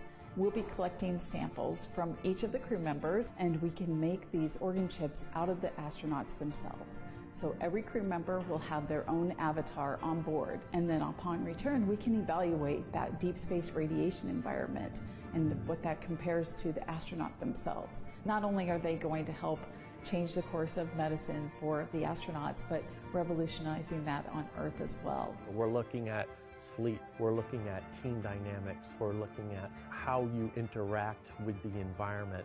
We're also looking at the immune system. So what are the biomarkers? We're using saliva as a method to study hormones and different things in your body that may change during a mission like this. And then finally, how do we function after microgravity, being close to the moon, then returning to Earth? Which will ultimately help us achieve our goal of getting humans to Mars. And then on top of that, we have an opportunity to look at the moon from deep space on the far side for the first time in over 50 years. Having human eyeballs and brains back around the moon is going to unlock a new generation of lunar science discovery. The human eyeball is capable of taking in so much data in just a split second. They'll be able to tackle impact history, volcanic history. They'll be able to look at how the albedo, or kind of the shade and hue of the moon and the color of the moon, can tell us something about how that terrain evolved over time. We're integrating science in ways that have never been integrated into human exploration before. We have a front room mission control flight controller position called the science officer. We have a brand new science back room where it's basically our brain trust of lunar scientists and geologists supporting the crews of the future. And Artemis II will allow us to really test how this works so that future missions are really set up for success. We'll also be deploying some CubeSats. They're small shoebox-sized spacecraft of their own. They're each provided by another country, one of our partners. As they conduct their research, they'll complement what we are doing at the moon with Orion. It is so incredibly exciting to be a part of this mission. It has been, really one of the privileges of a lifetime. I can see the work I'm doing benefit crew members right now and benefit the crew members in the future. So it's incredibly exciting. And it's very rewarding. As this rocket launches humanity off of the Earth, we'll be setting the stage through our science to prepare humanity to leave Earth and explore the solar system. And what we learn during this and future Artemis missions to the moon will eventually get us to Mars. Here's Jasmine Hopkins again, now with Nikki Fox, Associate Administrator of NASA's Science Mission Directorate. Thanks so much, Megan. Yes, we're back on the balcony now, joined by Dr. Nikki Fox. Nikki, in this nearly 10-day mission, we are covering a lot of science, from CubeSats to tissue chips. What are you most looking forward to learning? Oh my goodness. I think for me, the most exciting thing is actually being able to interact with the crew while they are flying, doing this historic journey on the far side of the moon. They are going to be seeing pieces of the moon that no human eyes have seen before, which is really spectacular. It's going to be an interesting trajectory. Some of it is in darkness. Then at the terminator, so in darkness, they'll be able to look for like impact flashes and things when micrometeorites pummel that poor moon. And then at the terminator, they can see shadows and interesting things, which kind of gives you depth perception. And then, of course, in the sunlit, picking out everyone's favorite craters. Also, if we launch today or tomorrow, they will see a total solar eclipse from the Orion capsule. How cool is that? That is very cool. We are thrilled for this Artemis II crew to be able to see the moon in a way that we've never seen before. What is so unique about that far side? Why are we going there? I mean, honestly, it's just, it is unique. It's very different to the near side of the moon. The actual sort of terrain, the morphology, it's very, very different. And so it will be very exciting to see that as we're going past that. Absolutely. And Nikki, we are performing a lot of science at the moon this year, actually, not just Artemis II. Can you speak to the commercial lunar landers we're planning to send? Yes, we are very, very proud of our commercial partners as they take our payloads for us to the lunar surface. And very excited. Next one up is Blue Origin's Blue Moon Mark 1 going. It's got some science on it. It's got the scalps that went on the Blue Ghost. So we'll be able to sort of look at that plume as it's coming down onto the lunar surface, and then also the laser retroreflector that will be the array that's up there too. So even on that first test flight, packing it with science as much as we can. Wow, Nikki, so much science. It's hard to keep track of everything. But the unique thing about Artemis II is we're sending crew. Can you speak to the importance of the human element of science? Absolutely. I mean, we can program, like we do with our beautiful rovers on Mars, we can program them to do certain things, and it's what we think we need them to do. When you have an astronaut up there, they can make that sort of like really unique split-second decision. The thing I'm most looking forward to is when, you know, when they think they're going to be looking here, is hearing one of them say, "Oh my goodness, look over there." And I think that's just incredible about how we do that. Also, flying our tissue chips with the astronauts, our Avatar experiment. Here we go, Avatar. Wow, look at that. And that's got the tissue chips samples that matched to the crew, so we'll be able to monitor the effects of microgravity and radiation on that human tissue as we prepare for more and more missions to the moon for longer and longer durations, and then off to Mars. Wow, Nikki, so much science ahead of us, but first we have to launch. Thank you so much for being here today. Thank you so much. Go Artemis. Oh, of course, go Artemis. And with that, let's turn it back over to the countdown with NASA's Megan Cruz. Nikki is so fun. She has so much energy and so much passion about the science. And again, yeah, it's just so important to remember that so much science is happening with this mission. It's not just to test out the hardware and the life support systems. Yeah, you know, you saw the science video, and then we talked to Nikki Fox, and man, there's so much going on, right? We talked a little bit about the lunar observations that we're going to do. And then, you know, she talked about, made a really great point about, you know, the human eye can pick things out that, that a camera or a robot can't necessarily pick out. And so that's why we're sending humans, but also we're not just doing the lunar observations. The Avatar, like, that's a really cool experiment. You know, they took blood samples from the crew, and then they used those stem cells to make bone marrow and create those little Avatar chips, which is so like, impressive. feels like scientific, you know, sci-fi movie stuff. But, you know, we're going to look at radiation. We're going to look at all sorts of different scientific experiments. You know, we got the little CubeSats. We're going to go look at space weather. Lots going on. Yeah, even collecting some of the astronauts' saliva, you can learn a lot about the body through the saliva. So just really a lot in a small amount of time in a small capsule. Yeah, you know, scientific discovery. That's why we go back to the moon. Yeah. And so, again, her energy just so, oh, my God, I can't find the words. So... wonderful. Awesome. Yeah. I don't know why I couldn't find the word. So anyway, yeah, just really, again, thank you, Dr. Nikki Fox and Jasmine. And so, Nicole, what about answering more questions? Let's do it. Okay, great. First one, what was the word I was trying to get at? No, I'm kidding. Let's have the first question up on the screen now.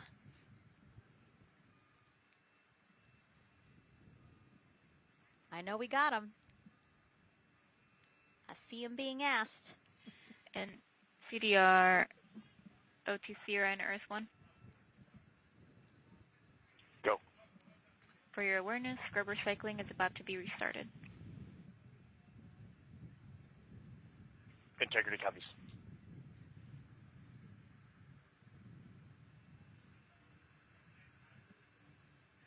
All right, let's try that again. Can we get the next social question, please? What are the G-forces experienced by the Artemis astronauts during launch and reentry? Ooh, you know, these are actually pretty similar to, you know, a Dragon launch or a shuttle launch. You know, we have to accelerate to get out of the Earth's atmosphere, and then, you know, we talked about the secondary burns that they will do to get away from Earth, but you know, for me personally, it kind of felt like we got slingshotted off the Earth is how I like to describe it. So, you know, you get set back in your seat and the G forces are into your chest. CDR OTC around Earth 1. Go ahead. Moon leak check complete. The cabin is going to be vented to flight pressure momentarily. Integrity copies. That's fantastic news. Yeah. Again, so the spacecraft is holding pressure as expected, and so now they will depressurize it, which will take about 6 to 8 minutes. Exciting. Yes. Yeah. Go ahead, Nicole. Like we talked about, continuing to march towards the launch. Yeah, so the G-forces are into your chest, and it's kind of a slow build, and you can get all the way up to 4.5 Gs into the chest during the launch, and often they have to back off on the thrust a little bit so that you don't get too high in the G-forces, and especially as we go through kind of max Q or that max aerodynamic force, so as they get through the thicker parts of the atmosphere. And then very similar G-forces on the way home, so slow, steady build up to about 4.5 Gs as the rocket actually decelerates. You know, you heard in one of the packages, when they come back, they're going to be going 7 miles a second. Gosh, that's and incredible. So you have to slow down somehow, and to do that, you have to actually, you know, when you brake in a car, you feel those G-forces, and so for the astronauts, it'll just be, again, into the chest based on the orientation. Great. Thank you so much for that answer, Nicole, and for that question. We're going to continue to try to take as many as possible. Again, you know how to send them to us at NASA Artemis. But now we again have another question for you, for our audience. We want to know, what part of Artemis II are you most excited for? Liftoff, Earth views from Orion, lunar flyby, or splashdown? Tell us again on NASA's Instagram or Twitch accounts, and we'll share your answers a little later in the broadcast. That's a tough one. I don't know what my answer would be. I know. I don't know either. I'm excited for it all, but that's a cop-out. All right, now let's head back over to Banana Creek. Again, the crowds there, really excited. People coming from all over the country, from around the world. Why don't we get another check with Leah Martin to see who she's caught up with now? Well, Megan, we were a little while ago talking to some students from around the globe. Today we're actually talking to some local students who are from right here, locally Merritt Island in Titusville. We talk a lot about the Artemis generation and about the students who are going to become the next generation of dreamers, of engineers, of scientists and technologists. And I'm actually standing with a group of those students here today. Our local high school has actually implemented a really neat new program in the spirit of being able to create these pipelines for employment and engagement. Can you tell me a little bit about what Merritt Island High School is doing? Sure. Well, this is a new program, first of its kind here at Florida.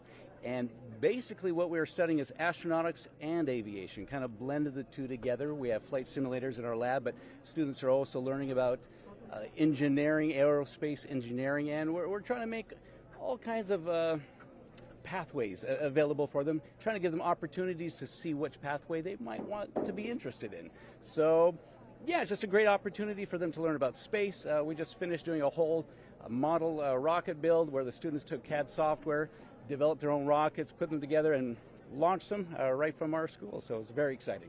Incredible. And then another local high school, Titusville, you guys also have a similar but slightly different program. Yes, we do space mechatronics with advanced manufacturing, preparing students to build and manufacture things to automate, do automation to build things on Mars and things like that, or locally too.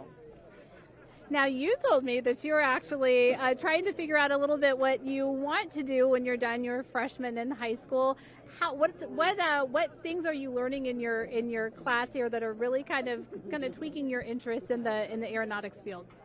So we're building a lot of things with like metal and how we're supposed to do it on the rockets. We're also doing computer programming, which would help with NASA and like programming and coding.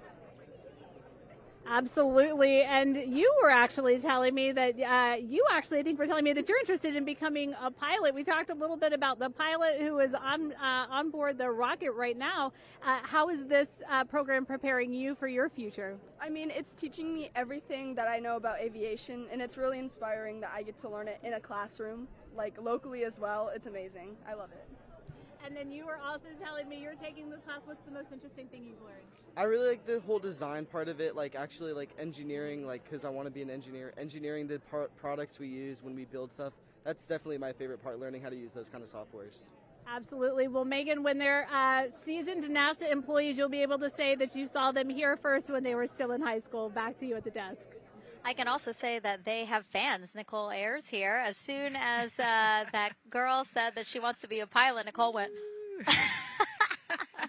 yeah, why is that something that's so thrilling for you to hear? I mean, I love when kids in high school have goals and they set their goals high and they want to go do something. You know, the kid who wanted to be an engineer or a pilot, like, I love that. You know, find something that you're passionate about, go work hard at it, and go get good at it.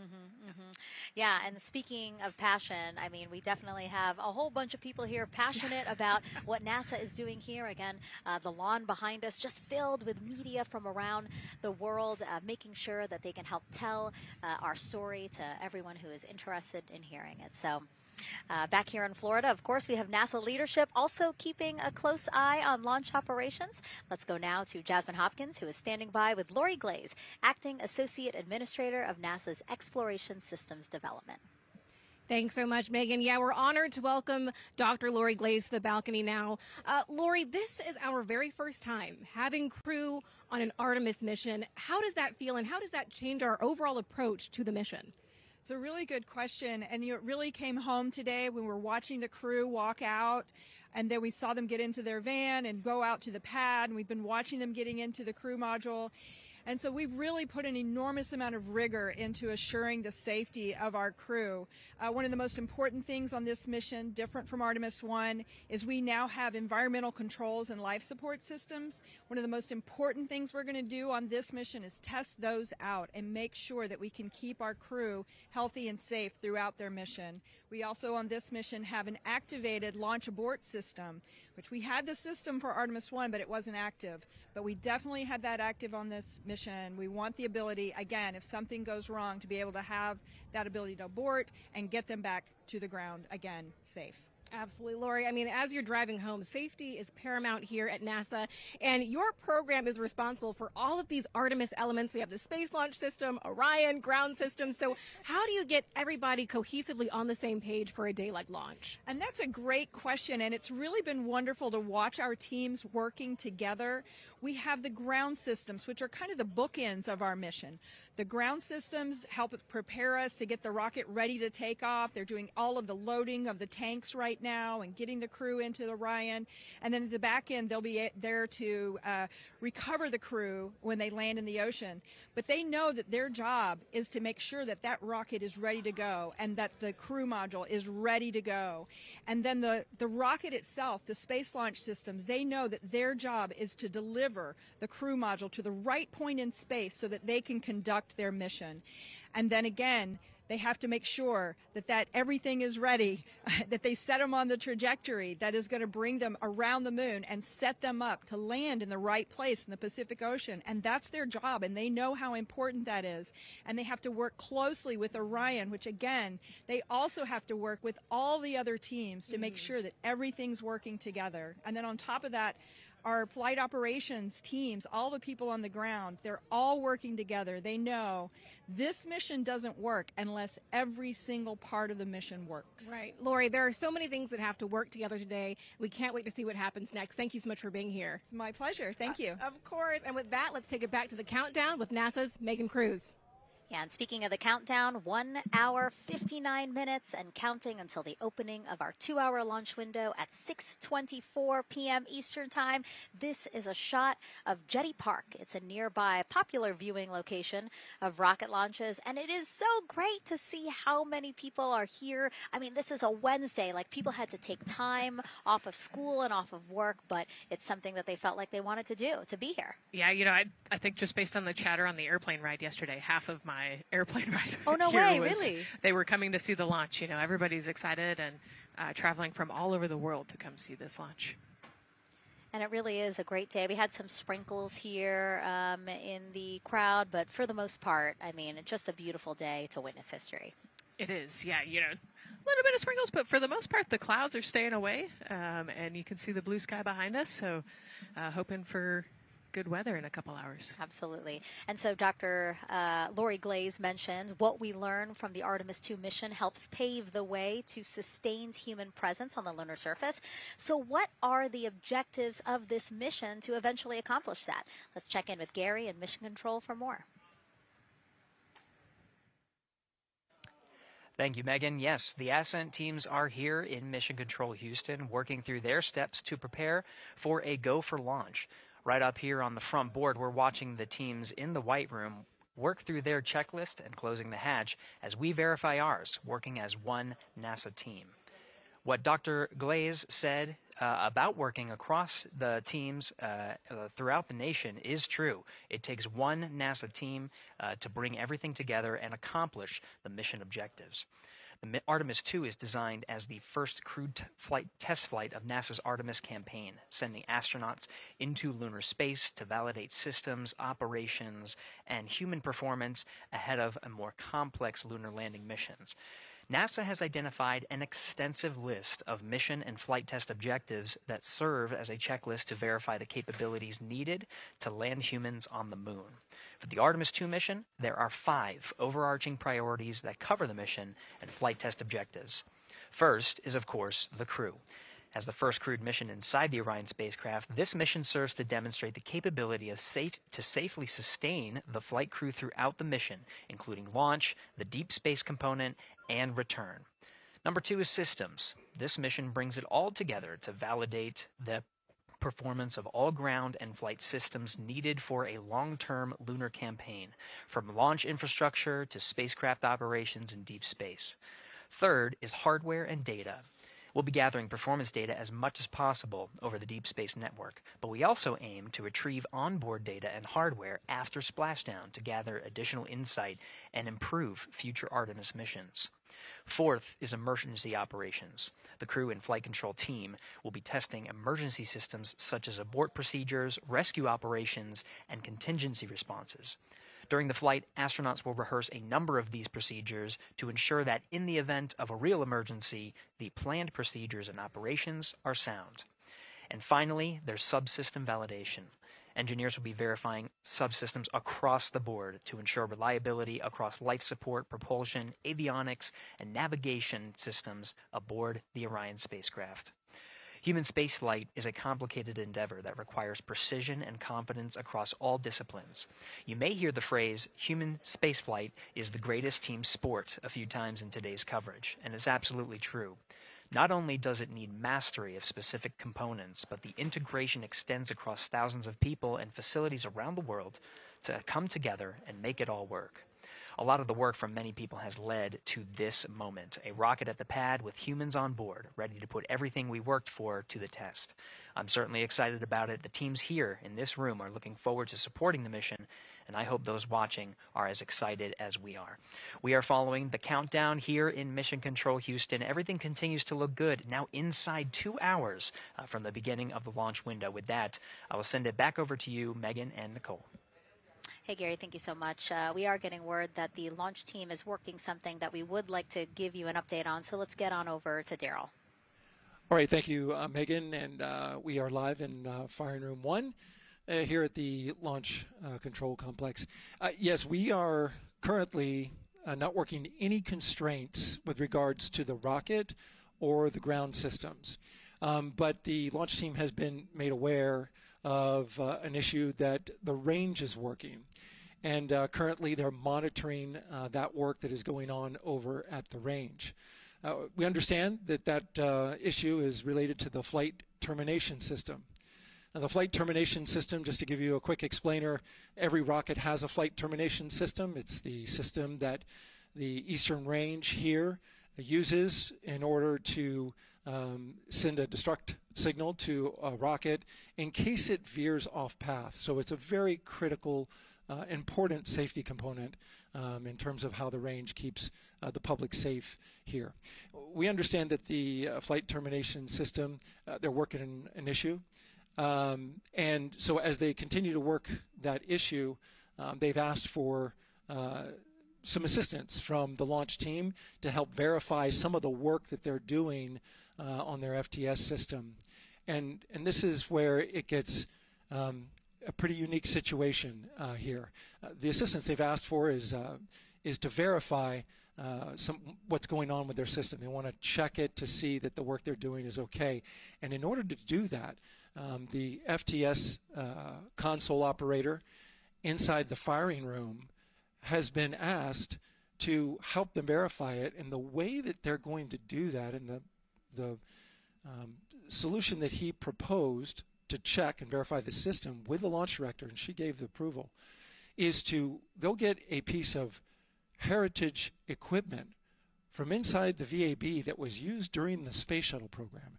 And this equipment is able to receive commands by the range through the flight termination system. And so with this piece of equipment, this console operator who works FTS was granted permission to go go over to the VAB next door and get this equipment that he's very much aware of and used during the space shuttle era. And so that is in work right now. The bottom line of all this is, at this moment, the range is no-go. But that is not stopping us from moving forward in the countdown. We can continue to process and work the countdown The closeout crew will continue to do their work, and the launch team will continue to do their work as well. But we'll keep you updated on what happens in regards to, as far as my understanding goes, a pretty unique situation here with trying to bring resolution and kind of help out the situation that we're seeing at the range right now. And that's the latest here from the firing room. We'll send it back to Megan and Nicole out the host desk. Thank you, Daryl. Yes, very unique, but I think it speaks to the ingenuity of this team, right? To say, hey, we have this equipment at the VAB. Why don't we leverage it to try to solve this issue and work it? Yeah, what a great example of human creativity, right? We know this thing exists. Let's go solve this problem. We have time, like Daryl said, we're going to continue to march down the countdown. So we'll continue to get the rocket and the crew ready, but we still have that 2-hour window. So in the meantime, let's try to figure out what's happening with the range. And speaking of the range, what is the range for people who might not watch rocket launches with us often? Sure, yeah. So anytime that you launch a rocket, you have to clear the airspace, right, in the launch corridor. So where the rocket's flight path is going to go, you have to make sure that that whole airspace is clear. And so we actually have assets, the Space Force helps us out with this one, but, we want to make sure that there aren't airplanes in the way and there aren't other, maritime assets in the way or things like that. So that there's a whole group of people. We talked to, actually, Gary said it great, right? It's a huge team sport, and so there's a whole group here on the ground that is monitoring that launch corridor to make sure it's clear and ready to go. And so if they're having issues, then we definitely can't launch this rocket. We don't want to launch blind into a corridor that we can't see. Yeah, because as Daryl said, I mean, it is very important, the flight termination system, needing to activate it in case of an emergency. So yes, something that we will closely be monitoring throughout the countdown, and hopefully again won't be an issue, that they can fix this issue by going to the heritage hardware that's in the vehicle assembly building. Right, what a great idea. Okay, so again, under 2 hours from the opening of our 2-hour launch window, 6:24 p.m. Eastern Time.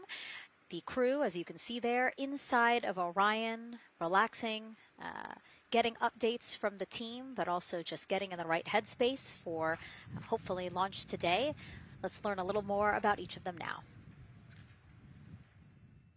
The moon, to me, it's the thing that connects me together with all the other humans in my life. I remember being a little kid lying in bed at night and just looking out at the moon in whatever phase it was in, and I was thinking, man, my friends that live like 20 miles away, they can probably look out and see that same exact moon. And then when I was in the Navy and I would look out at the moon and I'd be halfway around the planet, and I would think, man, my brother can see that moon where he is, and he's halfway around the planet from where I am. To me, it's a connection of life on Earth. We can all look up and see that moon, and it's always changing. The moon is never the same 2 days in a row. I love that. My name is Reed Wiseman. I'm the commander of NASA's Artemis II mission around the moon. I grew up in a little town just north of Baltimore, Maryland, about 20 miles north of the city. There was a National Guard base nearby my house, and there were A-10 aircraft that would fly over every now and then. I just would look up at them and be like, man, I want to be up there. I want to go do that. And then my brother went to the Naval Academy, and I would go every year and watch the Blue Angels fly during commencement. And that just started to grow and grow and grow. For a while, I wanted to join the Air Force, and then I realized Navy flies as well, and they fly from ships in the middle of the ocean. And that was it, like, done deal for me. That is exactly what I wanted to do for my career. Flying is freedom to me, especially when you're in a jet aircraft coming off of an aircraft carrier in the middle of the Pacific Ocean. Nearest land is over 1,500 miles away. So when you come off of that aircraft carrier, you are truly just alone with yourself out there. It is a magical experience to be out there all by yourself in an aircraft over the Pacific. It's free.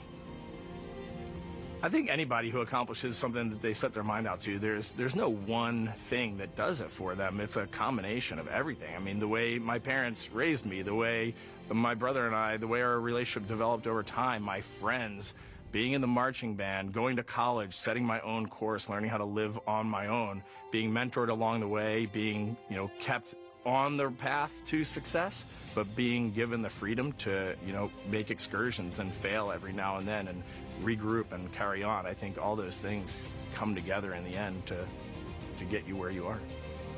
I've had to overcome I mean, I'm a human being. I've had to overcome a lot of fears. I'm pretty scared of heights. I joked about that on the International Space Station, but it turns out I'm only scared like at the edge of a building. When you're up on the International Space Station, even though you're 250 miles up, I never had that feeling of falling or that I was, at risk up there. I just kind of loved the feeling of floating and looking down at Earth. There have been challenges all throughout my life. By far, the biggest challenge was losing my wife in 2020 to cancer and now raising two daughters who are grown up now, but that's been the biggest challenge by far I've ever had to face. It is not easy being an only parent, trying to work a full-time job, and raising two kids is something that I think about every single day. I'm very proud of the work I've done. I haven't always done it well, but I've always shown up and tried as hard as I possibly can. I do wonder what it's going to be like when we are really far from Earth and can see it. The sensation of being so far away from everything that you know. I had that sensation on the space station the first time I got to sit in the cupola for a really long time. So I can only imagine what that's going to be like from 200,000 plus miles away. My name is Victor Glover, and I'm the pilot for NASA's Artemis II mission around the moon. When I was in 4th grade, I was 10 years old. And that's when the Challenger accident happened. And it helped me understand how the general public felt about the astronaut corps, right? Like, these are the people that we want to be. And that just gave me an easy thing to strive toward. The biggest fear that I've had to overcome in my life is doubting myself. Going to college when no one in my family had gone to college was a huge risk. I had more confidence in my athletic ability than in my academic abilities. I could play football with those college students that I saw on TV. But my classmates that I saw in the lab and around the University Union, I didn't know if I had what they had. I think addressing that self-doubt was a part of, swinging for the fence and trying to go get an engineering degree, not just go to college, but get an engineering degree and then go do something challenging and technical like flying. Apollo is known for sending humans to the moon. Artemis has an opportunity to continue the Apollo story, but I actually think it's important for this story to stand on its own. Artemis is a new program, and we're trying to do new things. And it's great to compare and contrast. When you look at our spaceship, you can see parts that were designed, built, and integrated in another country. When you look at our crew, you see that our crew is international. There are also men and women. And I just think that comparing and contrasting makes the story even richer. The piloting role specifically, I will have an hour and a half or so where I get to fly the spacecraft by hand. We haven't flown that many spaceships. And so the ability to fly one actually in space on a test mission is just a really unique opportunity. I can't tell you how I'm going to feel when we fly by the moon and see the moon up close and the Earth from 250,000 miles away, but I don't use the word excited because I'm focused. What we do, this is very serious and it's very risky, and we are all intimately familiar with that risk. And so if we go out there and we're successful and we can pass that baton on to Artemis III, that's something to really be excited about. I tell a story, which is one that my dad told me before the Apollo missions when he was just a very little boy. He was looking up at the moon with his mom, and his mom said to him, "Don't worry, Ronnie, we'll never get there." Fast forward maybe 70 years later, it's his daughter that's actually going there. And I think that long arc is something that we can all learn from. The idea that the seemingly impossible becomes possible if you just believe in it and are willing to work hard and come together to achieve it. My name is Christina Cook, and I'm a mission specialist for NASA's Artemis II mission around the moon. When I look back at my dreams as a kid, I definitely never thought I would actually get here. I was very pragmatic. Even though I'm a dreamer, I knew that the odds were way against me again, so I might as well do something I'm loving in the meantime. I definitely loved science and math in school and, did pretty well in those things, but I also loved being active. I was always outside. I loved things that made me feel small. I loved looking at the night sky, oftentimes between the pine tree branches, or I loved the ocean. North Carolina also has mountains, and when we go there, I just love the vastness of all of those things. I loved how they made me feel and what they made me think about, and the vastness of the universe and how much out there was to learn. I'm drawn to exploring. I'm drawn to challenges that involve both mental and physical, and I'd much rather be solving problems wearing a whole lot of equipment and in a harsh environment, and that's just something I've carried with me ever since I was a kid. Thinking about the fears or challenges that I've had to overcome, there are just so many. I mean, basically, it's just been, that has been the journey. I always say to people, do what scares you, and that means I have to follow my own advice. So doing what scares me meant getting on a plane and going to the Antarctic, getting on a plane and going to study abroad in Ghana, applying to become an astronaut, opening the EVA hatch in the airlock and going out of it into the darkness, strapping myself onto a rocket. And so for me, I think that no matter what the challenge, recognizing that if people believe in you and you believe they believe in you, the challenges seem always a little bit easier. To me, the moon, it represents history. It is a witness plate. Everything that's ever happened to the moon is still written on the moon. Every single person has looked at the moon their entire lives. We see the same moon. That's something really special. It's just the epitome of a symbol of something that's in each of our hearts, but that's also represents exploration and reaching. I have this very distinct memory of seeing an image of an astronaut standing on the moon. It's burnt in my brain because I went back to it so many times in my childhood, and I would look at that image, and I know it had a huge impact on me that humans had walked on the moon. My name is Colonel Jeremy Hansen. I'm an astronaut with the Canadian Space Agency, and I'm a mission specialist on NASA's Artemis II mission around the moon. My elementary school years, I grew up on a farm outside of London, Ontario. I spent as much time as I could with my dad on the farm. I learned the value of hard work, for example. If I wanted to go to work with Dad, it was going to be a long day, and I was going to have to not complain, or I wasn't going to get to go the next day. I had a treehouse. I had a vivid imagination, and I changed my treehouse into a spaceship. I made all these dials and controls. I had circuit breakers for switches that I found in the barn, and I was exploring space in my imagination. The most important thing I did to get to where I wanted to go in life, which was flying fighter jets and eventually becoming an astronaut, is I shared those desires with other people. And it turns out, just like you don't go to the moon on your own, if you could, I would have done it a long time ago in my treehouse as a kid. You have to go as a team. I think the biggest impediment to achieving my goals was, of course, myself. And I think that's a common human experience. There are many times where just little things would get in my way, and my immediate interpretation of that was, well, now that goal's out the window. You know, people must have lifted me back up, and somewhere in the back of my head, that persistence came through. And I think that's a common human experience, to doubt ourselves.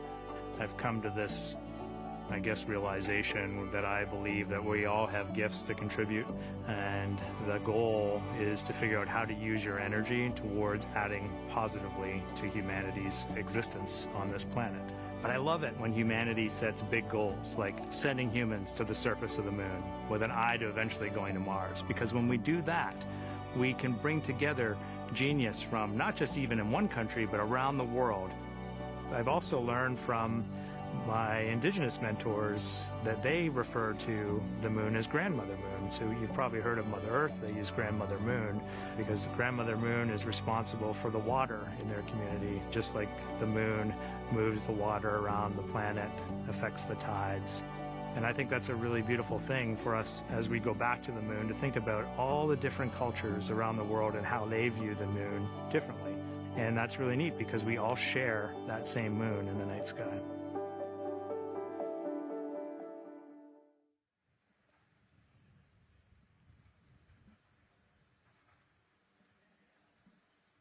One hour, 38 minutes and counting until the opening of the Artemis II launch window today, 6:24 p.m. Eastern Time.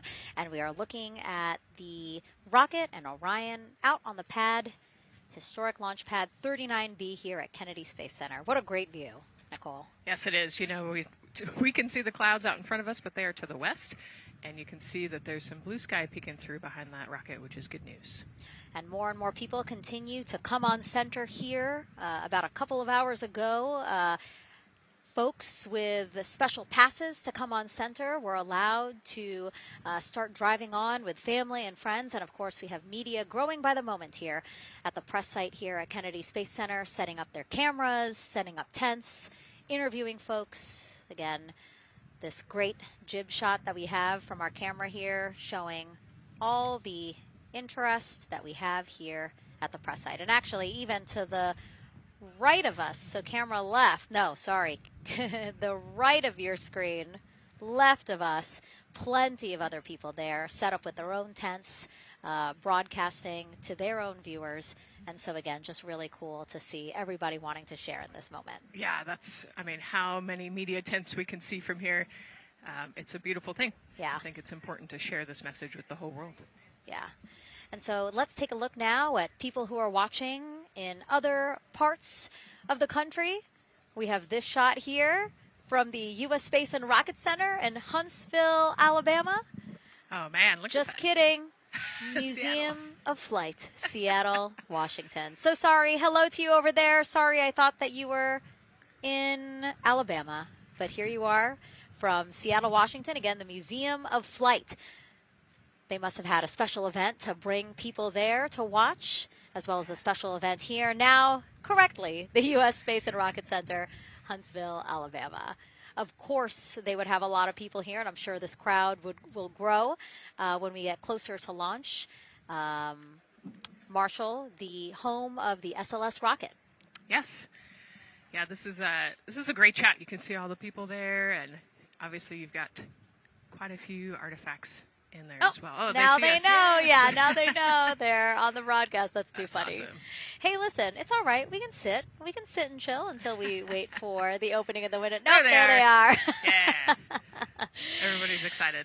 Thank you guys for Love it. showing us your excitement. I know deep down it was in there. It's just that you felt like sitting at the moment, and that's all right. There's a little delay. Yeah, that's all right. Well, thanks so much to those supporting these watch parties and bringing them to us live here. Actually, our video paths are taking quite a circuitous route to be able to bring those live views in from Seattle as well as Alabama, but we're glad that we can be able to share it with you in the broadcast now. And so why are we going to the moon? Why does NASA want to build a moon base there? Here's Megan Carter again with our moon board. All right, thank you, Megan. Yeah, so we are right around that hour-and-a-half mark, hopefully for that launch. It's going to be very exciting. So they are going to have a few days to be around the low Earth orbit, and then they'll be heading on to the moon. So yes, let's talk what will be happening. Why are we going to the moon? So obviously this is not going to be a landing, as we've discussed. They are going to be coming with 4,000 to 6,000 feet around the moon's surface, and this is going to connect us directly to our past. Those Apollo missions did have 6 lunar landings, and the Artemis campaign is looking to build on that past by going back to the moon, staying longer, and then going farther. So how are we going to do that, and why? We have obviously talked a little bit about that lunar South Pole, and we are focused specifically on the far side of the moon for this one for a specific reason. You might have guessed we're going to be looking for some resources especially, and that's going to be water or water ice. That is going to be giving us some really critical pieces for future missions. And as you can see here, we have identified 9 potential landing zones. So this is going to be a critical objective for our crew. Depending on when they launch, it will determine what is going to be visible, but we do have these 9 landing zones right here around the Shackleton crater. And as you can see here, a lot of that area is deep and dark, and that is where we are going to be looking for that water ice, because that is obviously going to give us not just water to drink, but as we know, that can actually be converted into our propellant potentially, that hydrogen and oxygen. So that is going to make the moon a critical place for that moon base, because we want to think of it essentially as a backpacking trip. If you have your tent and your hiking boots and your camping stove and all your gear, you don't want to take that out and be on the trail for the first day and then try everything out you're going to test things out a little bit closer to home before you go out on that adventure. And that kind of goes for us as well. So the moon is going to be critical for us in the future steps towards our lunar landings, and then also for going farther on to Mars in the future. It's going to set us up for that deep space exploration, and we can't wait to see what they see once they get to that flyby. But for now, we are, like I said, getting closer. So I'm going to turn it back over to you, Megan. Exciting stuff. Again, the idea of accomplishing a moon base, like as we've been saying, sometimes things just seem like science fiction, and it's amazing that we're making it science fact. Yes, yeah, we're going back. We're going to scout it out, and then on the future Artemis missions, we're going to put boots back on the moon for the first time in over half a century. But we're going to stay, and we're going to learn from the moon, and we're going to, as Megan talked about, the water ice, and harness that resource, and not only learn from the moon about Earth and about the solar system, but also figure out how we get to Mars from the moon. And so what we're seeing now back inside the White Room with the closeout team, they are removing basically fixtures that protected the crew module hatch while they did work around it, right, Nicole? Yep. Yeah, so anytime that you're moving around and working, there are some sensitive sensors and parts of the crew module that we don't want to kick or bump into, and so it's easier to just put a guard up while you're working in there and then take it down later. And so this is a visual cue for us that the team is getting ready to close the last hatch, again, the launch abort system hatch. Can you tell us about what the last is? Yeah, so launch abort system, this is, we have the crew module, and then what sits basically on top of the crew module is the launch abort system, and it has its own motors, so that we'll arm it about 5 minutes prior to launch, and then it stays with the crew module until about the Kármán line, so that 100-kilometer point in space. Once the crew could safely get to orbit, it will actually be jettisoned, and the crew module will then be exposed. So this is just a safety mechanism that stays on the outside of the crew module, and then as they monitor the attitude and the thrust and all sorts of the roll, all sorts of different data points to make sure the crew is safely getting to orbit. And once they are safely to orbit, then we will get rid of that launch abort system. And it looks like they're putting all these parts that they're removing from around the crew module hatch into a bag, because they have to take this out with them once they leave the pad, right? Yes, yeah, we don't want anything left up there in the White Room, and especially because that crew access arm will move away from the capsule and the rocket, and so we want an empty White Room, no FOD like we talked about, so that we can have a safe launch. And this orange tube that you see on the right side of your screen, that had been inside the crew module providing breathable air to the crew. And now again, with the crew module closed and them getting ready to close the second hatch, that has been removed and is out of the way. So again, the closeout crew can continue to do their work. Yeah, that's just a duct to provide some cooling air and some breathing air to the crew and the closeout crew while they're in there. That's actually a good point, yeah. And so as we continue to watch the crew prepare to close the launch abort system hatch, why don't we take a look at the crew's mission patch? Now, crews have designed their official mission patches since the Gemini 5 launch in 1965. Reed, Victor, Christina, and Jeremy, they really wanted to play on the abbreviation of Artemis II to all, signifying not only the second major flight of the Artemis program, but also a mission to explore for all, by all. The crew chose the iconic Earthrise photo for a reason. It was taken by the Apollo 8 crew in 1968, the first crew to ever fly around the moon. The mission was to prove teams then were ready to land on the moon the same way Artemis II hopes to fly around the moon ahead of a lunar landing with Artemis IV. This time, as we've been saying throughout the broadcast, to stay on the moon and pave the way to Mars. Yeah, we talk about incremental steps, right? And so Artemis II is very similar to Apollo 8 in terms of that increment. They're going to fly around the moon and set up the rest of the Artemis program for landing on the moon, but also with a nod towards the fact that we do this for all humanity. And I love the thoughtfulness and how much importance they put on their patch design. Another camera angle of inside the Orion spacecraft. was going to say, we might be able to see Rise, but I think it's right behind Reed's foot there. And so to orient people again, so basically we have Christina in your upper right-hand, Christina in your upper left-hand corner. Then you have Jeremy below her. And then the feet you're seeing, those are Reed's feet.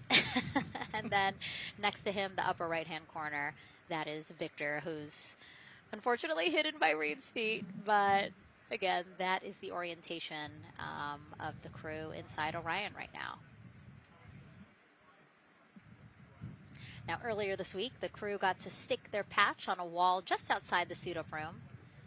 We can play that video there now. You can see that crews have been doing this as part of a pre-flight tradition again. Wow, Reed just making sure that thing won't come off. And so now Victor is signing there, followed by Christina, and then Jeremy. That's a fun tradition, and your patch is up there too. It is. Yeah, ours is on the left-hand side there. It's a fun tradition. This is a really fun day too. You know, they did this a couple days ago, but it's just another step that makes it a little bit more real that you're going to be launching soon.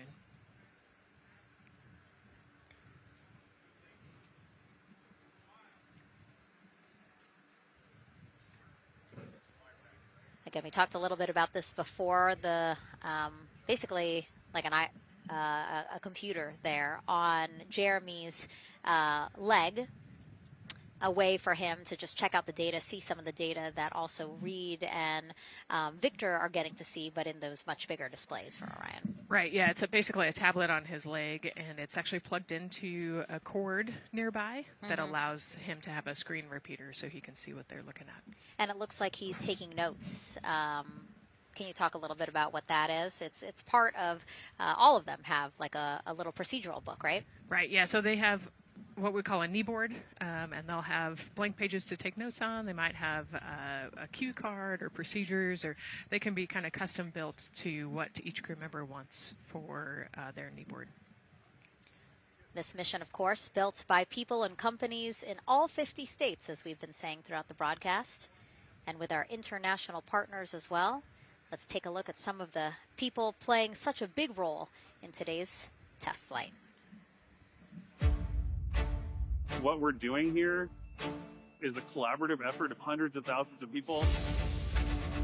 This is about the parts, the hardware, the software, the services, all coming together to make that mission possible.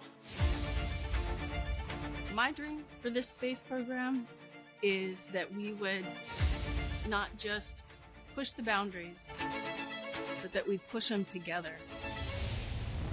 And liftoff of Artemis I. We rise together, back to the moon and beyond. It takes a team to do great things. And Artemis has an incredible team. We have international partners. We have commercial partners and industry partners. It takes unity to accomplish great things, and that's what this mission's all about. We're not sending our money to the moon and lighting it on fire. We're putting that money right back into the economy in ways that benefit everybody. So every dollar that comes out of the Treasury that goes to support this mission goes back into the Treasury 3 times. What is very important to me is that we do it the right way, and that we do it with our values, that our industries grow, that our communities grow, that our families are healthy and safe and have amazing things to work on. Then we're going to build machines to go even further onto Mars. That is our generation, the Artemis generation, that defines the starting point of our exploration future. I just want to say thank you to all of the hands that have touched a part of this program and the hearts that have moved everyone to this goal, because we're going to the moon and we're going beyond. One team. One team. One team. One dream. What I really like about that package is, again, just reminding people that this is spurring so many jobs across the country. Yeah, across the country and across the world, right? The whole world has a part of this. The Artemis Accords are signed by over 40, 50 different countries. And so, Yeah, we're taking all of the taxpayers' money and we're putting it right back into the jobs here in the U.S. And the money, too. You know, when we have more disposable income because we have good paying jobs, that's money that goes back into our economy as disposable income. So really, it is just an ecosystem that NASA is proud to be a part of. Right. And not only is it about the money and the economy, right, but it's also about the science and what we're going to learn and exploration. You know, on top of all of those things, we benefit the economy as well. Obviously, Nicole is a wealth of knowledge. We're very lucky to have her. We're going to be tapping into that knowledge throughout the broadcast, and we have been for now close to 4 hours. So thank you, Nicole. I hope you're holding up okay. Yeah, I'm loving it out here. It's been great. Let's learn a little bit more about Nicole. Her first mission to space was actually last March. She launched from here at Kennedy Space Center as pilot of NASA's SpaceX Crew 10 mission to the International Space Station. And what a beautiful launch that was. She spent 148 days in space conducting science experiments that could benefit us on Earth. For example, one studied the physics of liquids, which could help researchers deliver medicines more effectively. She also conducted an almost 6-hour spacewalk to help upgrade the orbiting lab's power system. Nicole is a lieutenant colonel in the U.S. Air Force and flew one of its most advanced aircraft. She was born in San Diego, California, and is a twin. That's a cute photo of the two of you. Oh, that one too. Young explorers. Yeah. Yes. Yes. That's so great to just see how far you've come. Again, I think that speaks to what we've been saying. Like, you know, just if you're passionate about something, go for it and see where that takes you. Yeah, I think that's a great example. You know, I was a serious little kid with really high goals and, you know, just kept working hard and never got bumped up the path and ended up here.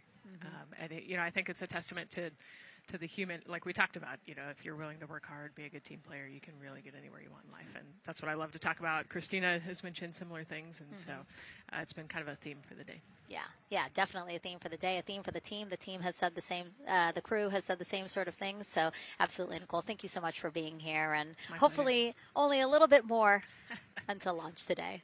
Hopefully. So today's Artemis II test flight will mark only the 7th time NASA astronauts will launch on a new NASA spacecraft designed for crew. And then controlling the flight will be Mission Control in Houston. Our Gary Jordan is inside with flight controllers. Hey, Gary. Hey, Megan, you are right. This is a significant milestone, and we may be putting the names of a few more astronauts in the history books today. The Artemis II crew is set to launch today will join a select list of humans to fly in a spacecraft for the very first time. And Artemis II, like missions before it, is a test mission. During Ascent, the crew and the teams here in the room are prepared for a variety of scenarios. Some of these will be called out directly by Capcom Stan Love during Ascent, and some are a little more subtle. These calls can be split into two categories: alternate main engine cutoff or MECO targets and aborts. First, there are two alternate MECO targets, or AMTs. These note milestones to give flight control teams and astronauts an idea of what would happen after that moment should the core stage lose one of the main engines. First is AMT low. You won't hear it called out by the crew or Capcom since this happens right at liftoff. If the core stage loses one engine at this moment, an abort once around option could be made at main engine cutoff, meaning the crew could target a splashdown in the Pacific. The second is AMT high, which will be called out by Capcom's Stan Love around 22 seconds. After this moment, if the core stage loses an engine, we can still pursue an alternate mission in low Earth orbit to accomplish some of the test objectives. And at about 5 minutes, 16 seconds into the flight, you'll hear the call 3-engine press. This is a good moment. After this point, if the core stage loses an engine,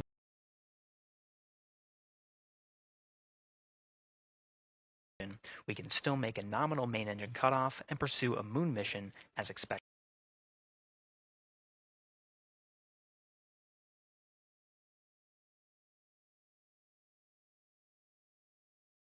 Continuing to a main engine cutoff target. This differs from an abort, where the Orion capsule separates from the Space Launch System prior to the planned separation time. There are abort options at every moment that integrity is attached to the Space Launch System, from the pad to more than 3 hours into the mission. During the first 8 or so minutes of powered flight, there are 3 abort options. First is the use of the launch abort system, which you see at the very top of the rocket and here in the White Room where the hatch is open and teams are working to close it. This particular abort capability can be used from here at the pad through roughly 3 minutes and 22 seconds into the flight. Next is an untargeted abort splashdown, or UAS. This uses Orion's service module engines to escape the SLS and becomes available immediately after the launch abort system jettisons. Third is an abort once around, or AOA. You'll hear a Capcom Stan Love call AOA open around 7 minutes 30 seconds into the flight. This also uses the service module engines, but the burn profile is a bit different to aim for a splashdown in the Pacific after one trip around the Earth. NASA's expedited recovery teams are staged off the coast of San Diego to get to the crew and integrity quickly for this abort option. An AOA option continues to be available until solar arrays are deployed on the Orion service module a little more than 30 minutes into the mission. At this point, an abort to orbit, or ATO option, becomes available until separation from the upper stage around 3 hours and 23 minutes. Mission profiles can vary depending on when an ATO is executed in that window, but with power being drawn from solar arrays, it buys more time for astronauts and flight control teams to make decisions and stay in Earth orbit, return for a splashdown, or continue to the moon. The Artemis II crew and flight control teams are well trained on all of these scenarios, and the calls you hear to the crew on Orion to Earth may help them be in a ready state for whatever challenge may come their way. At this time, we're not tracking any significant issues here in mission control in Houston, Texas. That would be showstoppers for today's launch. We're continuing to, of course, monitor the countdown along the way MS1, and make sure NTB, all systems are Orion go Verse 1. for when we reach T0. With that, I'll send it back to you, Megan, at the Kennedy Space All Center. right, we are ready for another reading if you are ready over there. Yes, sir. CBA is steady at 2,600 PSI. All right, copy that. And you know, the more times we ask you to do that, the closer we get to launch, so that's a good thing. Copy. You heard it there from NASA Test Director Jeff Spaulding. The more that they keep on asking her how the pressure is holding in the counterbalance assembly mechanism is a good thing, because it means we are getting closer to launch. So that's amazing news over the loops that we just heard on Orion to Earth 1. Again, that communication channel with the crew. But now I want to get back over to Daryl with the launch team. He has an update now on the flight termination system that the team was tracking. All right. Thank you very much, Megan. And we're getting an update now from the launch team as we speak.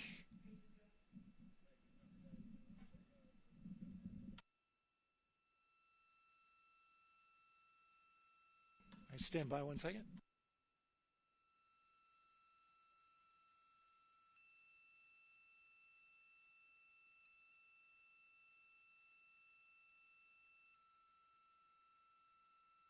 Okay. Sorry about that. We're just getting an update, in fact, about what I was about to report out on the range. And the good news is the range is go. So we reported that they were working to verify their equipment regarding the FTS system. And they asked for a little of that verification work to be done by one of the FTS engineers here in the firing room. He went out to the VAB to get some legacy hardware to help out with it. But in the end, this is a fix that the range had come up with to get clearance, to clear the range rather, and to as well work the FTS system. And so now they are go. Again, the range is go. That is no longer a constraint. And so you combine that with the fact that the rocket and the ground systems here also working, no constraints, clear board here is great news. So again, the range is green, and we're continuing to work through the countdown. We got a weather update that came in to the launch director from Launch Weather Officer Mark Berger. He reported out that there's still a little bit of feisty weather activity that's happening up in the Titusville area. That's the city neighboring the Kennedy Space Center. Those showers had passed over Kennedy, and then now they're currently over in Titusville, currently still within that mile kind of constraint of flight through precipitation rule.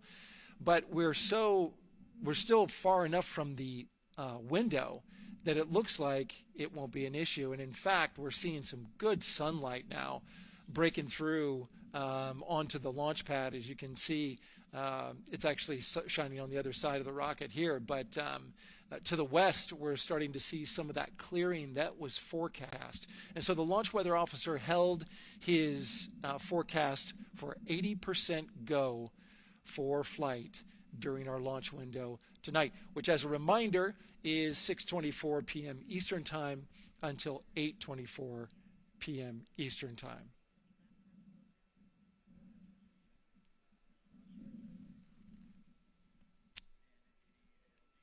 And we're also hearing that the last hatch closure, as you can see in the bottom corner of your screen, they're starting to work on that. That's the launch abort system hatch. There are two hatches, the crew hatch and the launch abort system hatch. And the closeout crew that you see right there, right on time with their work as they go to shut. And you can see it in motion right now, that launch abort system hatch. That's the latest from the firing room. We'll send it back to the host desk. Thank you so much, Daryl. Great news all around. And yes, we did just see them close the last hatch. And now we are looking at a live view of Banana Creek. Lots of people there, I'm sure, relieved to hear that that issue with the flight termination system has been resolved. And we are go for launch. Go for launch from the range, go for weather, and go from all of them, I would imagine. Yes, it's got to be exciting. The crowd is building. And as Daryl said, you can start to see the sun poking out here, and we can see all the clouds are moving north and moving away from us. So it's all good news. And so as we know, we have our Leah Martin down there at the Banana Creek viewing location, and she's standing by with some other guests. Hey, Megan, I don't know if you heard that huge cheer just now. Have you heard a big rumble? As soon as Daryl said that the range was clear for launch, everybody clapped. It was super excited as we get to do some final countdowns. Standing next to me, I have Hudson and Maddox, the son of brothers here. And I asked you a little bit earlier, how excited are you to be here for launch? What did you say? I'm very excited. It's our mom's birthday, and, you know, not a better way to celebrate right now. I asked you on a scale of 1 to 10, how excited are you? Would you say? 11. Yeah, 11. I'm very excited. Super excited. Yeah. So, Megan, we've been watching the launch broadcast here and hearing some of the questions that you and Nicole have been asking and answering. And I actually wanted to ask these two kids, if you could take a 10-day trip around the moon and take 3 people with you, who'd you take with you? Well, I'd take my dad and my mom. And, I mean, I don't know. Probably my best friend. I'd just say one of my friends, you know. Oh, one of your friends. So brother got left out. Who would you take? That was just what I was thinking. My dad and my mom and my best friend. That's a pretty good answer. Your brother can get his own trip to space, right? So I'm actually joined here also by Dad. Now, you were sharing with me that a lot of the work that you've been doing over the last several months has been prepping the launch teams, our engineering teams, our ground systems teams to get ready for launch, to be mindful and to be in this moment. How does it feel to be standing here knowing that the people you've worked so closely with are doing what they're passionate about, or doing what they were born to do, moments away from launching this rocket? I mean, this is an exceptionally happy moment for us and all of us and the people that are, you know, about to take off on this historic trip here. And I'm grateful to know that we've helped in some way, shape, or form to help them stay steady and calm, you know, in such an exciting time within the agency. And so to just be here and witness it and know that, you know, they've got some tools to help them stay calm and steady is everything to us. So. Fantastic. Well, Megan, we are standing by ready to go, and we're ready to cheer this team on. Thanks so much, guys. And yes, Leo, we did hear that cheer. That was very exciting. I think the vibe over there is they're celebrating, they're having fun. And here, once they heard that we're go for launch, everybody had to run back to the camera and work. It's a little bit of a different vibe, but I definitely think that people are excited, especially as we see now live inside of the White Room at the launch pad. The closeout crew has closed the launch abort system hatch. You saw there, we took it live.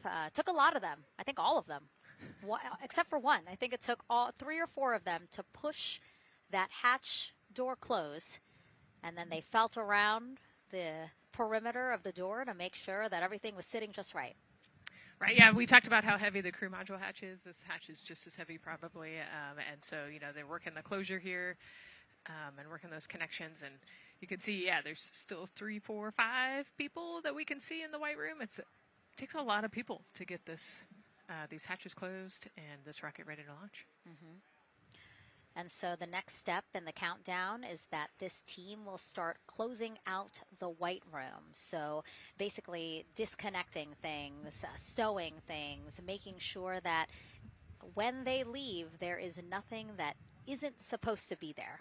And really, then at that point, it's just all 4 of the crew member, Victor, Reed, Christina, and Jeremy by themselves at the top of the launch pad. Yeah, and then eventually that crew access arm will move away, and then it'll really just be them up on top of that rocket. Mm-hmm. Yeah, your eyes lit up when I said that. That's exciting. It is. It is. Yeah, we had a moment, we talked a little bit about my fear of heights, but most of our crew is afraid of heights. And so there was a moment where I realized that it was just us, you know, 100 and some odd feet up and no crew access arm, and may or may not have said something that made everybody go, huh. Were you wondering to yourself, how did I get here? We're pretty far up. That crew again bringing that drag-on camera. That camera is a handheld camera that is a live look for teams who are remotely watching these operations closely. Again, verifying that things are as they should be before the crew starts, the closeout crew starts leaving the white room. You see them checking their procedures. You can see they're covering the ends of those hoses. That's to protect those hoses from FOD, so we don't want any dirt or anything to get into those while we transport them and stow them. So you can see Andre there working to close out the hoses as well while they're cleaning up the white room. And so they'll tape that close. You just saw number 5. Number 5 holding some tools. Again, we'll stow those away. You have to account for everything. Obviously, you know, they did have tools out. They did have procedures, paper, notes out. Like, all of that has to go. Yes, and you can even see on number 3's hat, he's got a string that's connected to his suit there. Mm-hmm. That's, again, just to make sure that we don't lose anything. If, you know, gust of wind or you get knocked or something, you don't want to lose a single thing in the white room. So everything is tethered, everything is accounted for, and everything is protected. The crew now, another live view of them inside Orion.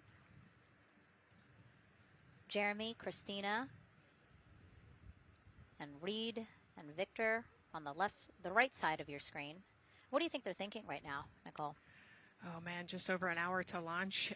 You know, there's probably a little bit of a lull right now, monitoring some systems, but you can see Reed's got his feet crossed. So I think just trying to relax and, you know, pass the time by maybe thinking through the items that they're going to monitor through the launch, you know, the different jobs that each of them have throughout the launch. And once they get to orbit, you know, this first day on orbit is actually really busy for them. Mm-hmm. They've got, you know, 2 burns that they have to monitor. They've got to get the system set up, and they've got to get the cabin set up. So there's a lot going on in the next 24 hours for this crew. I think they've got a couple sections where they get to take a nap, but I don't think they get a full night's rest for quite some time. So, yeah, you know, going through what's next. And so as we say that, I mean, imagine what it would be like to live in a spacecraft for 10 days. Artemis II is our first crewed mission back to the moon since the Apollo program.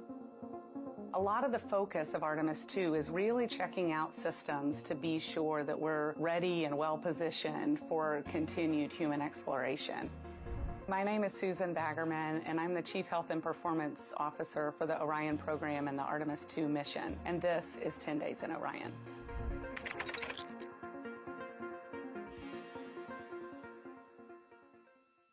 For this mission, the crew will launch in the Orion spacecraft on top of the Space Launch System rocket, or the SLS rocket.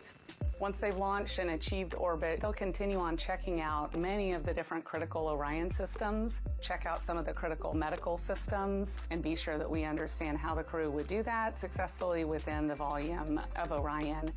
We also have, of course, systems to feed the crew. They have a potable water dispenser that they'll check out. And then we also have a food warmer. Kind of looks like a suitcase that the crew can use to heat their food.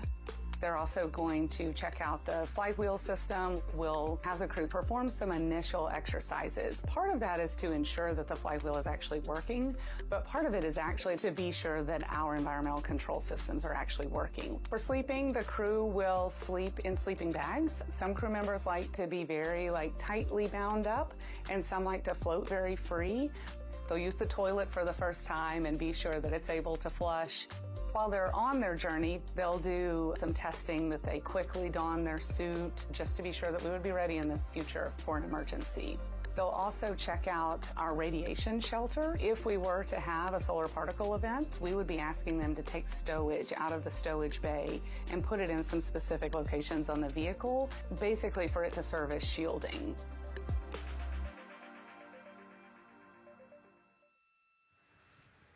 And so I want to talk a little bit more about what we just heard in that package. I am interested in the space food. So Reed, Victor, Christina, and Jeremy have a pretty big menu to choose from, so that's really cool. We're actually going to pull up a graphic now that kind of shows you some of the food that they're going to have with them on their 10-day journey around the moon. We know of more than 10 types of beverages. There's coffee, a mango peach smoothie, apple cider, lemonade. So those all sound delicious. And now I've just remembered I haven't eaten lunch. They're actually not too bad. I actually have a mango peach smoothie with me today. No way. Yeah. So you can see they come in these little packets here, but it's just kind of a dried powder that you add water to. So this would actually, you'd add 175 milliliters of water and let it sit for 2 to 5 minutes, and then you can stick a straw in it. You saw in that package they put a straw on the top septum portion there, and then you can drink it. And so this is the packaging. This is food that you brought up with you, or that you had while you were at the ISS. Yes, yeah. Actually, this is all food that we have available to us on the standard, what we call the standard menu on the space station. And so, actually, the graphic there showed quite a bit of the standard menu that they're going to take with them. So, let's pull space it back food up, is space actually. food. Yeah, we can. We can use the food that we have been using. You know, our food lab at Johnson Space Center actually creates that food, and then they stabilize it and they package it for us and everything. So they do a really wonderful job out there. We've got different types of food. You know, you can see I've got this is a soup, tomato basil soup, so thermal stabilized. It's already hydrated, so you just throw it in that food warmer that we talked about, and then you can eat it. But then we also I have some shrimp cocktail here that's, you know, irradiated, so it's in a package that protects it. I'll show you. I've got a brownie too. That's probably my favorite one. But are we eating it? We might, if you're. Yes. Look, see, they want us to eat. I don't know what happened, but it worked out with what we were saying here. So it's in an outer package to help protect it against, you know, radiation, and then it's in this inner package. And so this cosmic brownie, actually, the trick, Ann McLean, my crewmate, taught me. The trick is you got to put this in the food warmer and get it nice and warm, and then you can get it. But so what we do is we just take scissors and you open it up, and then it comes right out. So these brownies are nice because they don't have a ton of crumbs, and so you can actually just eat it pretty easily in space. You know, if you imagine, that would not happen in space. It would not fall. But yeah, so we've got all sorts of things that you can actually eat. The menu's pretty good and pretty diverse on the space station, and then as you saw, pretty diverse for Orion. Nice. Yeah, that's amazing. And again, here's a look at the crowd that's starting to continue to grow here as we get closer and closer to launch. We are now under an hour from the opening of our 2-hour launch window at 6:24 p.m. Eastern Time. And so let's take some questions from social media. We haven't taken some of those for a while. You put that brownie away, Nicole, or I'm going to steal it. Nicole, we have another celebrity who submitted a question. Let's take a look. Okay. A quick question for the Artemis crew. What food from Earth would you bring with you into space? And why would it be lasagna? Because that's the greatest food. Again, not really a question. Yeah. Because he was like, it's lasagna. It's got to be lasagna. You know, there is lasagna on space station, and it wasn't too bad. Probably not my favorite food of all, but Yeah, lasagna's not a bad option. It's a high calorie meal. If you're trying to, carb load for a spacewalk or something, it's a great option. Yeah, I remember Christina saying that her favorite food on the menu, and actually, she was saying that she was getting in trouble because people kept on saying, "You can't eat mac and cheese every day, Christina." We mentioned the mac and cheese and brisket earlier. Man, I would put those two on a tortilla. That would be great. That sounds delicious, delicious. Well, thank you so much, everyone, for sending in those questions. For everyone from a 5-year-old that we got a question from to all the way to Roy Woods Jr. there, a comedian. So thank you so much. And if you're just joining us, welcome to the Space Coast of Florida, where we are counting down to liftoff of Artemis II. You see a beautiful aerial shot there of our rocket on the pad. For the first time in more than 50 years, we are sending humans to fly around the moon and back, and we're taking you all of you with us on this next chapter of human spaceflight. I'm NASA's Megan Cruz, and this is NASA astronaut Nicole Ayers. Great to have you here, Nicole. Yes, this has been a beautiful day. Excited. We're continuing to march towards this launch. Yeah, and if all goes as planned, this crew could travel farther from Earth than any other humans before them and see parts of the moon no one has ever laid eyes on. How exciting. Yes. Exciting is an understatement, I think. That's true. We're going to see the far side of the moon for the first time by humans in a long time. It's important. And as the crowd again builds behind us, more activity that you're seeing here at the Kennedy Space Center press site. We also have a ton of people gathering around the world to watch this history-making moment. So let's take a look at those watch parties now. Oh. That crowd has grown. We checked with them probably like 30 minutes ago, and it was half that. But again, as we get closer and closer to launch, we are seeing more and more people gather together, wanting to experience this together and not just in a vacuum at home, Yes, this is so exciting. Look at all of those people. Man. And now here we are back in Seattle, the Museum of Flight. Again, people gathered there to show their kid. We see someone walking in the second row there. His first crewed launch to the moon. How exciting. That is exciting. Hello, everyone. Oh, that's so great. And now let's get you up to speed on what's happened so far. Again, we are now within an hour of the opening of our launch window. So what has been happening so far today? Well, a lot. After waking up and grabbing a bite to eat, our Artemis II crew suited up inside the historic crew quarters, a tradition that dates back decades. Teams helped them into their custom Orion crew survival suits, and just like other crews before them, they gathered around a table for a card game to pass the time, but to also burn off any lingering bad luck before they walked in the footsteps of every NASA astronaut launching from Kennedy Space Center since Apollo 7 in 1968. They walked outside the Neil Armstrong Operations and Checkout Building to greet a crowd of family, friends, supporters before getting into their Astrovan for their security-escorted ride out to historic Launch Complex 39B. They got a close-up look at the SLS rocket, then walked across the crew access arm and climbed one by one inside their Orion spacecraft. After that, teams conducted final checks with the crew before closing both hatches. The crew module hatch, as well as what you're seeing there, the launch abort system hatch. And now we are back live at the pad where the closeout crew is getting ready to leave the White Room. They are now tethered, Nicole, because they are about to move some pieces that connect the Orion spacecraft to the White Room, correct? Yes, there's kind of what I would call a shroud. You can see them working that there. So it is actually connected so that way the gap between the crew access arm and the crew module, and well, I guess that's the LAS there, is covered.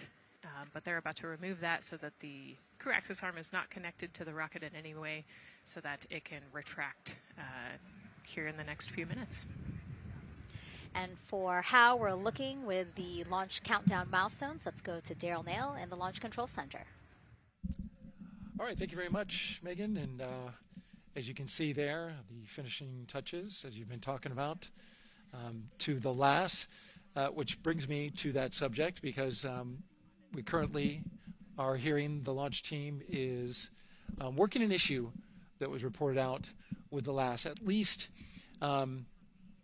there's an issue apparently with a battery on the LAS.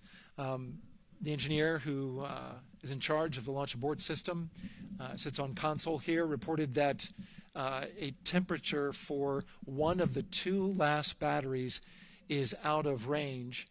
And although it's not a constraint for launch right now, it would be when that temperature is checked inside of T-minus 6 minutes, which is inside of terminal count. So right now the team is working some troubleshooting on this issue. Going to follow, of course, along closely with what they learn. But again, a battery temp for one of the 2 batteries on the LAS is out of spec, and the team is working to understand, first of all, whether or not this may be a sensor issue, or is there an issue with the battery itself. So again, looking into it, troubleshooting and researching as we speak. With regards to the weather, we did get some good news there. Launch Weather Officer Mark Berger reporting to the launch director that the weather chances have now improved for the window. We are up to 90% go, which is great news. Again, 90% go. That is up from the 80% that we started when we had the first weather forecast come out officially 3 days ago. And so that is great. And for anybody who's here in the launch area knows that is certainly viewable. They can see that by just looking up. So we're getting some good clearing as forecast. And then just a reminder for those people who are watching the launch from the nearby area that if you're watching on an internet-enabled device, just remember that there may be a little bit of a delay. Can't tell you how much of a delay, but since it's on an internet device, sometimes this broadcast might be a little behind what you're actually seeing. So just keep that in mind as you are watching. Don't wait till the last second to run outside if you're inside your RV or your camper or your house. That's the latest here from the firing room. Of course, we'll keep track of that last battery issue. We'll send it back now to Megan and Nicole at the host desk. 2 of them there had to be tethered to the inside of the white room, because obviously now we have detached the white room from the Orion spacecraft. Yes, that view is quite something. Yeah, spectacular. Yep. Oh, no, I'm sorry. I forgot. Nicole's scared of heights. An astronaut afraid of heights is actually not uncommon, as we've learned today. But yes, so obviously, again, things proceeding as we march closer to the opening of our 2-hour launch window at 6:24 p.m. Eastern Time. Again, the closeout crew just finishing up those last couple of things they have to do before leaving the white room and then leaving the pad, leaving only the 4 Artemis II crew members inside the spacecraft by themselves at the pad. Yeah, and then we'll be curious to follow the battery issue on the LAS as well. I think sometimes it's just a sensor issue, sometimes it's a battery issue. So hopefully they figure that out quickly. Mm-hmm. And so if we can take a shot of the crew inside the capsule, if one's available, why don't we talk a little bit more about each of them? So we have Artemis II Commander Reed Wiseman, Baltimore native, and he's actually, you see his feet in that shot there from inside Orion. He's been in space once before as flight engineer for Expedition 41 aboard the International Space Station from May through November 2014. During the 165-day mission, Reed and his crewmates completed more than 300 science experiments in areas like human physiology, medicine, physical science, earth science, as well as astrophysics. They actually set a milestone for station science by completing a record 82 research hours in a single week. He also served as chief of NASA's astronaut office from December 2020 to December 2022. His 2 daughters were out to wave goodbye to him as he made his way to the launch pad. And again, there's Reed's feet. Reed is the one sitting in the seat to the right, closest to our camera there. So looks like he's relaxed by the body language of his feet. Yeah, I think they're kind of in a holding pattern, if you will, or a waiting period. So it makes sense that he's a little bit relaxed. He's also kind of just a relaxed person in general. He's wicked smart, but has a demeanor that keeps everybody calm. And so I think we're seeing that here today.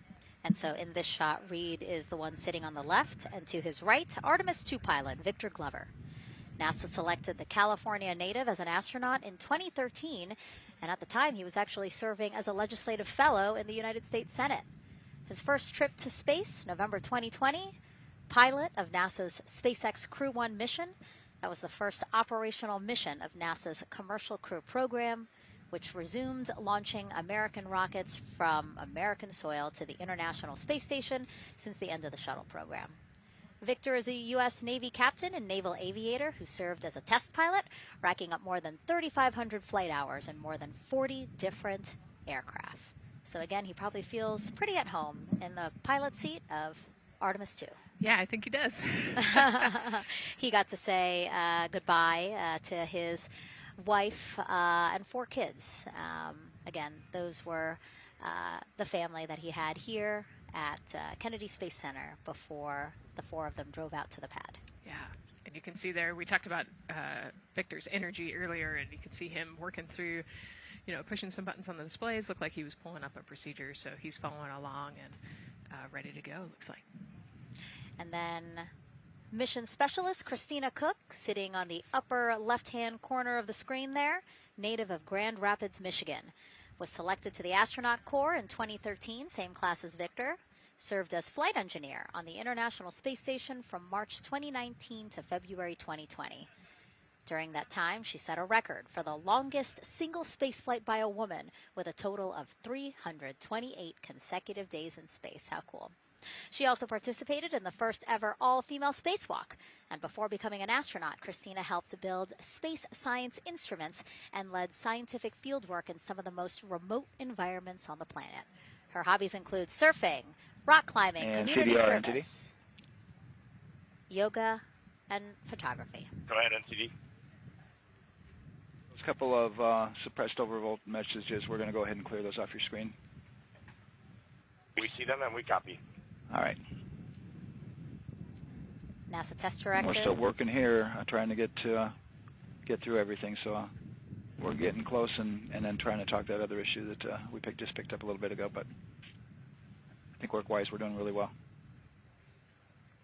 Sounds good, NCD. We're doing great on board.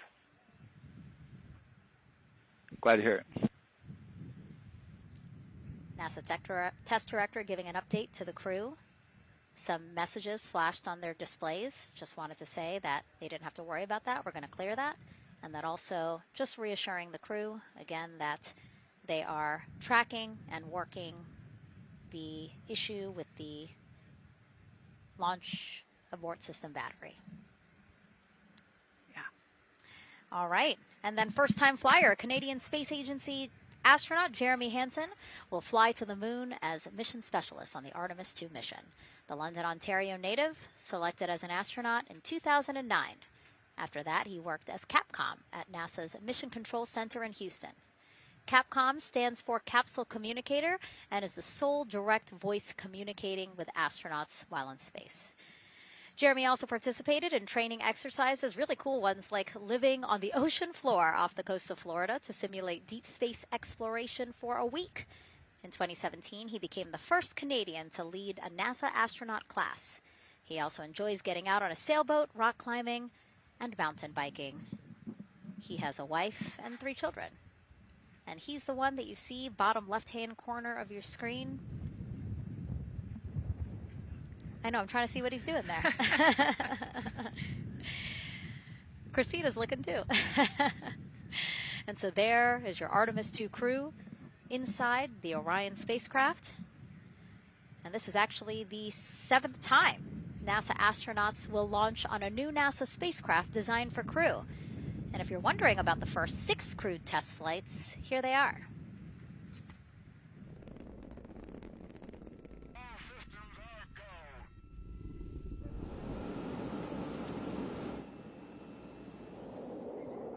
Gemini 3, Gus Grissom, John Young, March 23, 1965. Apollo 7, Wally Schirra, Don Isley, Walt Cunningham, October 11, 1968. Space Transportation System, or STS-1, John Young, Robert Crippen, April 12, 1981. Then NASA's SpaceX Demo 2, Doug Hurley, Bob Behnken, May 30th, 2020, followed by NASA's Boeing crew flight tests. Butch Wilmore, Sonny Williams, June 5th, 2024. And now, Artemis II with Reed, Victor, Christina, and Jeremy. It is really surprising, honestly, to hear that through all these decades, through all these launches we've had, this is only our 7th new vehicle that we're testing for crew. Yeah, you know, we have so many different missions that we think about and we talk about, but really 7 vehicles that we've tested and that we're flying. You know, I like to think of spaceflight really as a permanent test, right? We have, you know, hundreds of missions or so. You know, an airplane that gets tested and then flown has thousands of data points. And so really spaceflight is always going to be in the test field. And I think it's important to remember that, especially as we put humans on rockets that we never have before, or for the 7th time we start a new vehicle and a new mission. Just getting word now that White Room closeouts are complete. And so the closeout crew is preparing to leave the pad. It's exciting stuff. We are making good time, and the closeout crew is doing really well. 41 minutes, 43 seconds and counting until the opening of our window. And Artemis II is a 10-day mission that will send the 4-person crew on a journey around the moon and back to Earth. It will be a critical step towards future lunar and Mars missions.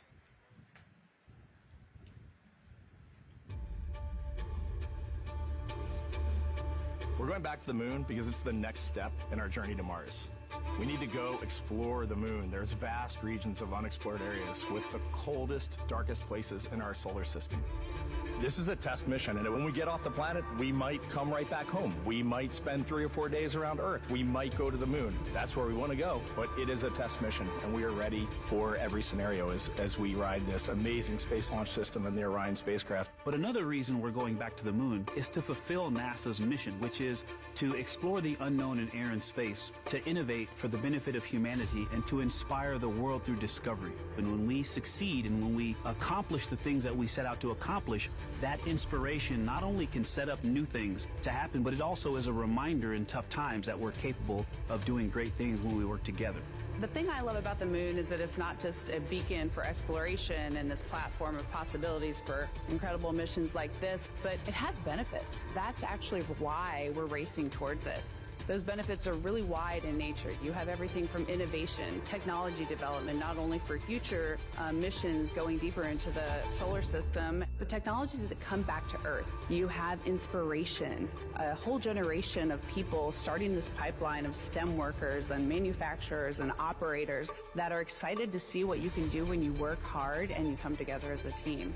When I think about the 4 of us flying around the far side of the moon, seeing that Earth rise, taking images and video and sending them back to you, the feeling that I have inside is hope. We know that Artemis II is not the solution for humanity on planet Earth, but it is a contribution in the positive column. We hope that just for a moment that people will pause and say, wow, it's extraordinary when you look back upon the Earth with over 8 billion people, and you see this concrete example of what humanity can do, this extraordinary thing when we set big goals and CDR entity to achieve them.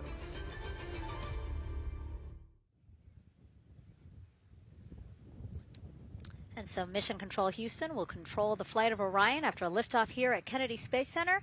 Here's Gary Jordan, who's embedded with that team. Gary, you might have to pause because we did just hear a call out to the commander in Orion. Will do, Megan. I think that was Commander Reed Wiseman responding to prepare for some of the next steps. We are now holding at the T-minus 10-minute hold. Expected a 30-minute hold. So we are well on the countdown. We are well on the timeline to meet this L- time and launch towards the beginning of the window, but continuing to track progress along the way. Again, I'm here with the Artemis II flight control teams in Mission Control Houston. The team in the room behind me has been monitoring the countdown and verifying their own mission-specific launch criteria of the Space Launch System, the Orion spacecraft integrity, and its crew. During the final poll before launch, if all looks good from each of the flight controllers in this room, Flight Director Judd Freeling will report a go for launch from Houston Flight. Upon liftoff, teams here take control of the mission and communicate with the crew while they fly on the Space Launch System. This phase of flight is highly dynamic, and each console position has a dedicated and important role of looking after critical systems. You'll hear calls from Capcom and NASA astronaut Stan Love in this room to the Artemis II crew as milestones are reached during the more than 8 minutes of powered flight on the core stage. Liftoff and Ascent are just the beginning. This room will be staffed around the clock over the next 10 days to oversee every moment of the mission through splashdown. Here from the Johnson Space Center, we'll be streaming the mission live 24/7 so anyone can follow the crew's journey, take peeks inside the spacecraft, and share the experience of a lunar flyby with astronauts looking down at the moon's surface. Teams here have been rehearsing tirelessly in simulations to throw every conceivable and inconceivable scenario their way. We are ready and eager to begin the Artemis II mission. Still milestones to come as we continue the countdown, but we'll be right back with you during the ascent phase of today's flight. With that, Megan, I will send it back over to you at the Space Coast. Thanks so much, Gary. Under 37 minutes until the opening of our 2-hour launch window, 6:24 p.m. Eastern. I've never been more excited for a time. But why don't we send it back over to Megan Carter with the Moon Board to learn more about what happens after ascent. Absolutely. I am definitely also getting excited. Things feel like they're starting to pick up a little pace here.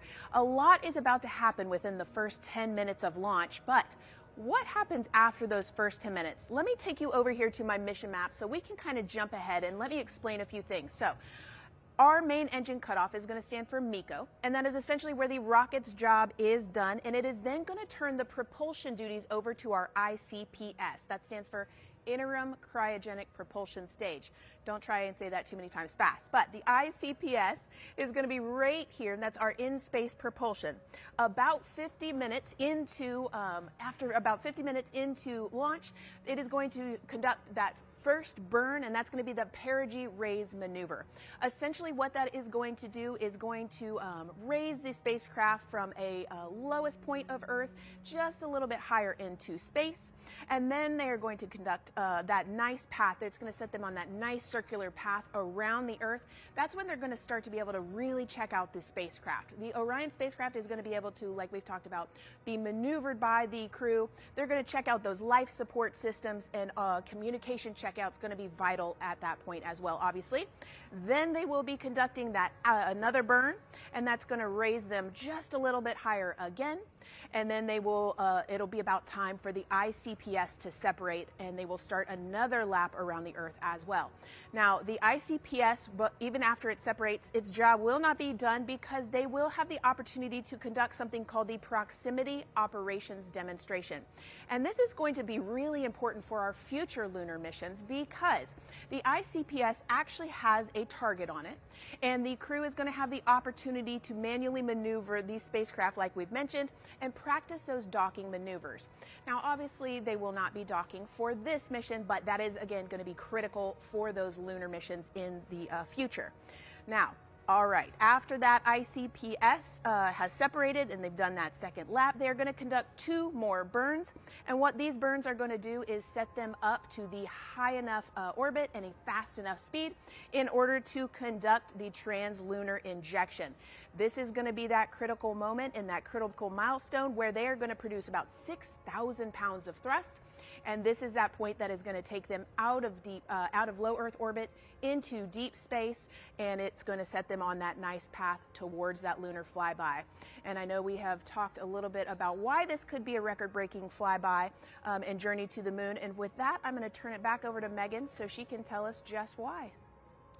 Yeah, she's talking about the distance record set by the Apollo 13 astronauts in 1970.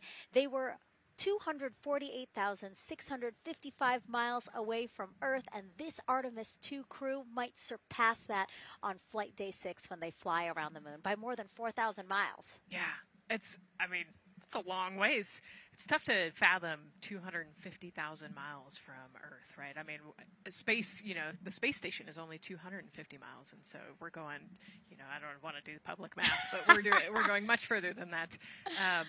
But it's important, right? Because we want to get back to the moon. We want to see the surface. We want to see the far side of the moon, and the way we do that is by breaking distance records. Yeah, and the exact distance record depends on exactly when they launch, like the time, the day. So we'll learn more as we go into this 10-day mission with the Artemis II crew. But here we are, 32 minutes, 50 seconds and counting from the opening of our launch window. Feels really, really surreal here as more and more people come to gather on the press site lawn here at Kennedy Space Center. Why don't we take a look at this video that we have here? Some familiar faces who wanted to wish our Artemis II crew a safe journey. Reed, Victor, Christina, and Jeremy, you are the real deal. You're flying to the moon for all of us, and we are in awe. You're the true heroes. You are not just astronauts. You are pioneers, venturing deeper into the unknown. But you are not alone. We will be all cheering you on from planet Earth. Hey, I'm Victor Wembanyama, and I play basketball in the NBA. But I'm not only interested in shooting hoops. I'm also interested in shooting stars, dark matter, and all other types of astronomical phenomenon. And to the Artemis II astronauts who are shooting for the moon, I wish them good luck and Godspeed. Hi everybody, I'm Ryan Gosling, and I play a biologist who goes to space to save the planet in the film Project Hail Mary. But the Artemis II astronauts are going to space for real, and they will travel farther from Earth than any humans in history. Sending all our best wishes to the Artemis II crew. I just want to say how proud I am of each of you and how inspired you make me. But it's not just about me. Your mission is going to inspire future generations of scientists, engineers, athletes, and dreamers to do something that they never thought possible. Hey, it's Roy Wood Jr., and I want to wish the Artemis II crew a happy and safe journey to the moon, well, around the moon, to go around. I know what you're doing. You got to look for a parking space. This is to go around the moon, make sure somewhere to park, and then you park journey. Good luck. It's actually a really good way to explain what how this mission builds. Again, we are hoping to land astronauts on the surface of the moon in maybe 2 years. So yes, we are looking around the moon on this lunar flyby mission to see where we might park. Thank you, Roy Wood Jr. Okay, and as we look at this live view of the rocket on the pad, there is a spectacular place here at Kennedy Space Center to watch launch from, and that's the Banana Creek viewing area. Why don't we go back there where the crowd is excited, and Leah has the best assignment ever talking to people who are super excited about being here for Artemis II. Oh my gosh, Megan, you talk about the excitement being palpable. I'm telling you, everybody here on pins and needles as we get just about half an hour away from launch. I've been walking around talking to people, and I'm just struck again and again by how many people are here from across the agency. I want to introduce you to just a small portion of the people across NASA who have been supporting this mission. Patty Ortiz, NASA Armstrong Flight Research Center, Orion Program. Orion. Kathy Graves, Glenn Research Center, Office of STEM Engagement. David Alexander, NASA Glenn Research Center, Office of STEM Engagement. Jennifer Becerra, Johnson Space Center, the Office of STEM Engagement. Here we go, right back here. Where are you from? I'm from NASA Glenn Research Center, Joseph Panakitis. Joseph, here we go. Wes Furman from APL. Maria Arredondo from Headquarters, Next Gen STEM. Mark Robinson, Stennis Space Center, Commercial Space. Amira Flores, Armstrong, Office of the STEM Engagement. Molly Kearns, NASA Glenn, Space Communications and Navigation. Matthew Pierce, Goddard Institute for Space Studies in New York City. Here we go, and right over here. Lauren Ring, Ames Research Center, Data Integration. So we're coming together. We're one big NASA team, one big NASA family, and we have one major message before we launch tonight. Okay, guys, what are we going to say? 1, 2, 3. Go Artemis!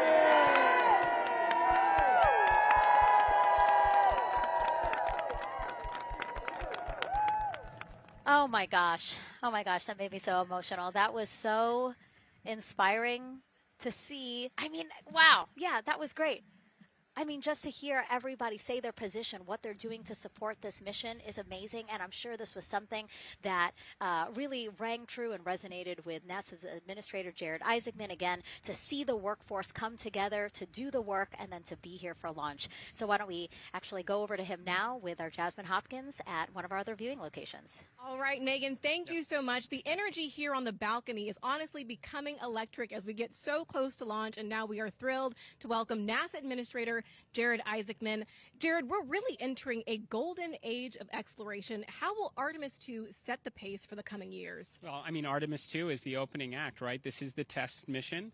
This is getting very comfortable with the SLS rocket, the Orion spacecraft. No humans have ever flown on this before, right? And we're going to put it through its paces. We'll go into Earth orbit for a little bit, make sure Orion's doing okay, and then we are sending them, right? We're going to send them farther into space than any humans might have gone before, 250,000 miles away, and it's going to set up for the subsequent missions. That's why we're going into the golden age of science and discovery right now, because you're going to see a moon rocket launch in 2027 when we do our testing with the lander. We're going to go for the landing on Artemis IV in 2028, and in parallel, we're going to build the moon base, right? And that is going to be filled with science discovery and tech demonstrations that's going to support the enduring presence we're trying to create on the surface. Absolutely. So honestly, history-making years ahead of us, you know, with Artemis 3 and 4. But first is Artemis 2. What will be our single greatest takeaway from this mission? Well, I'll tell you, I mean, after ignition, to me, the moment that I'm going to be most excited for is splashdown. There's no question about that. Good shoots coming down off the West Coast. But look, I think the takeaway from this is gaining extreme comfort in the Orion spacecraft, right? I mean, this is very different than what we've done for more than a half century, right? I mean, the velocities that spacecraft is going to re-enter at, it's going to be new territory for us. We want to get our arms around that completely. So I would say the performance of SLS plus Orion is everything on this one. We want to make sure we do it in as a safe way as we possibly can, understanding what we are undertaking right here. Bring our crew back, learn as much we can from the vehicle, set up for Artemis 3 in 2027. Right. And Administrator, we've actually had a pretty young audience today here, some kids running around the balcony. How do you hope Artemis 2 inspires that next generation? You know, I talk about this all the time. Like, you know, one of our overarching KPIs that we should always be tracking is the number of people living and working in space. Well, you know what's another strong number 2 on that one? It's the number of kids that are dressing up as astronauts for Halloween, so that they grow up, that they're inspired to want to join in this grand endeavor, whether they come work with us here at NASA or they join in industry, but they're helping humankind venture out farther, pursue all the secrets of the universe. Yeah, I think we'll see a lot of kids dressed as astronauts this year. And finally, Jared, you've really made it a personal mission to get to know the people behind the work at NASA. Do you have any final thoughts, any final words before today's history-making launch? Yeah, well, one, I want to express a lot of appreciation. I'll tell you what, the 4 astronauts on top of Artemis II know this. It takes an army to pull a mission together like this, right? Across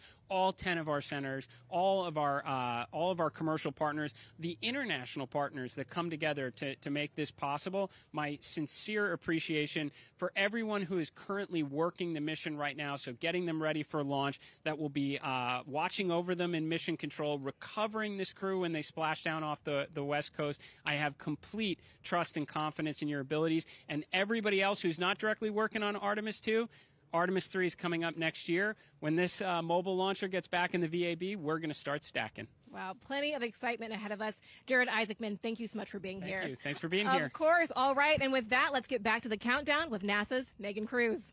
Under 25 minutes and counting from the opening of our 2-hour launch window, and take a look at all these people behind us. I literally, every moment I turn around and I see the clock, I am like, oh, wow. Oh, wow. There are more people and less time. Yes, exactly, which is a great problem to have. Yes. Now, this first crewed test flight of NASA's Artemis program coincides with the 250th anniversary of our country's founders signing the Declaration of Independence. Exploration is a part of America's DNA, and it continues now with our return to the moon. 250 years ago, 13 colonies laid the foundation for the greatest and most enduring democracy in the history of the world. One driven by courage, faith, and freedom. From that moment, we became a nation defined not by where we stood, but by how far we were willing to go. We conquered vast frontiers, invented tools that shaped a modern world. We found light in the dark, and we rose from the earth. Faster, higher, farther. We pushed beyond the sky and into the unknown. We carried our courage into the cosmos, and we planted the American flag on the moon, the defining achievement of American superiority in space. Today, our curiosity stretches farther than ever. American robots search ancient rivers on Mars. New telescopes unfold to glimpse the first stars. And a new generation prepares to return to the moon, this time to stay. For 250 years, America has carried the light of humanity forward. But American exceptionalism isn't inherited, it's earned. Our greatness comes not only from what we've done, but what we're still determined to discover. Because in every era, across every horizon, America is at its best when it's reaching for something greater. America celebrates 250 years, and we are leading the world into the future.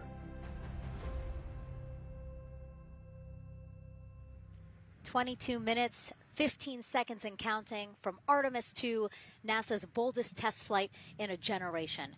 The crew has said this often, that they hope it inspires children around the world. And recently, a group of kids here at Kennedy Space Center got a surprise of a lifetime while watching that rocket roll to the launch pad.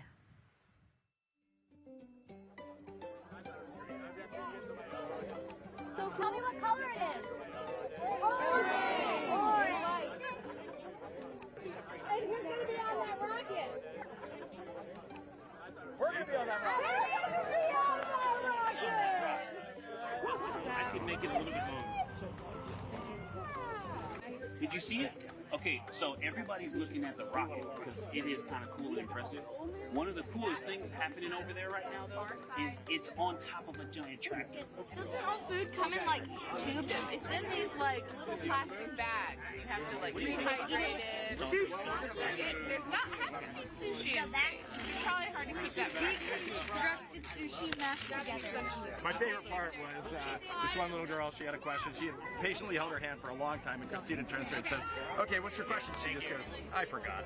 It was like, that's a perfect little kid moment. I just love it. Wait, are you my mother's cats too, astronauts? What? Say that again? Never mind. It did it hard to say. Go Artemis! These two? Yeah. Look at this one. Yeah. There you go. I like your dabbing astronaut back there. It's just so fun to see the enthusiasm, the energy, and a little bit of chaos. 3, 2, 1.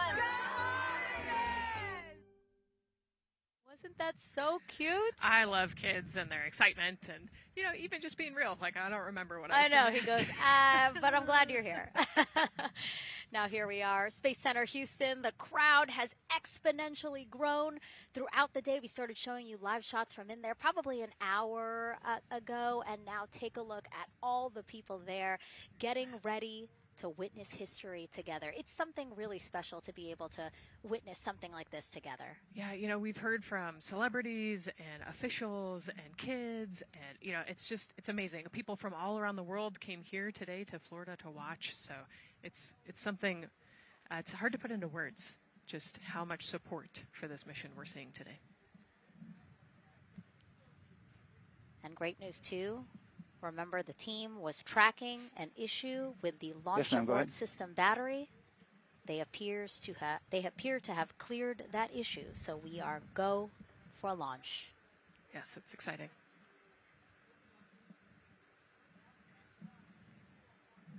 U.S. Space and Rocket Center here, Huntsville, Alabama, waving to the Artemis II crew sitting right there inside Orion. Inside of 20 minutes from the opening of our launch window, and right now we are targeting the top of that launch window, so we could be launching here in about 19 minutes, Nicole. Wow, I don't know if I expected this today. I'm excited, and, you know, I'm glad they were able to clear the problem with the battery on the LAS, and everything has gone really smoothly today. It's been great. The weather cleared up. It's a beautiful day for a launch. And so now, as we are so close to possibly launch now, just what are your final thoughts as we are about to embark on a mission back to the moon, the first time in more than 50 years? Yeah, you know, just so proud of the crew and all of the teams here on the ground that made this happen. You know, they are carrying the torch from the Apollo era into the Artemis era. And, you know, it's the crew likes to say they want to be the shoulders that the next generation. And let's see, GLS, can you help us with that, please?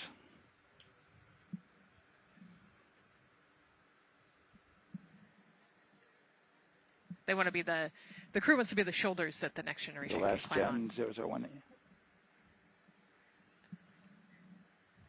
You know, I think it's in their patch. We're going for all. It's in the name of their capsule, integrity, representing humility, and the professionalism of everyone that got them there today. So proud of them. We love them. We're excited for them, and we cannot wait to see what they see. Just leveraging everything we've learned so far as an agency, taking us from Apollo now to the launch pad here, 39B, with Orion and SLS poised to again fly us into the history books. And before we leave you now here at the host desk to get back into operations, we just wanted to answer one question for you guys. We asked you earlier on today, what are you most excited for? And we asked you to go vote on Instagram and Twitch. Instagram, you guys said launch. Twitch, you guys said lunar flyby. So I think you guys will all be very excited since we are now about 17 minutes from the opening of our launch window today. And so with that, as we approach terminal count, let's send it back to Daryl Nail in firing room 1. Daryl. All right, thank you, Megan and Nicole, and just want to give you an update on the launch abort system that you just reported that they cleared. They believe, they're convinced, this is an instrumentation failure. So there are 2 batteries on the LAS. The LAS, of course, and with the help of my 2-year-old son's model rocket, Daniel said I could use this, so it's okay. The LAS is right here. It's the tower above Orion.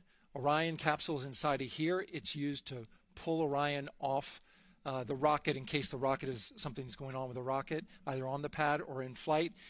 2 batteries are bad. Well, I'm sorry, one of the 2 batteries reported an out-of-family temperature, and it was very much out of family. And so they checked their data going back into the vehicle assembly building where they recharged the batteries and worked on them. And they have good, solid data, they reported, that tells them that this is an instrumentation failure, that there's something wrong with the sensor. And so they took it before the mission management team, which has to accept the risk, any changes to launch commit criteria, which this would be one, and they all fully accepted it. So now we are clear as far as that constraint is concerned. And one quick thing as we count down now, we are getting into the final minutes before liftoff. There's a 2-hour window. We haven't quite set the T0 yet, but this is a list of the cutouts. There are 150 cutouts that are included for this 2-hour launch window, and that's important. They're in very small print. That's important because there's basically 16 minutes inside this window that they cannot launch, and these are because of small things flying in orbit. There's a lot more things in orbit than there were back in Artemis 1 when we had 35 to 40 cutouts. For that reason, because of these 156 cutouts, they're going to be managing the launch window as we go forward. So they may have to wait out one of these cutouts. They range in time between 2 seconds to 23 seconds, but you'll hear the NASA test director talk through that. We're getting ready to merge that loop from NASA test director Jeff Spaulding.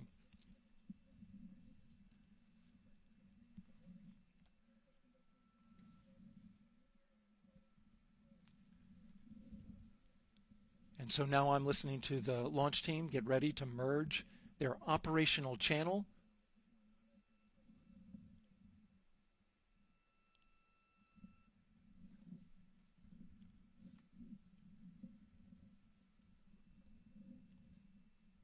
We're now entering one of the most consequential phases of launch day, and that's terminal count, the final 10 minutes. And OTC, NTD, N212 for comm check? Good, comm. Help me. I hear you the same. STC? 2 GTC? GTC is on 212. All right, copy that.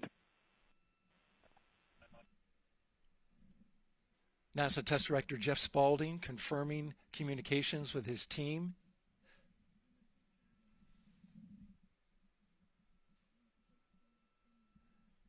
There will be 2 polls that we'll hear.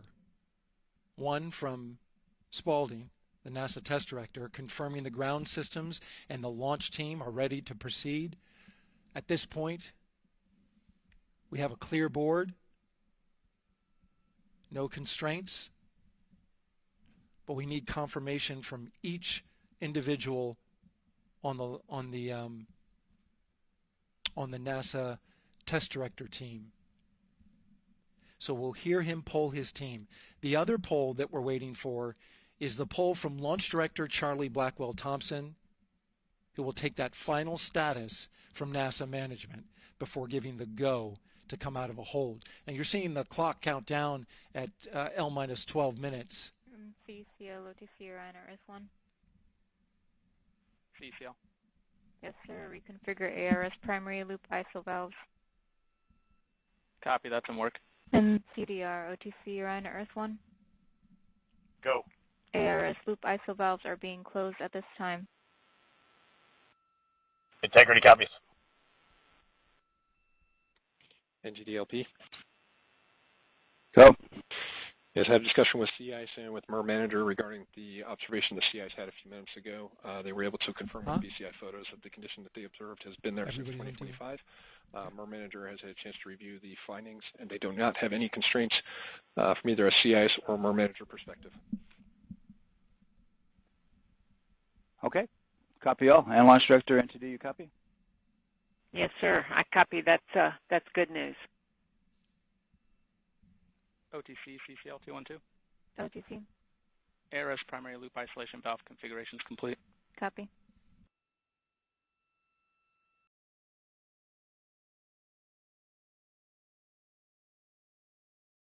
And CGLS NTD, cancel pending, please.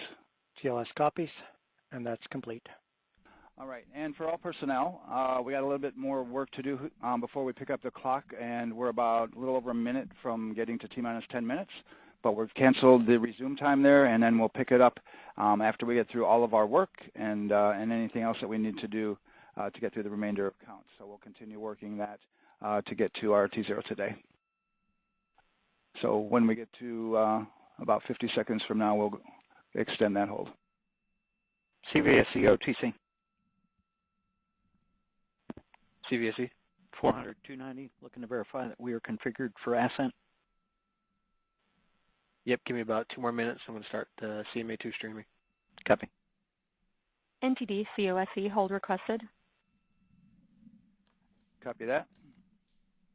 I have an LCC violation of O-CT-004, S-band transponder anomaly. This was a transient LCC violation, so transponder 1 had a demodulated SNR estimate that went down to 2 dBm when it should have been between 10 and 13. It is now back up to 12, but we did lose that for just a moment. It does not appear that we lost our bit sync or carrier lock, which would be indicative that we lost our lock with the vehicle. So at this point, recommendation would still be go. However, we do have a pre-planned contingency procedure if we want to look at that. But again, this was transient, so we're back in a nominal range. All right, let's see, LPE NTD. Yeah, we're not seeing that hit. So I guess the question for COSE, was that less than 3 samples? Is that below our persistence? Stand by, let me look. It did look like it did persist for several seconds on mine, but let me take a look at the number of samples. Could I get a repeat on the affected LCC, please? Yes, ma'am, that's going to be O-CT-004. Thank you.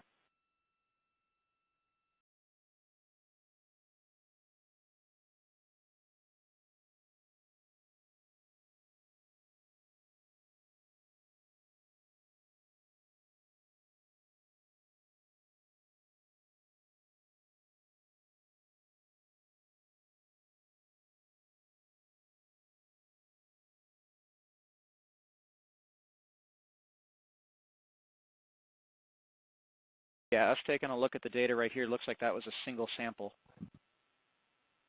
Yeah, copy that. RFTS does report that they also lost lock for about 5 seconds.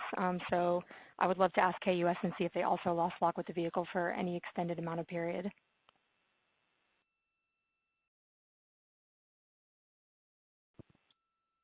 And COSE, while we're doing that, these are 1/10 hertz measurements, correct? So we would have had to lose it for over 10 seconds to get a second sample? Yes, sir, that's correct. It is 1/10 hertz. Yeah, so from our perspective, the allowance is effectively up to 30 seconds, up to 3 samples based on the 1/10 hertz. This is not an LCC violation, I believe. Yes, sir, I would agree with that at this point. Copy that. We're checking with KUS on 232. I don't think they have 212 access. We're trying to verify, but it sounds like they have a loss of lock as well. About 2 seconds. Okay. And I guess for both KUS and COSE, do we have lock now? That's affirmed. We do have lock for COSE.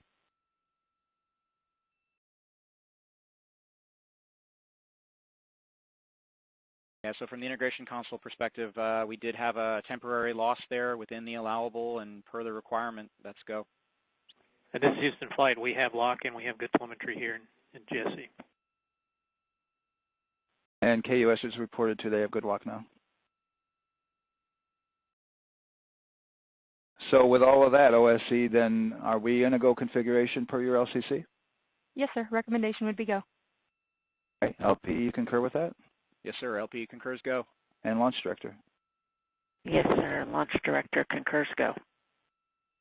All right, and I'm going to go ahead and just verify everybody has everything else complete, Launch Director, and if we do, we'll be ready to pick up the poll at that time, unless there's something else that you're aware of.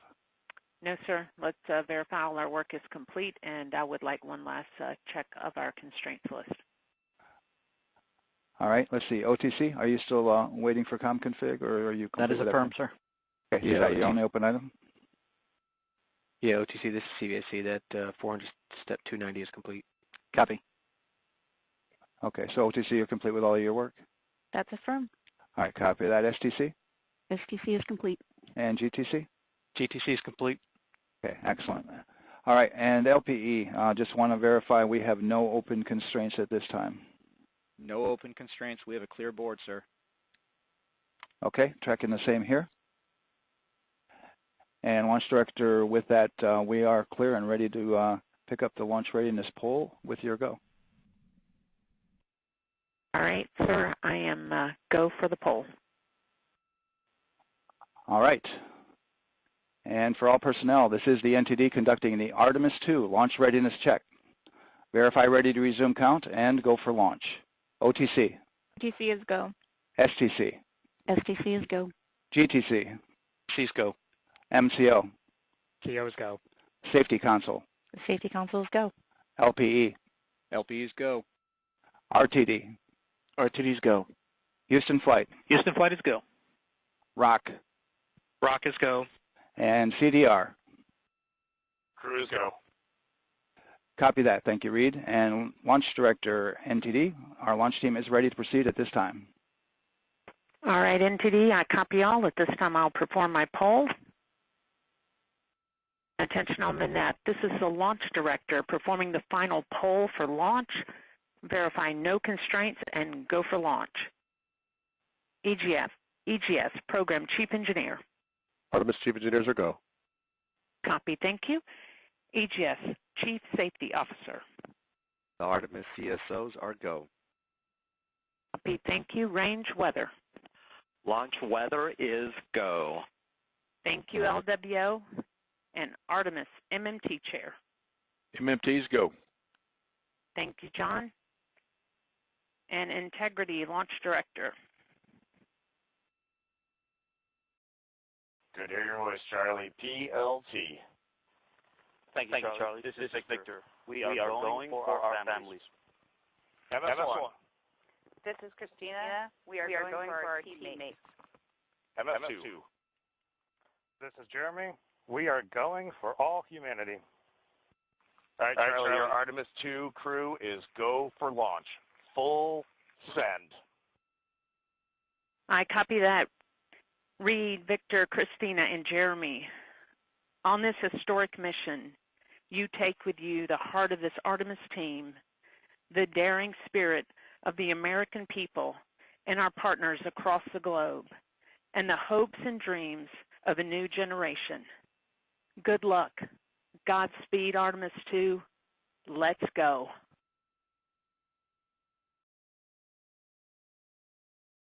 And into the launch director. Go ahead, Launch Director.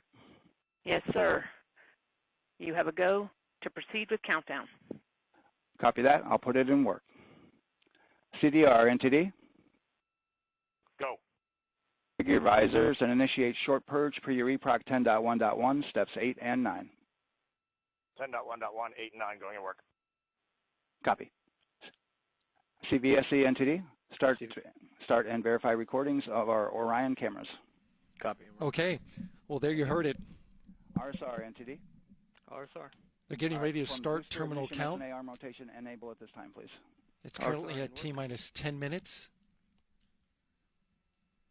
Once we wrap up this last bit of work, SNA arm rotation enable complete. we're going to start that clock. Copy that. Thank you. Integrity crew, close and lock visors.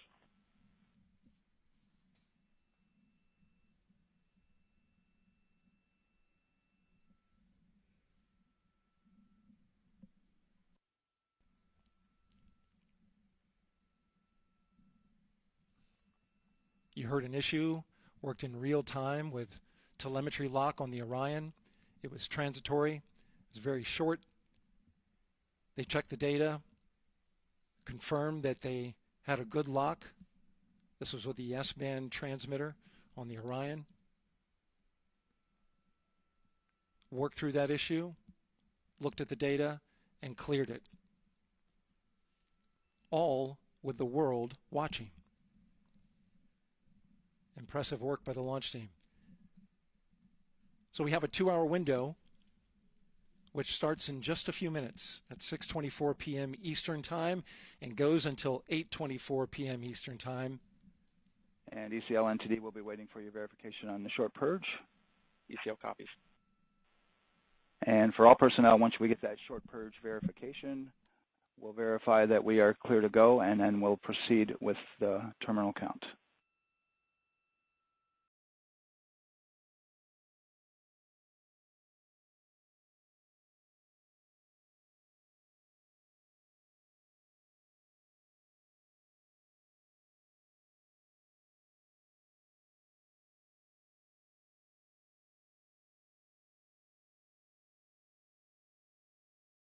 ECL time estimate?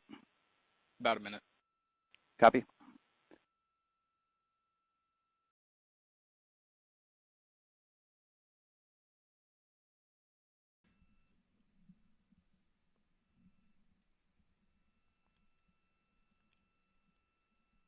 So we're going into the launch window, but not by much, it looks like. Just wrapping up some final work. And once that's completed, you'll hear NASA Test Director Jeff Spaulding ask for the ground launch sequencer operator to go ahead and start the clock. The ground launch sequencer is an application software. It runs on top of the launch control system in the firing room. Acts like a conductor of an orchestra, executing hundreds of commands in precise order and timing. It's all autonomous. NTD CCL 212, short purge initiation is verified. All right, copy that, and we're verifying our constraints.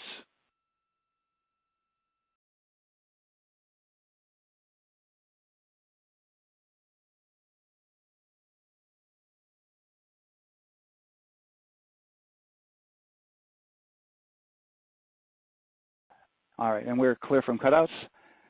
And with that, we're going to resume the clock momentarily. And CGLS, you can resume the clock on your mark. GLS copies. 3, 2, 1, mark. GLS mainline has been initiated. T-minus 10 minutes and counting.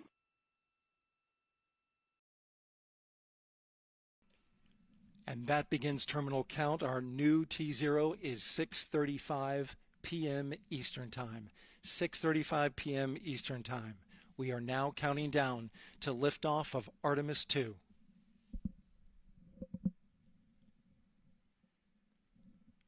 From now on, you're going to hear two voices on the loops. If everything goes nominally, NASA Test Director Jeff Spaulding, who's directly managing the launch team, and Alex Bendelos, the GLS operator who closely monitors the software. He has the ability to stop and restart the countdown.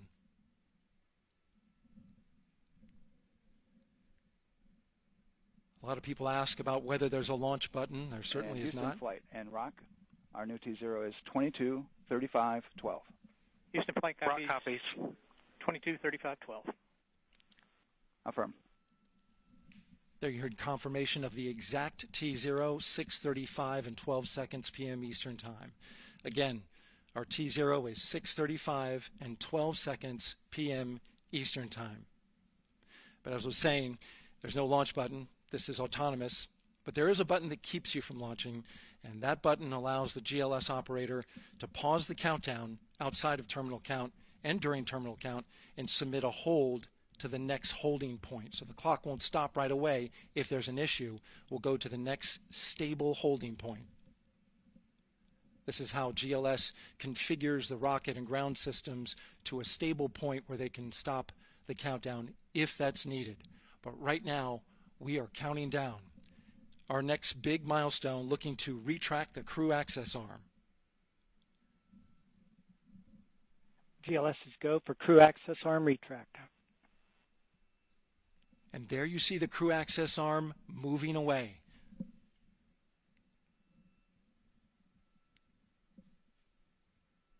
That's the path that the astronauts took to ingress into the rocket.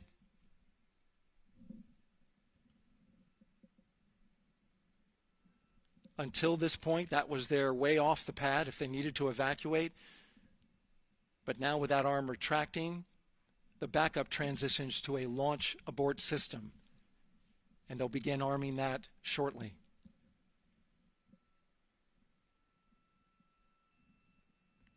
Of course, the launch abort system, great shot there of the crew access arm retracting away. The launch abort system is the tower at the top, and that's what would pull Orion and its crew off the top of the rocket in case of an emergency, whether it's on the ground or in flight. This is critical safety hardware that protects the lives of the astronauts.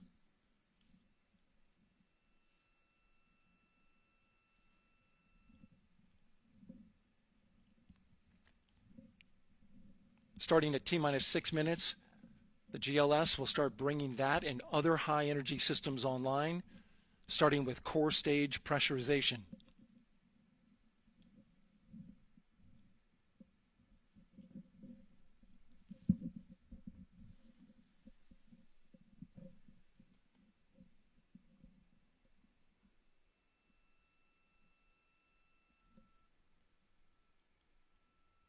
Weather is 90% go. The range is go. All systems are go.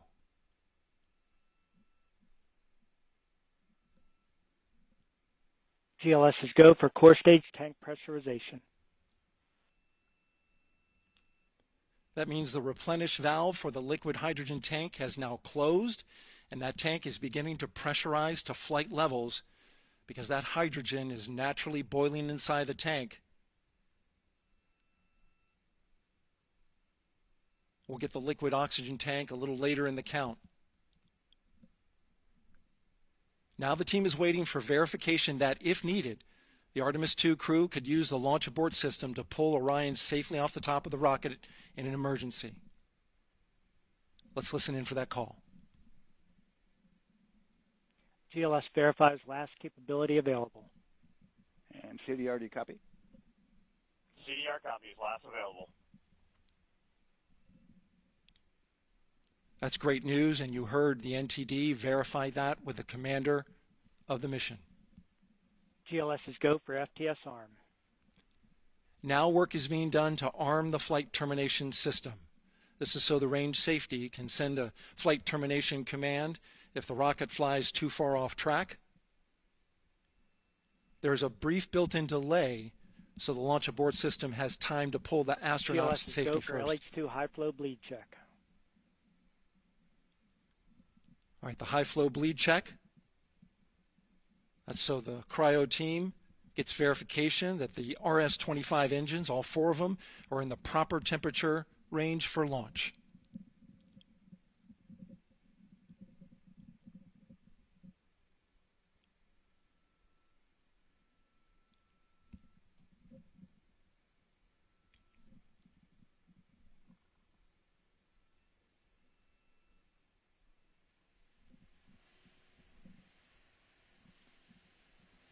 GLS is go for core stage APU start. Core stage APUs start. Those are auxiliary power units, high-speed turbines which provide pressure to hydraulic pumps that steer the RS-25 engines. We're going to see a gimbal test a little later at T-minus 2 minutes and 30 seconds. This is what allows that to happen.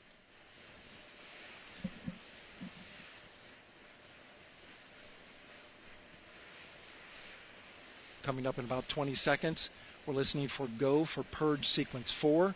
That's a helium purge of the 4 core stage engines downstream of the propellant valve. This gets all the air and moisture out of there.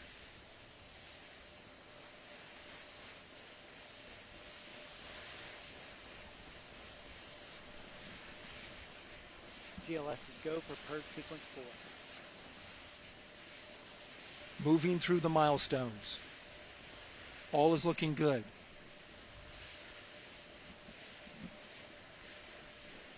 Coming up in just a few seconds, we're going to get that thrust vector control actuator test. This is a gimbaling of the engines.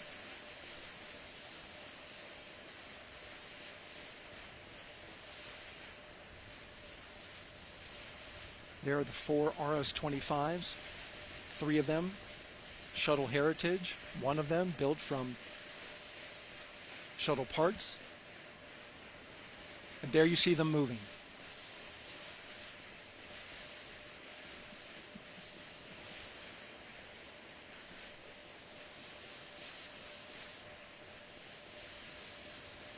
Now we're going to start moving the power from both the upper stage and the lower stage of the rocket to internal, taking ground power away and now going to battery power.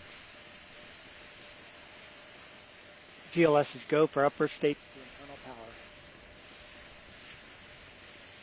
All right, power is removed from the rocket's upper stage, the ICPS, and it's been switched to battery. Same milestone for the lower core stage coming up at T-minus 1 minute and 30 seconds.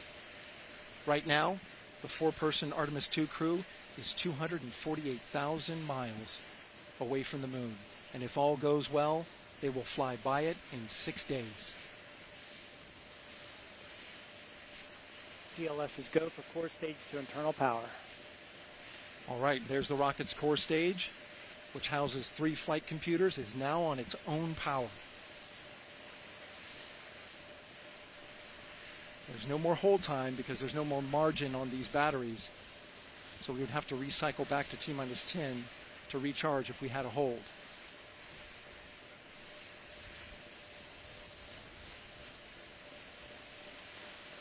One minute. Right now the rocket does not know what the T0 is, but coming up at T-minus 33 seconds, control shifts from the ground launch sequencer to the rocket's onboard autonomous launch sequencer, or ALS. The rocket will count itself down, but honor any holds that could come from the ground. Now, shortly after liftoff, Houston will take control of the rocket, and my colleague Gary Jordan will take over commentary. GLS is go for ALS. Great call out. The rocket is on its own. 4 brave explorers ready to ride the most powerful rocket NASA has ever launched. Sound suppression water is flowing. 15. And here we go. 10, 9, 8, 7. RS-25 engines lit. 4, 3, 2, 1. Booster ignition. And liftoff. The crew of Artemis II now bound for the moon. Humanity's next great voyage begins. Good roll pitch.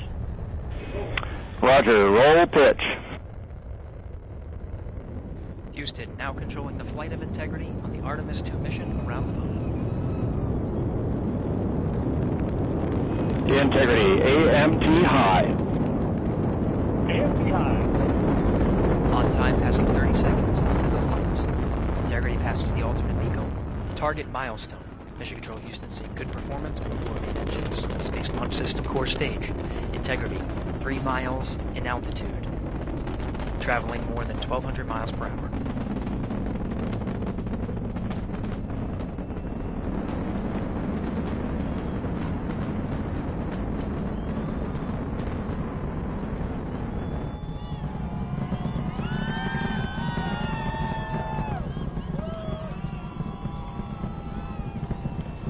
Mission elapsed time, passing 1 minute, approaching max Q. On, Ponce de Leon.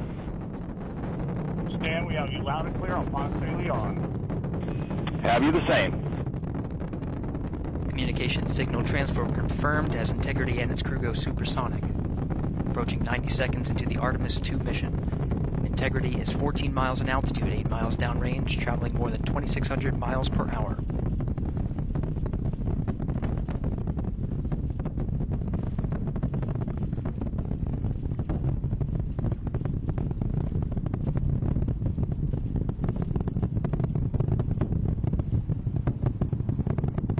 Minute 50 seconds of mission elapsed time, standing by for main engine throttle down to 85%, ahead of solid rocket booster separation, expected at the 2-minute 9-second mark. We see throttle down.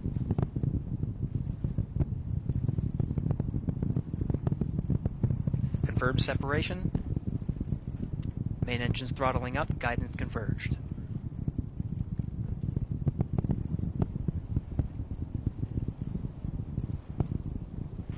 Integrity, guidance converged, performance nominal, upper stage RCS ready. Copy all, Stan. Integrity, SM priming complete. SM priming complete. 2 minutes 45 seconds of mission elapsed time into the Artemis II mission. Thrusters on Integrity and upper stage confirmed in a ready state, ahead of service module fairing separation.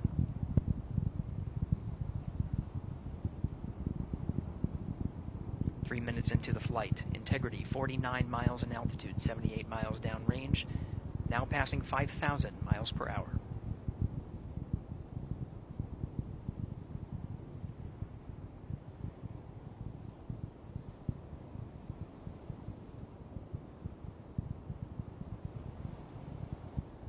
Standing by for launch abort system jettison.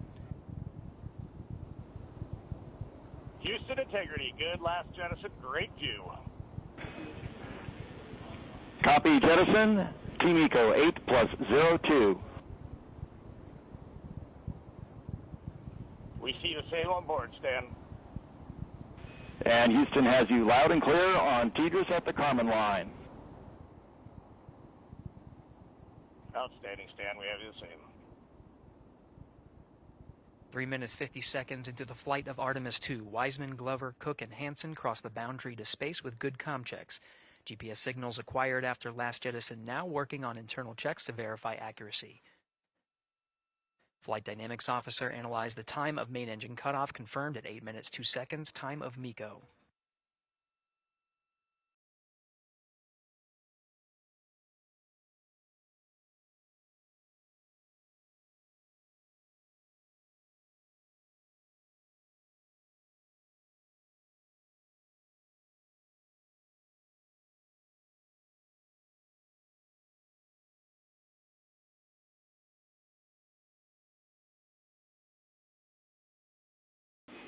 Integrity, GPS processing.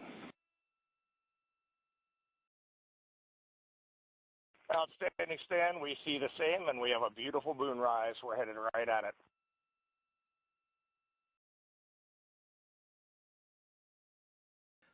Approaching 5 minutes into the flight, Commander Reed Wiseman confirms he has visuals of his destination. GPS guidance, navigation, and control software finishes internal checks and sends to navigation channels. Integrity, 3 engine press. 3 engine press. On time, now passing 5 minutes 20 seconds of mission elapsed time into the Artemis II mission. At this point, 3 good main engines are all that's needed to carry Integrity to a nominal main engine cutoff target. Though at this time, we're seeing 4 good engines here in Mission Control Houston. Integrity, 75 miles in altitude, 330 miles downrange, approaching 10,000 miles per hour.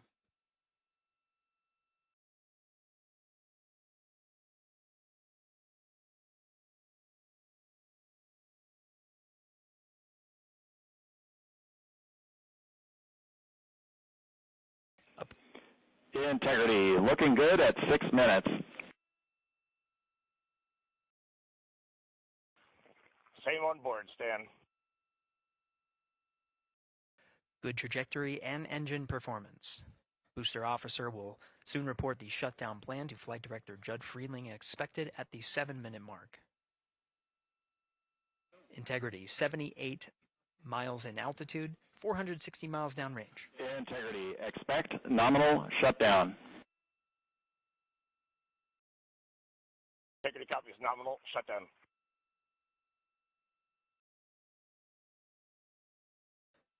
Six minutes 40 seconds of mission elapsed time. Shutdown plan is as expected.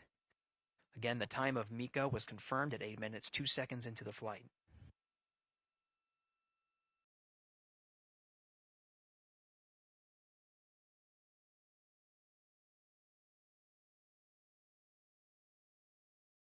Seven minutes of mission elapsed time. Throttling down as we approach the abort once around option. Milestone at the 7-minute 30-second mark. Now 84 miles in altitude, 650 miles downrange, traveling more than 15,000 miles per hour. Integrity, AOA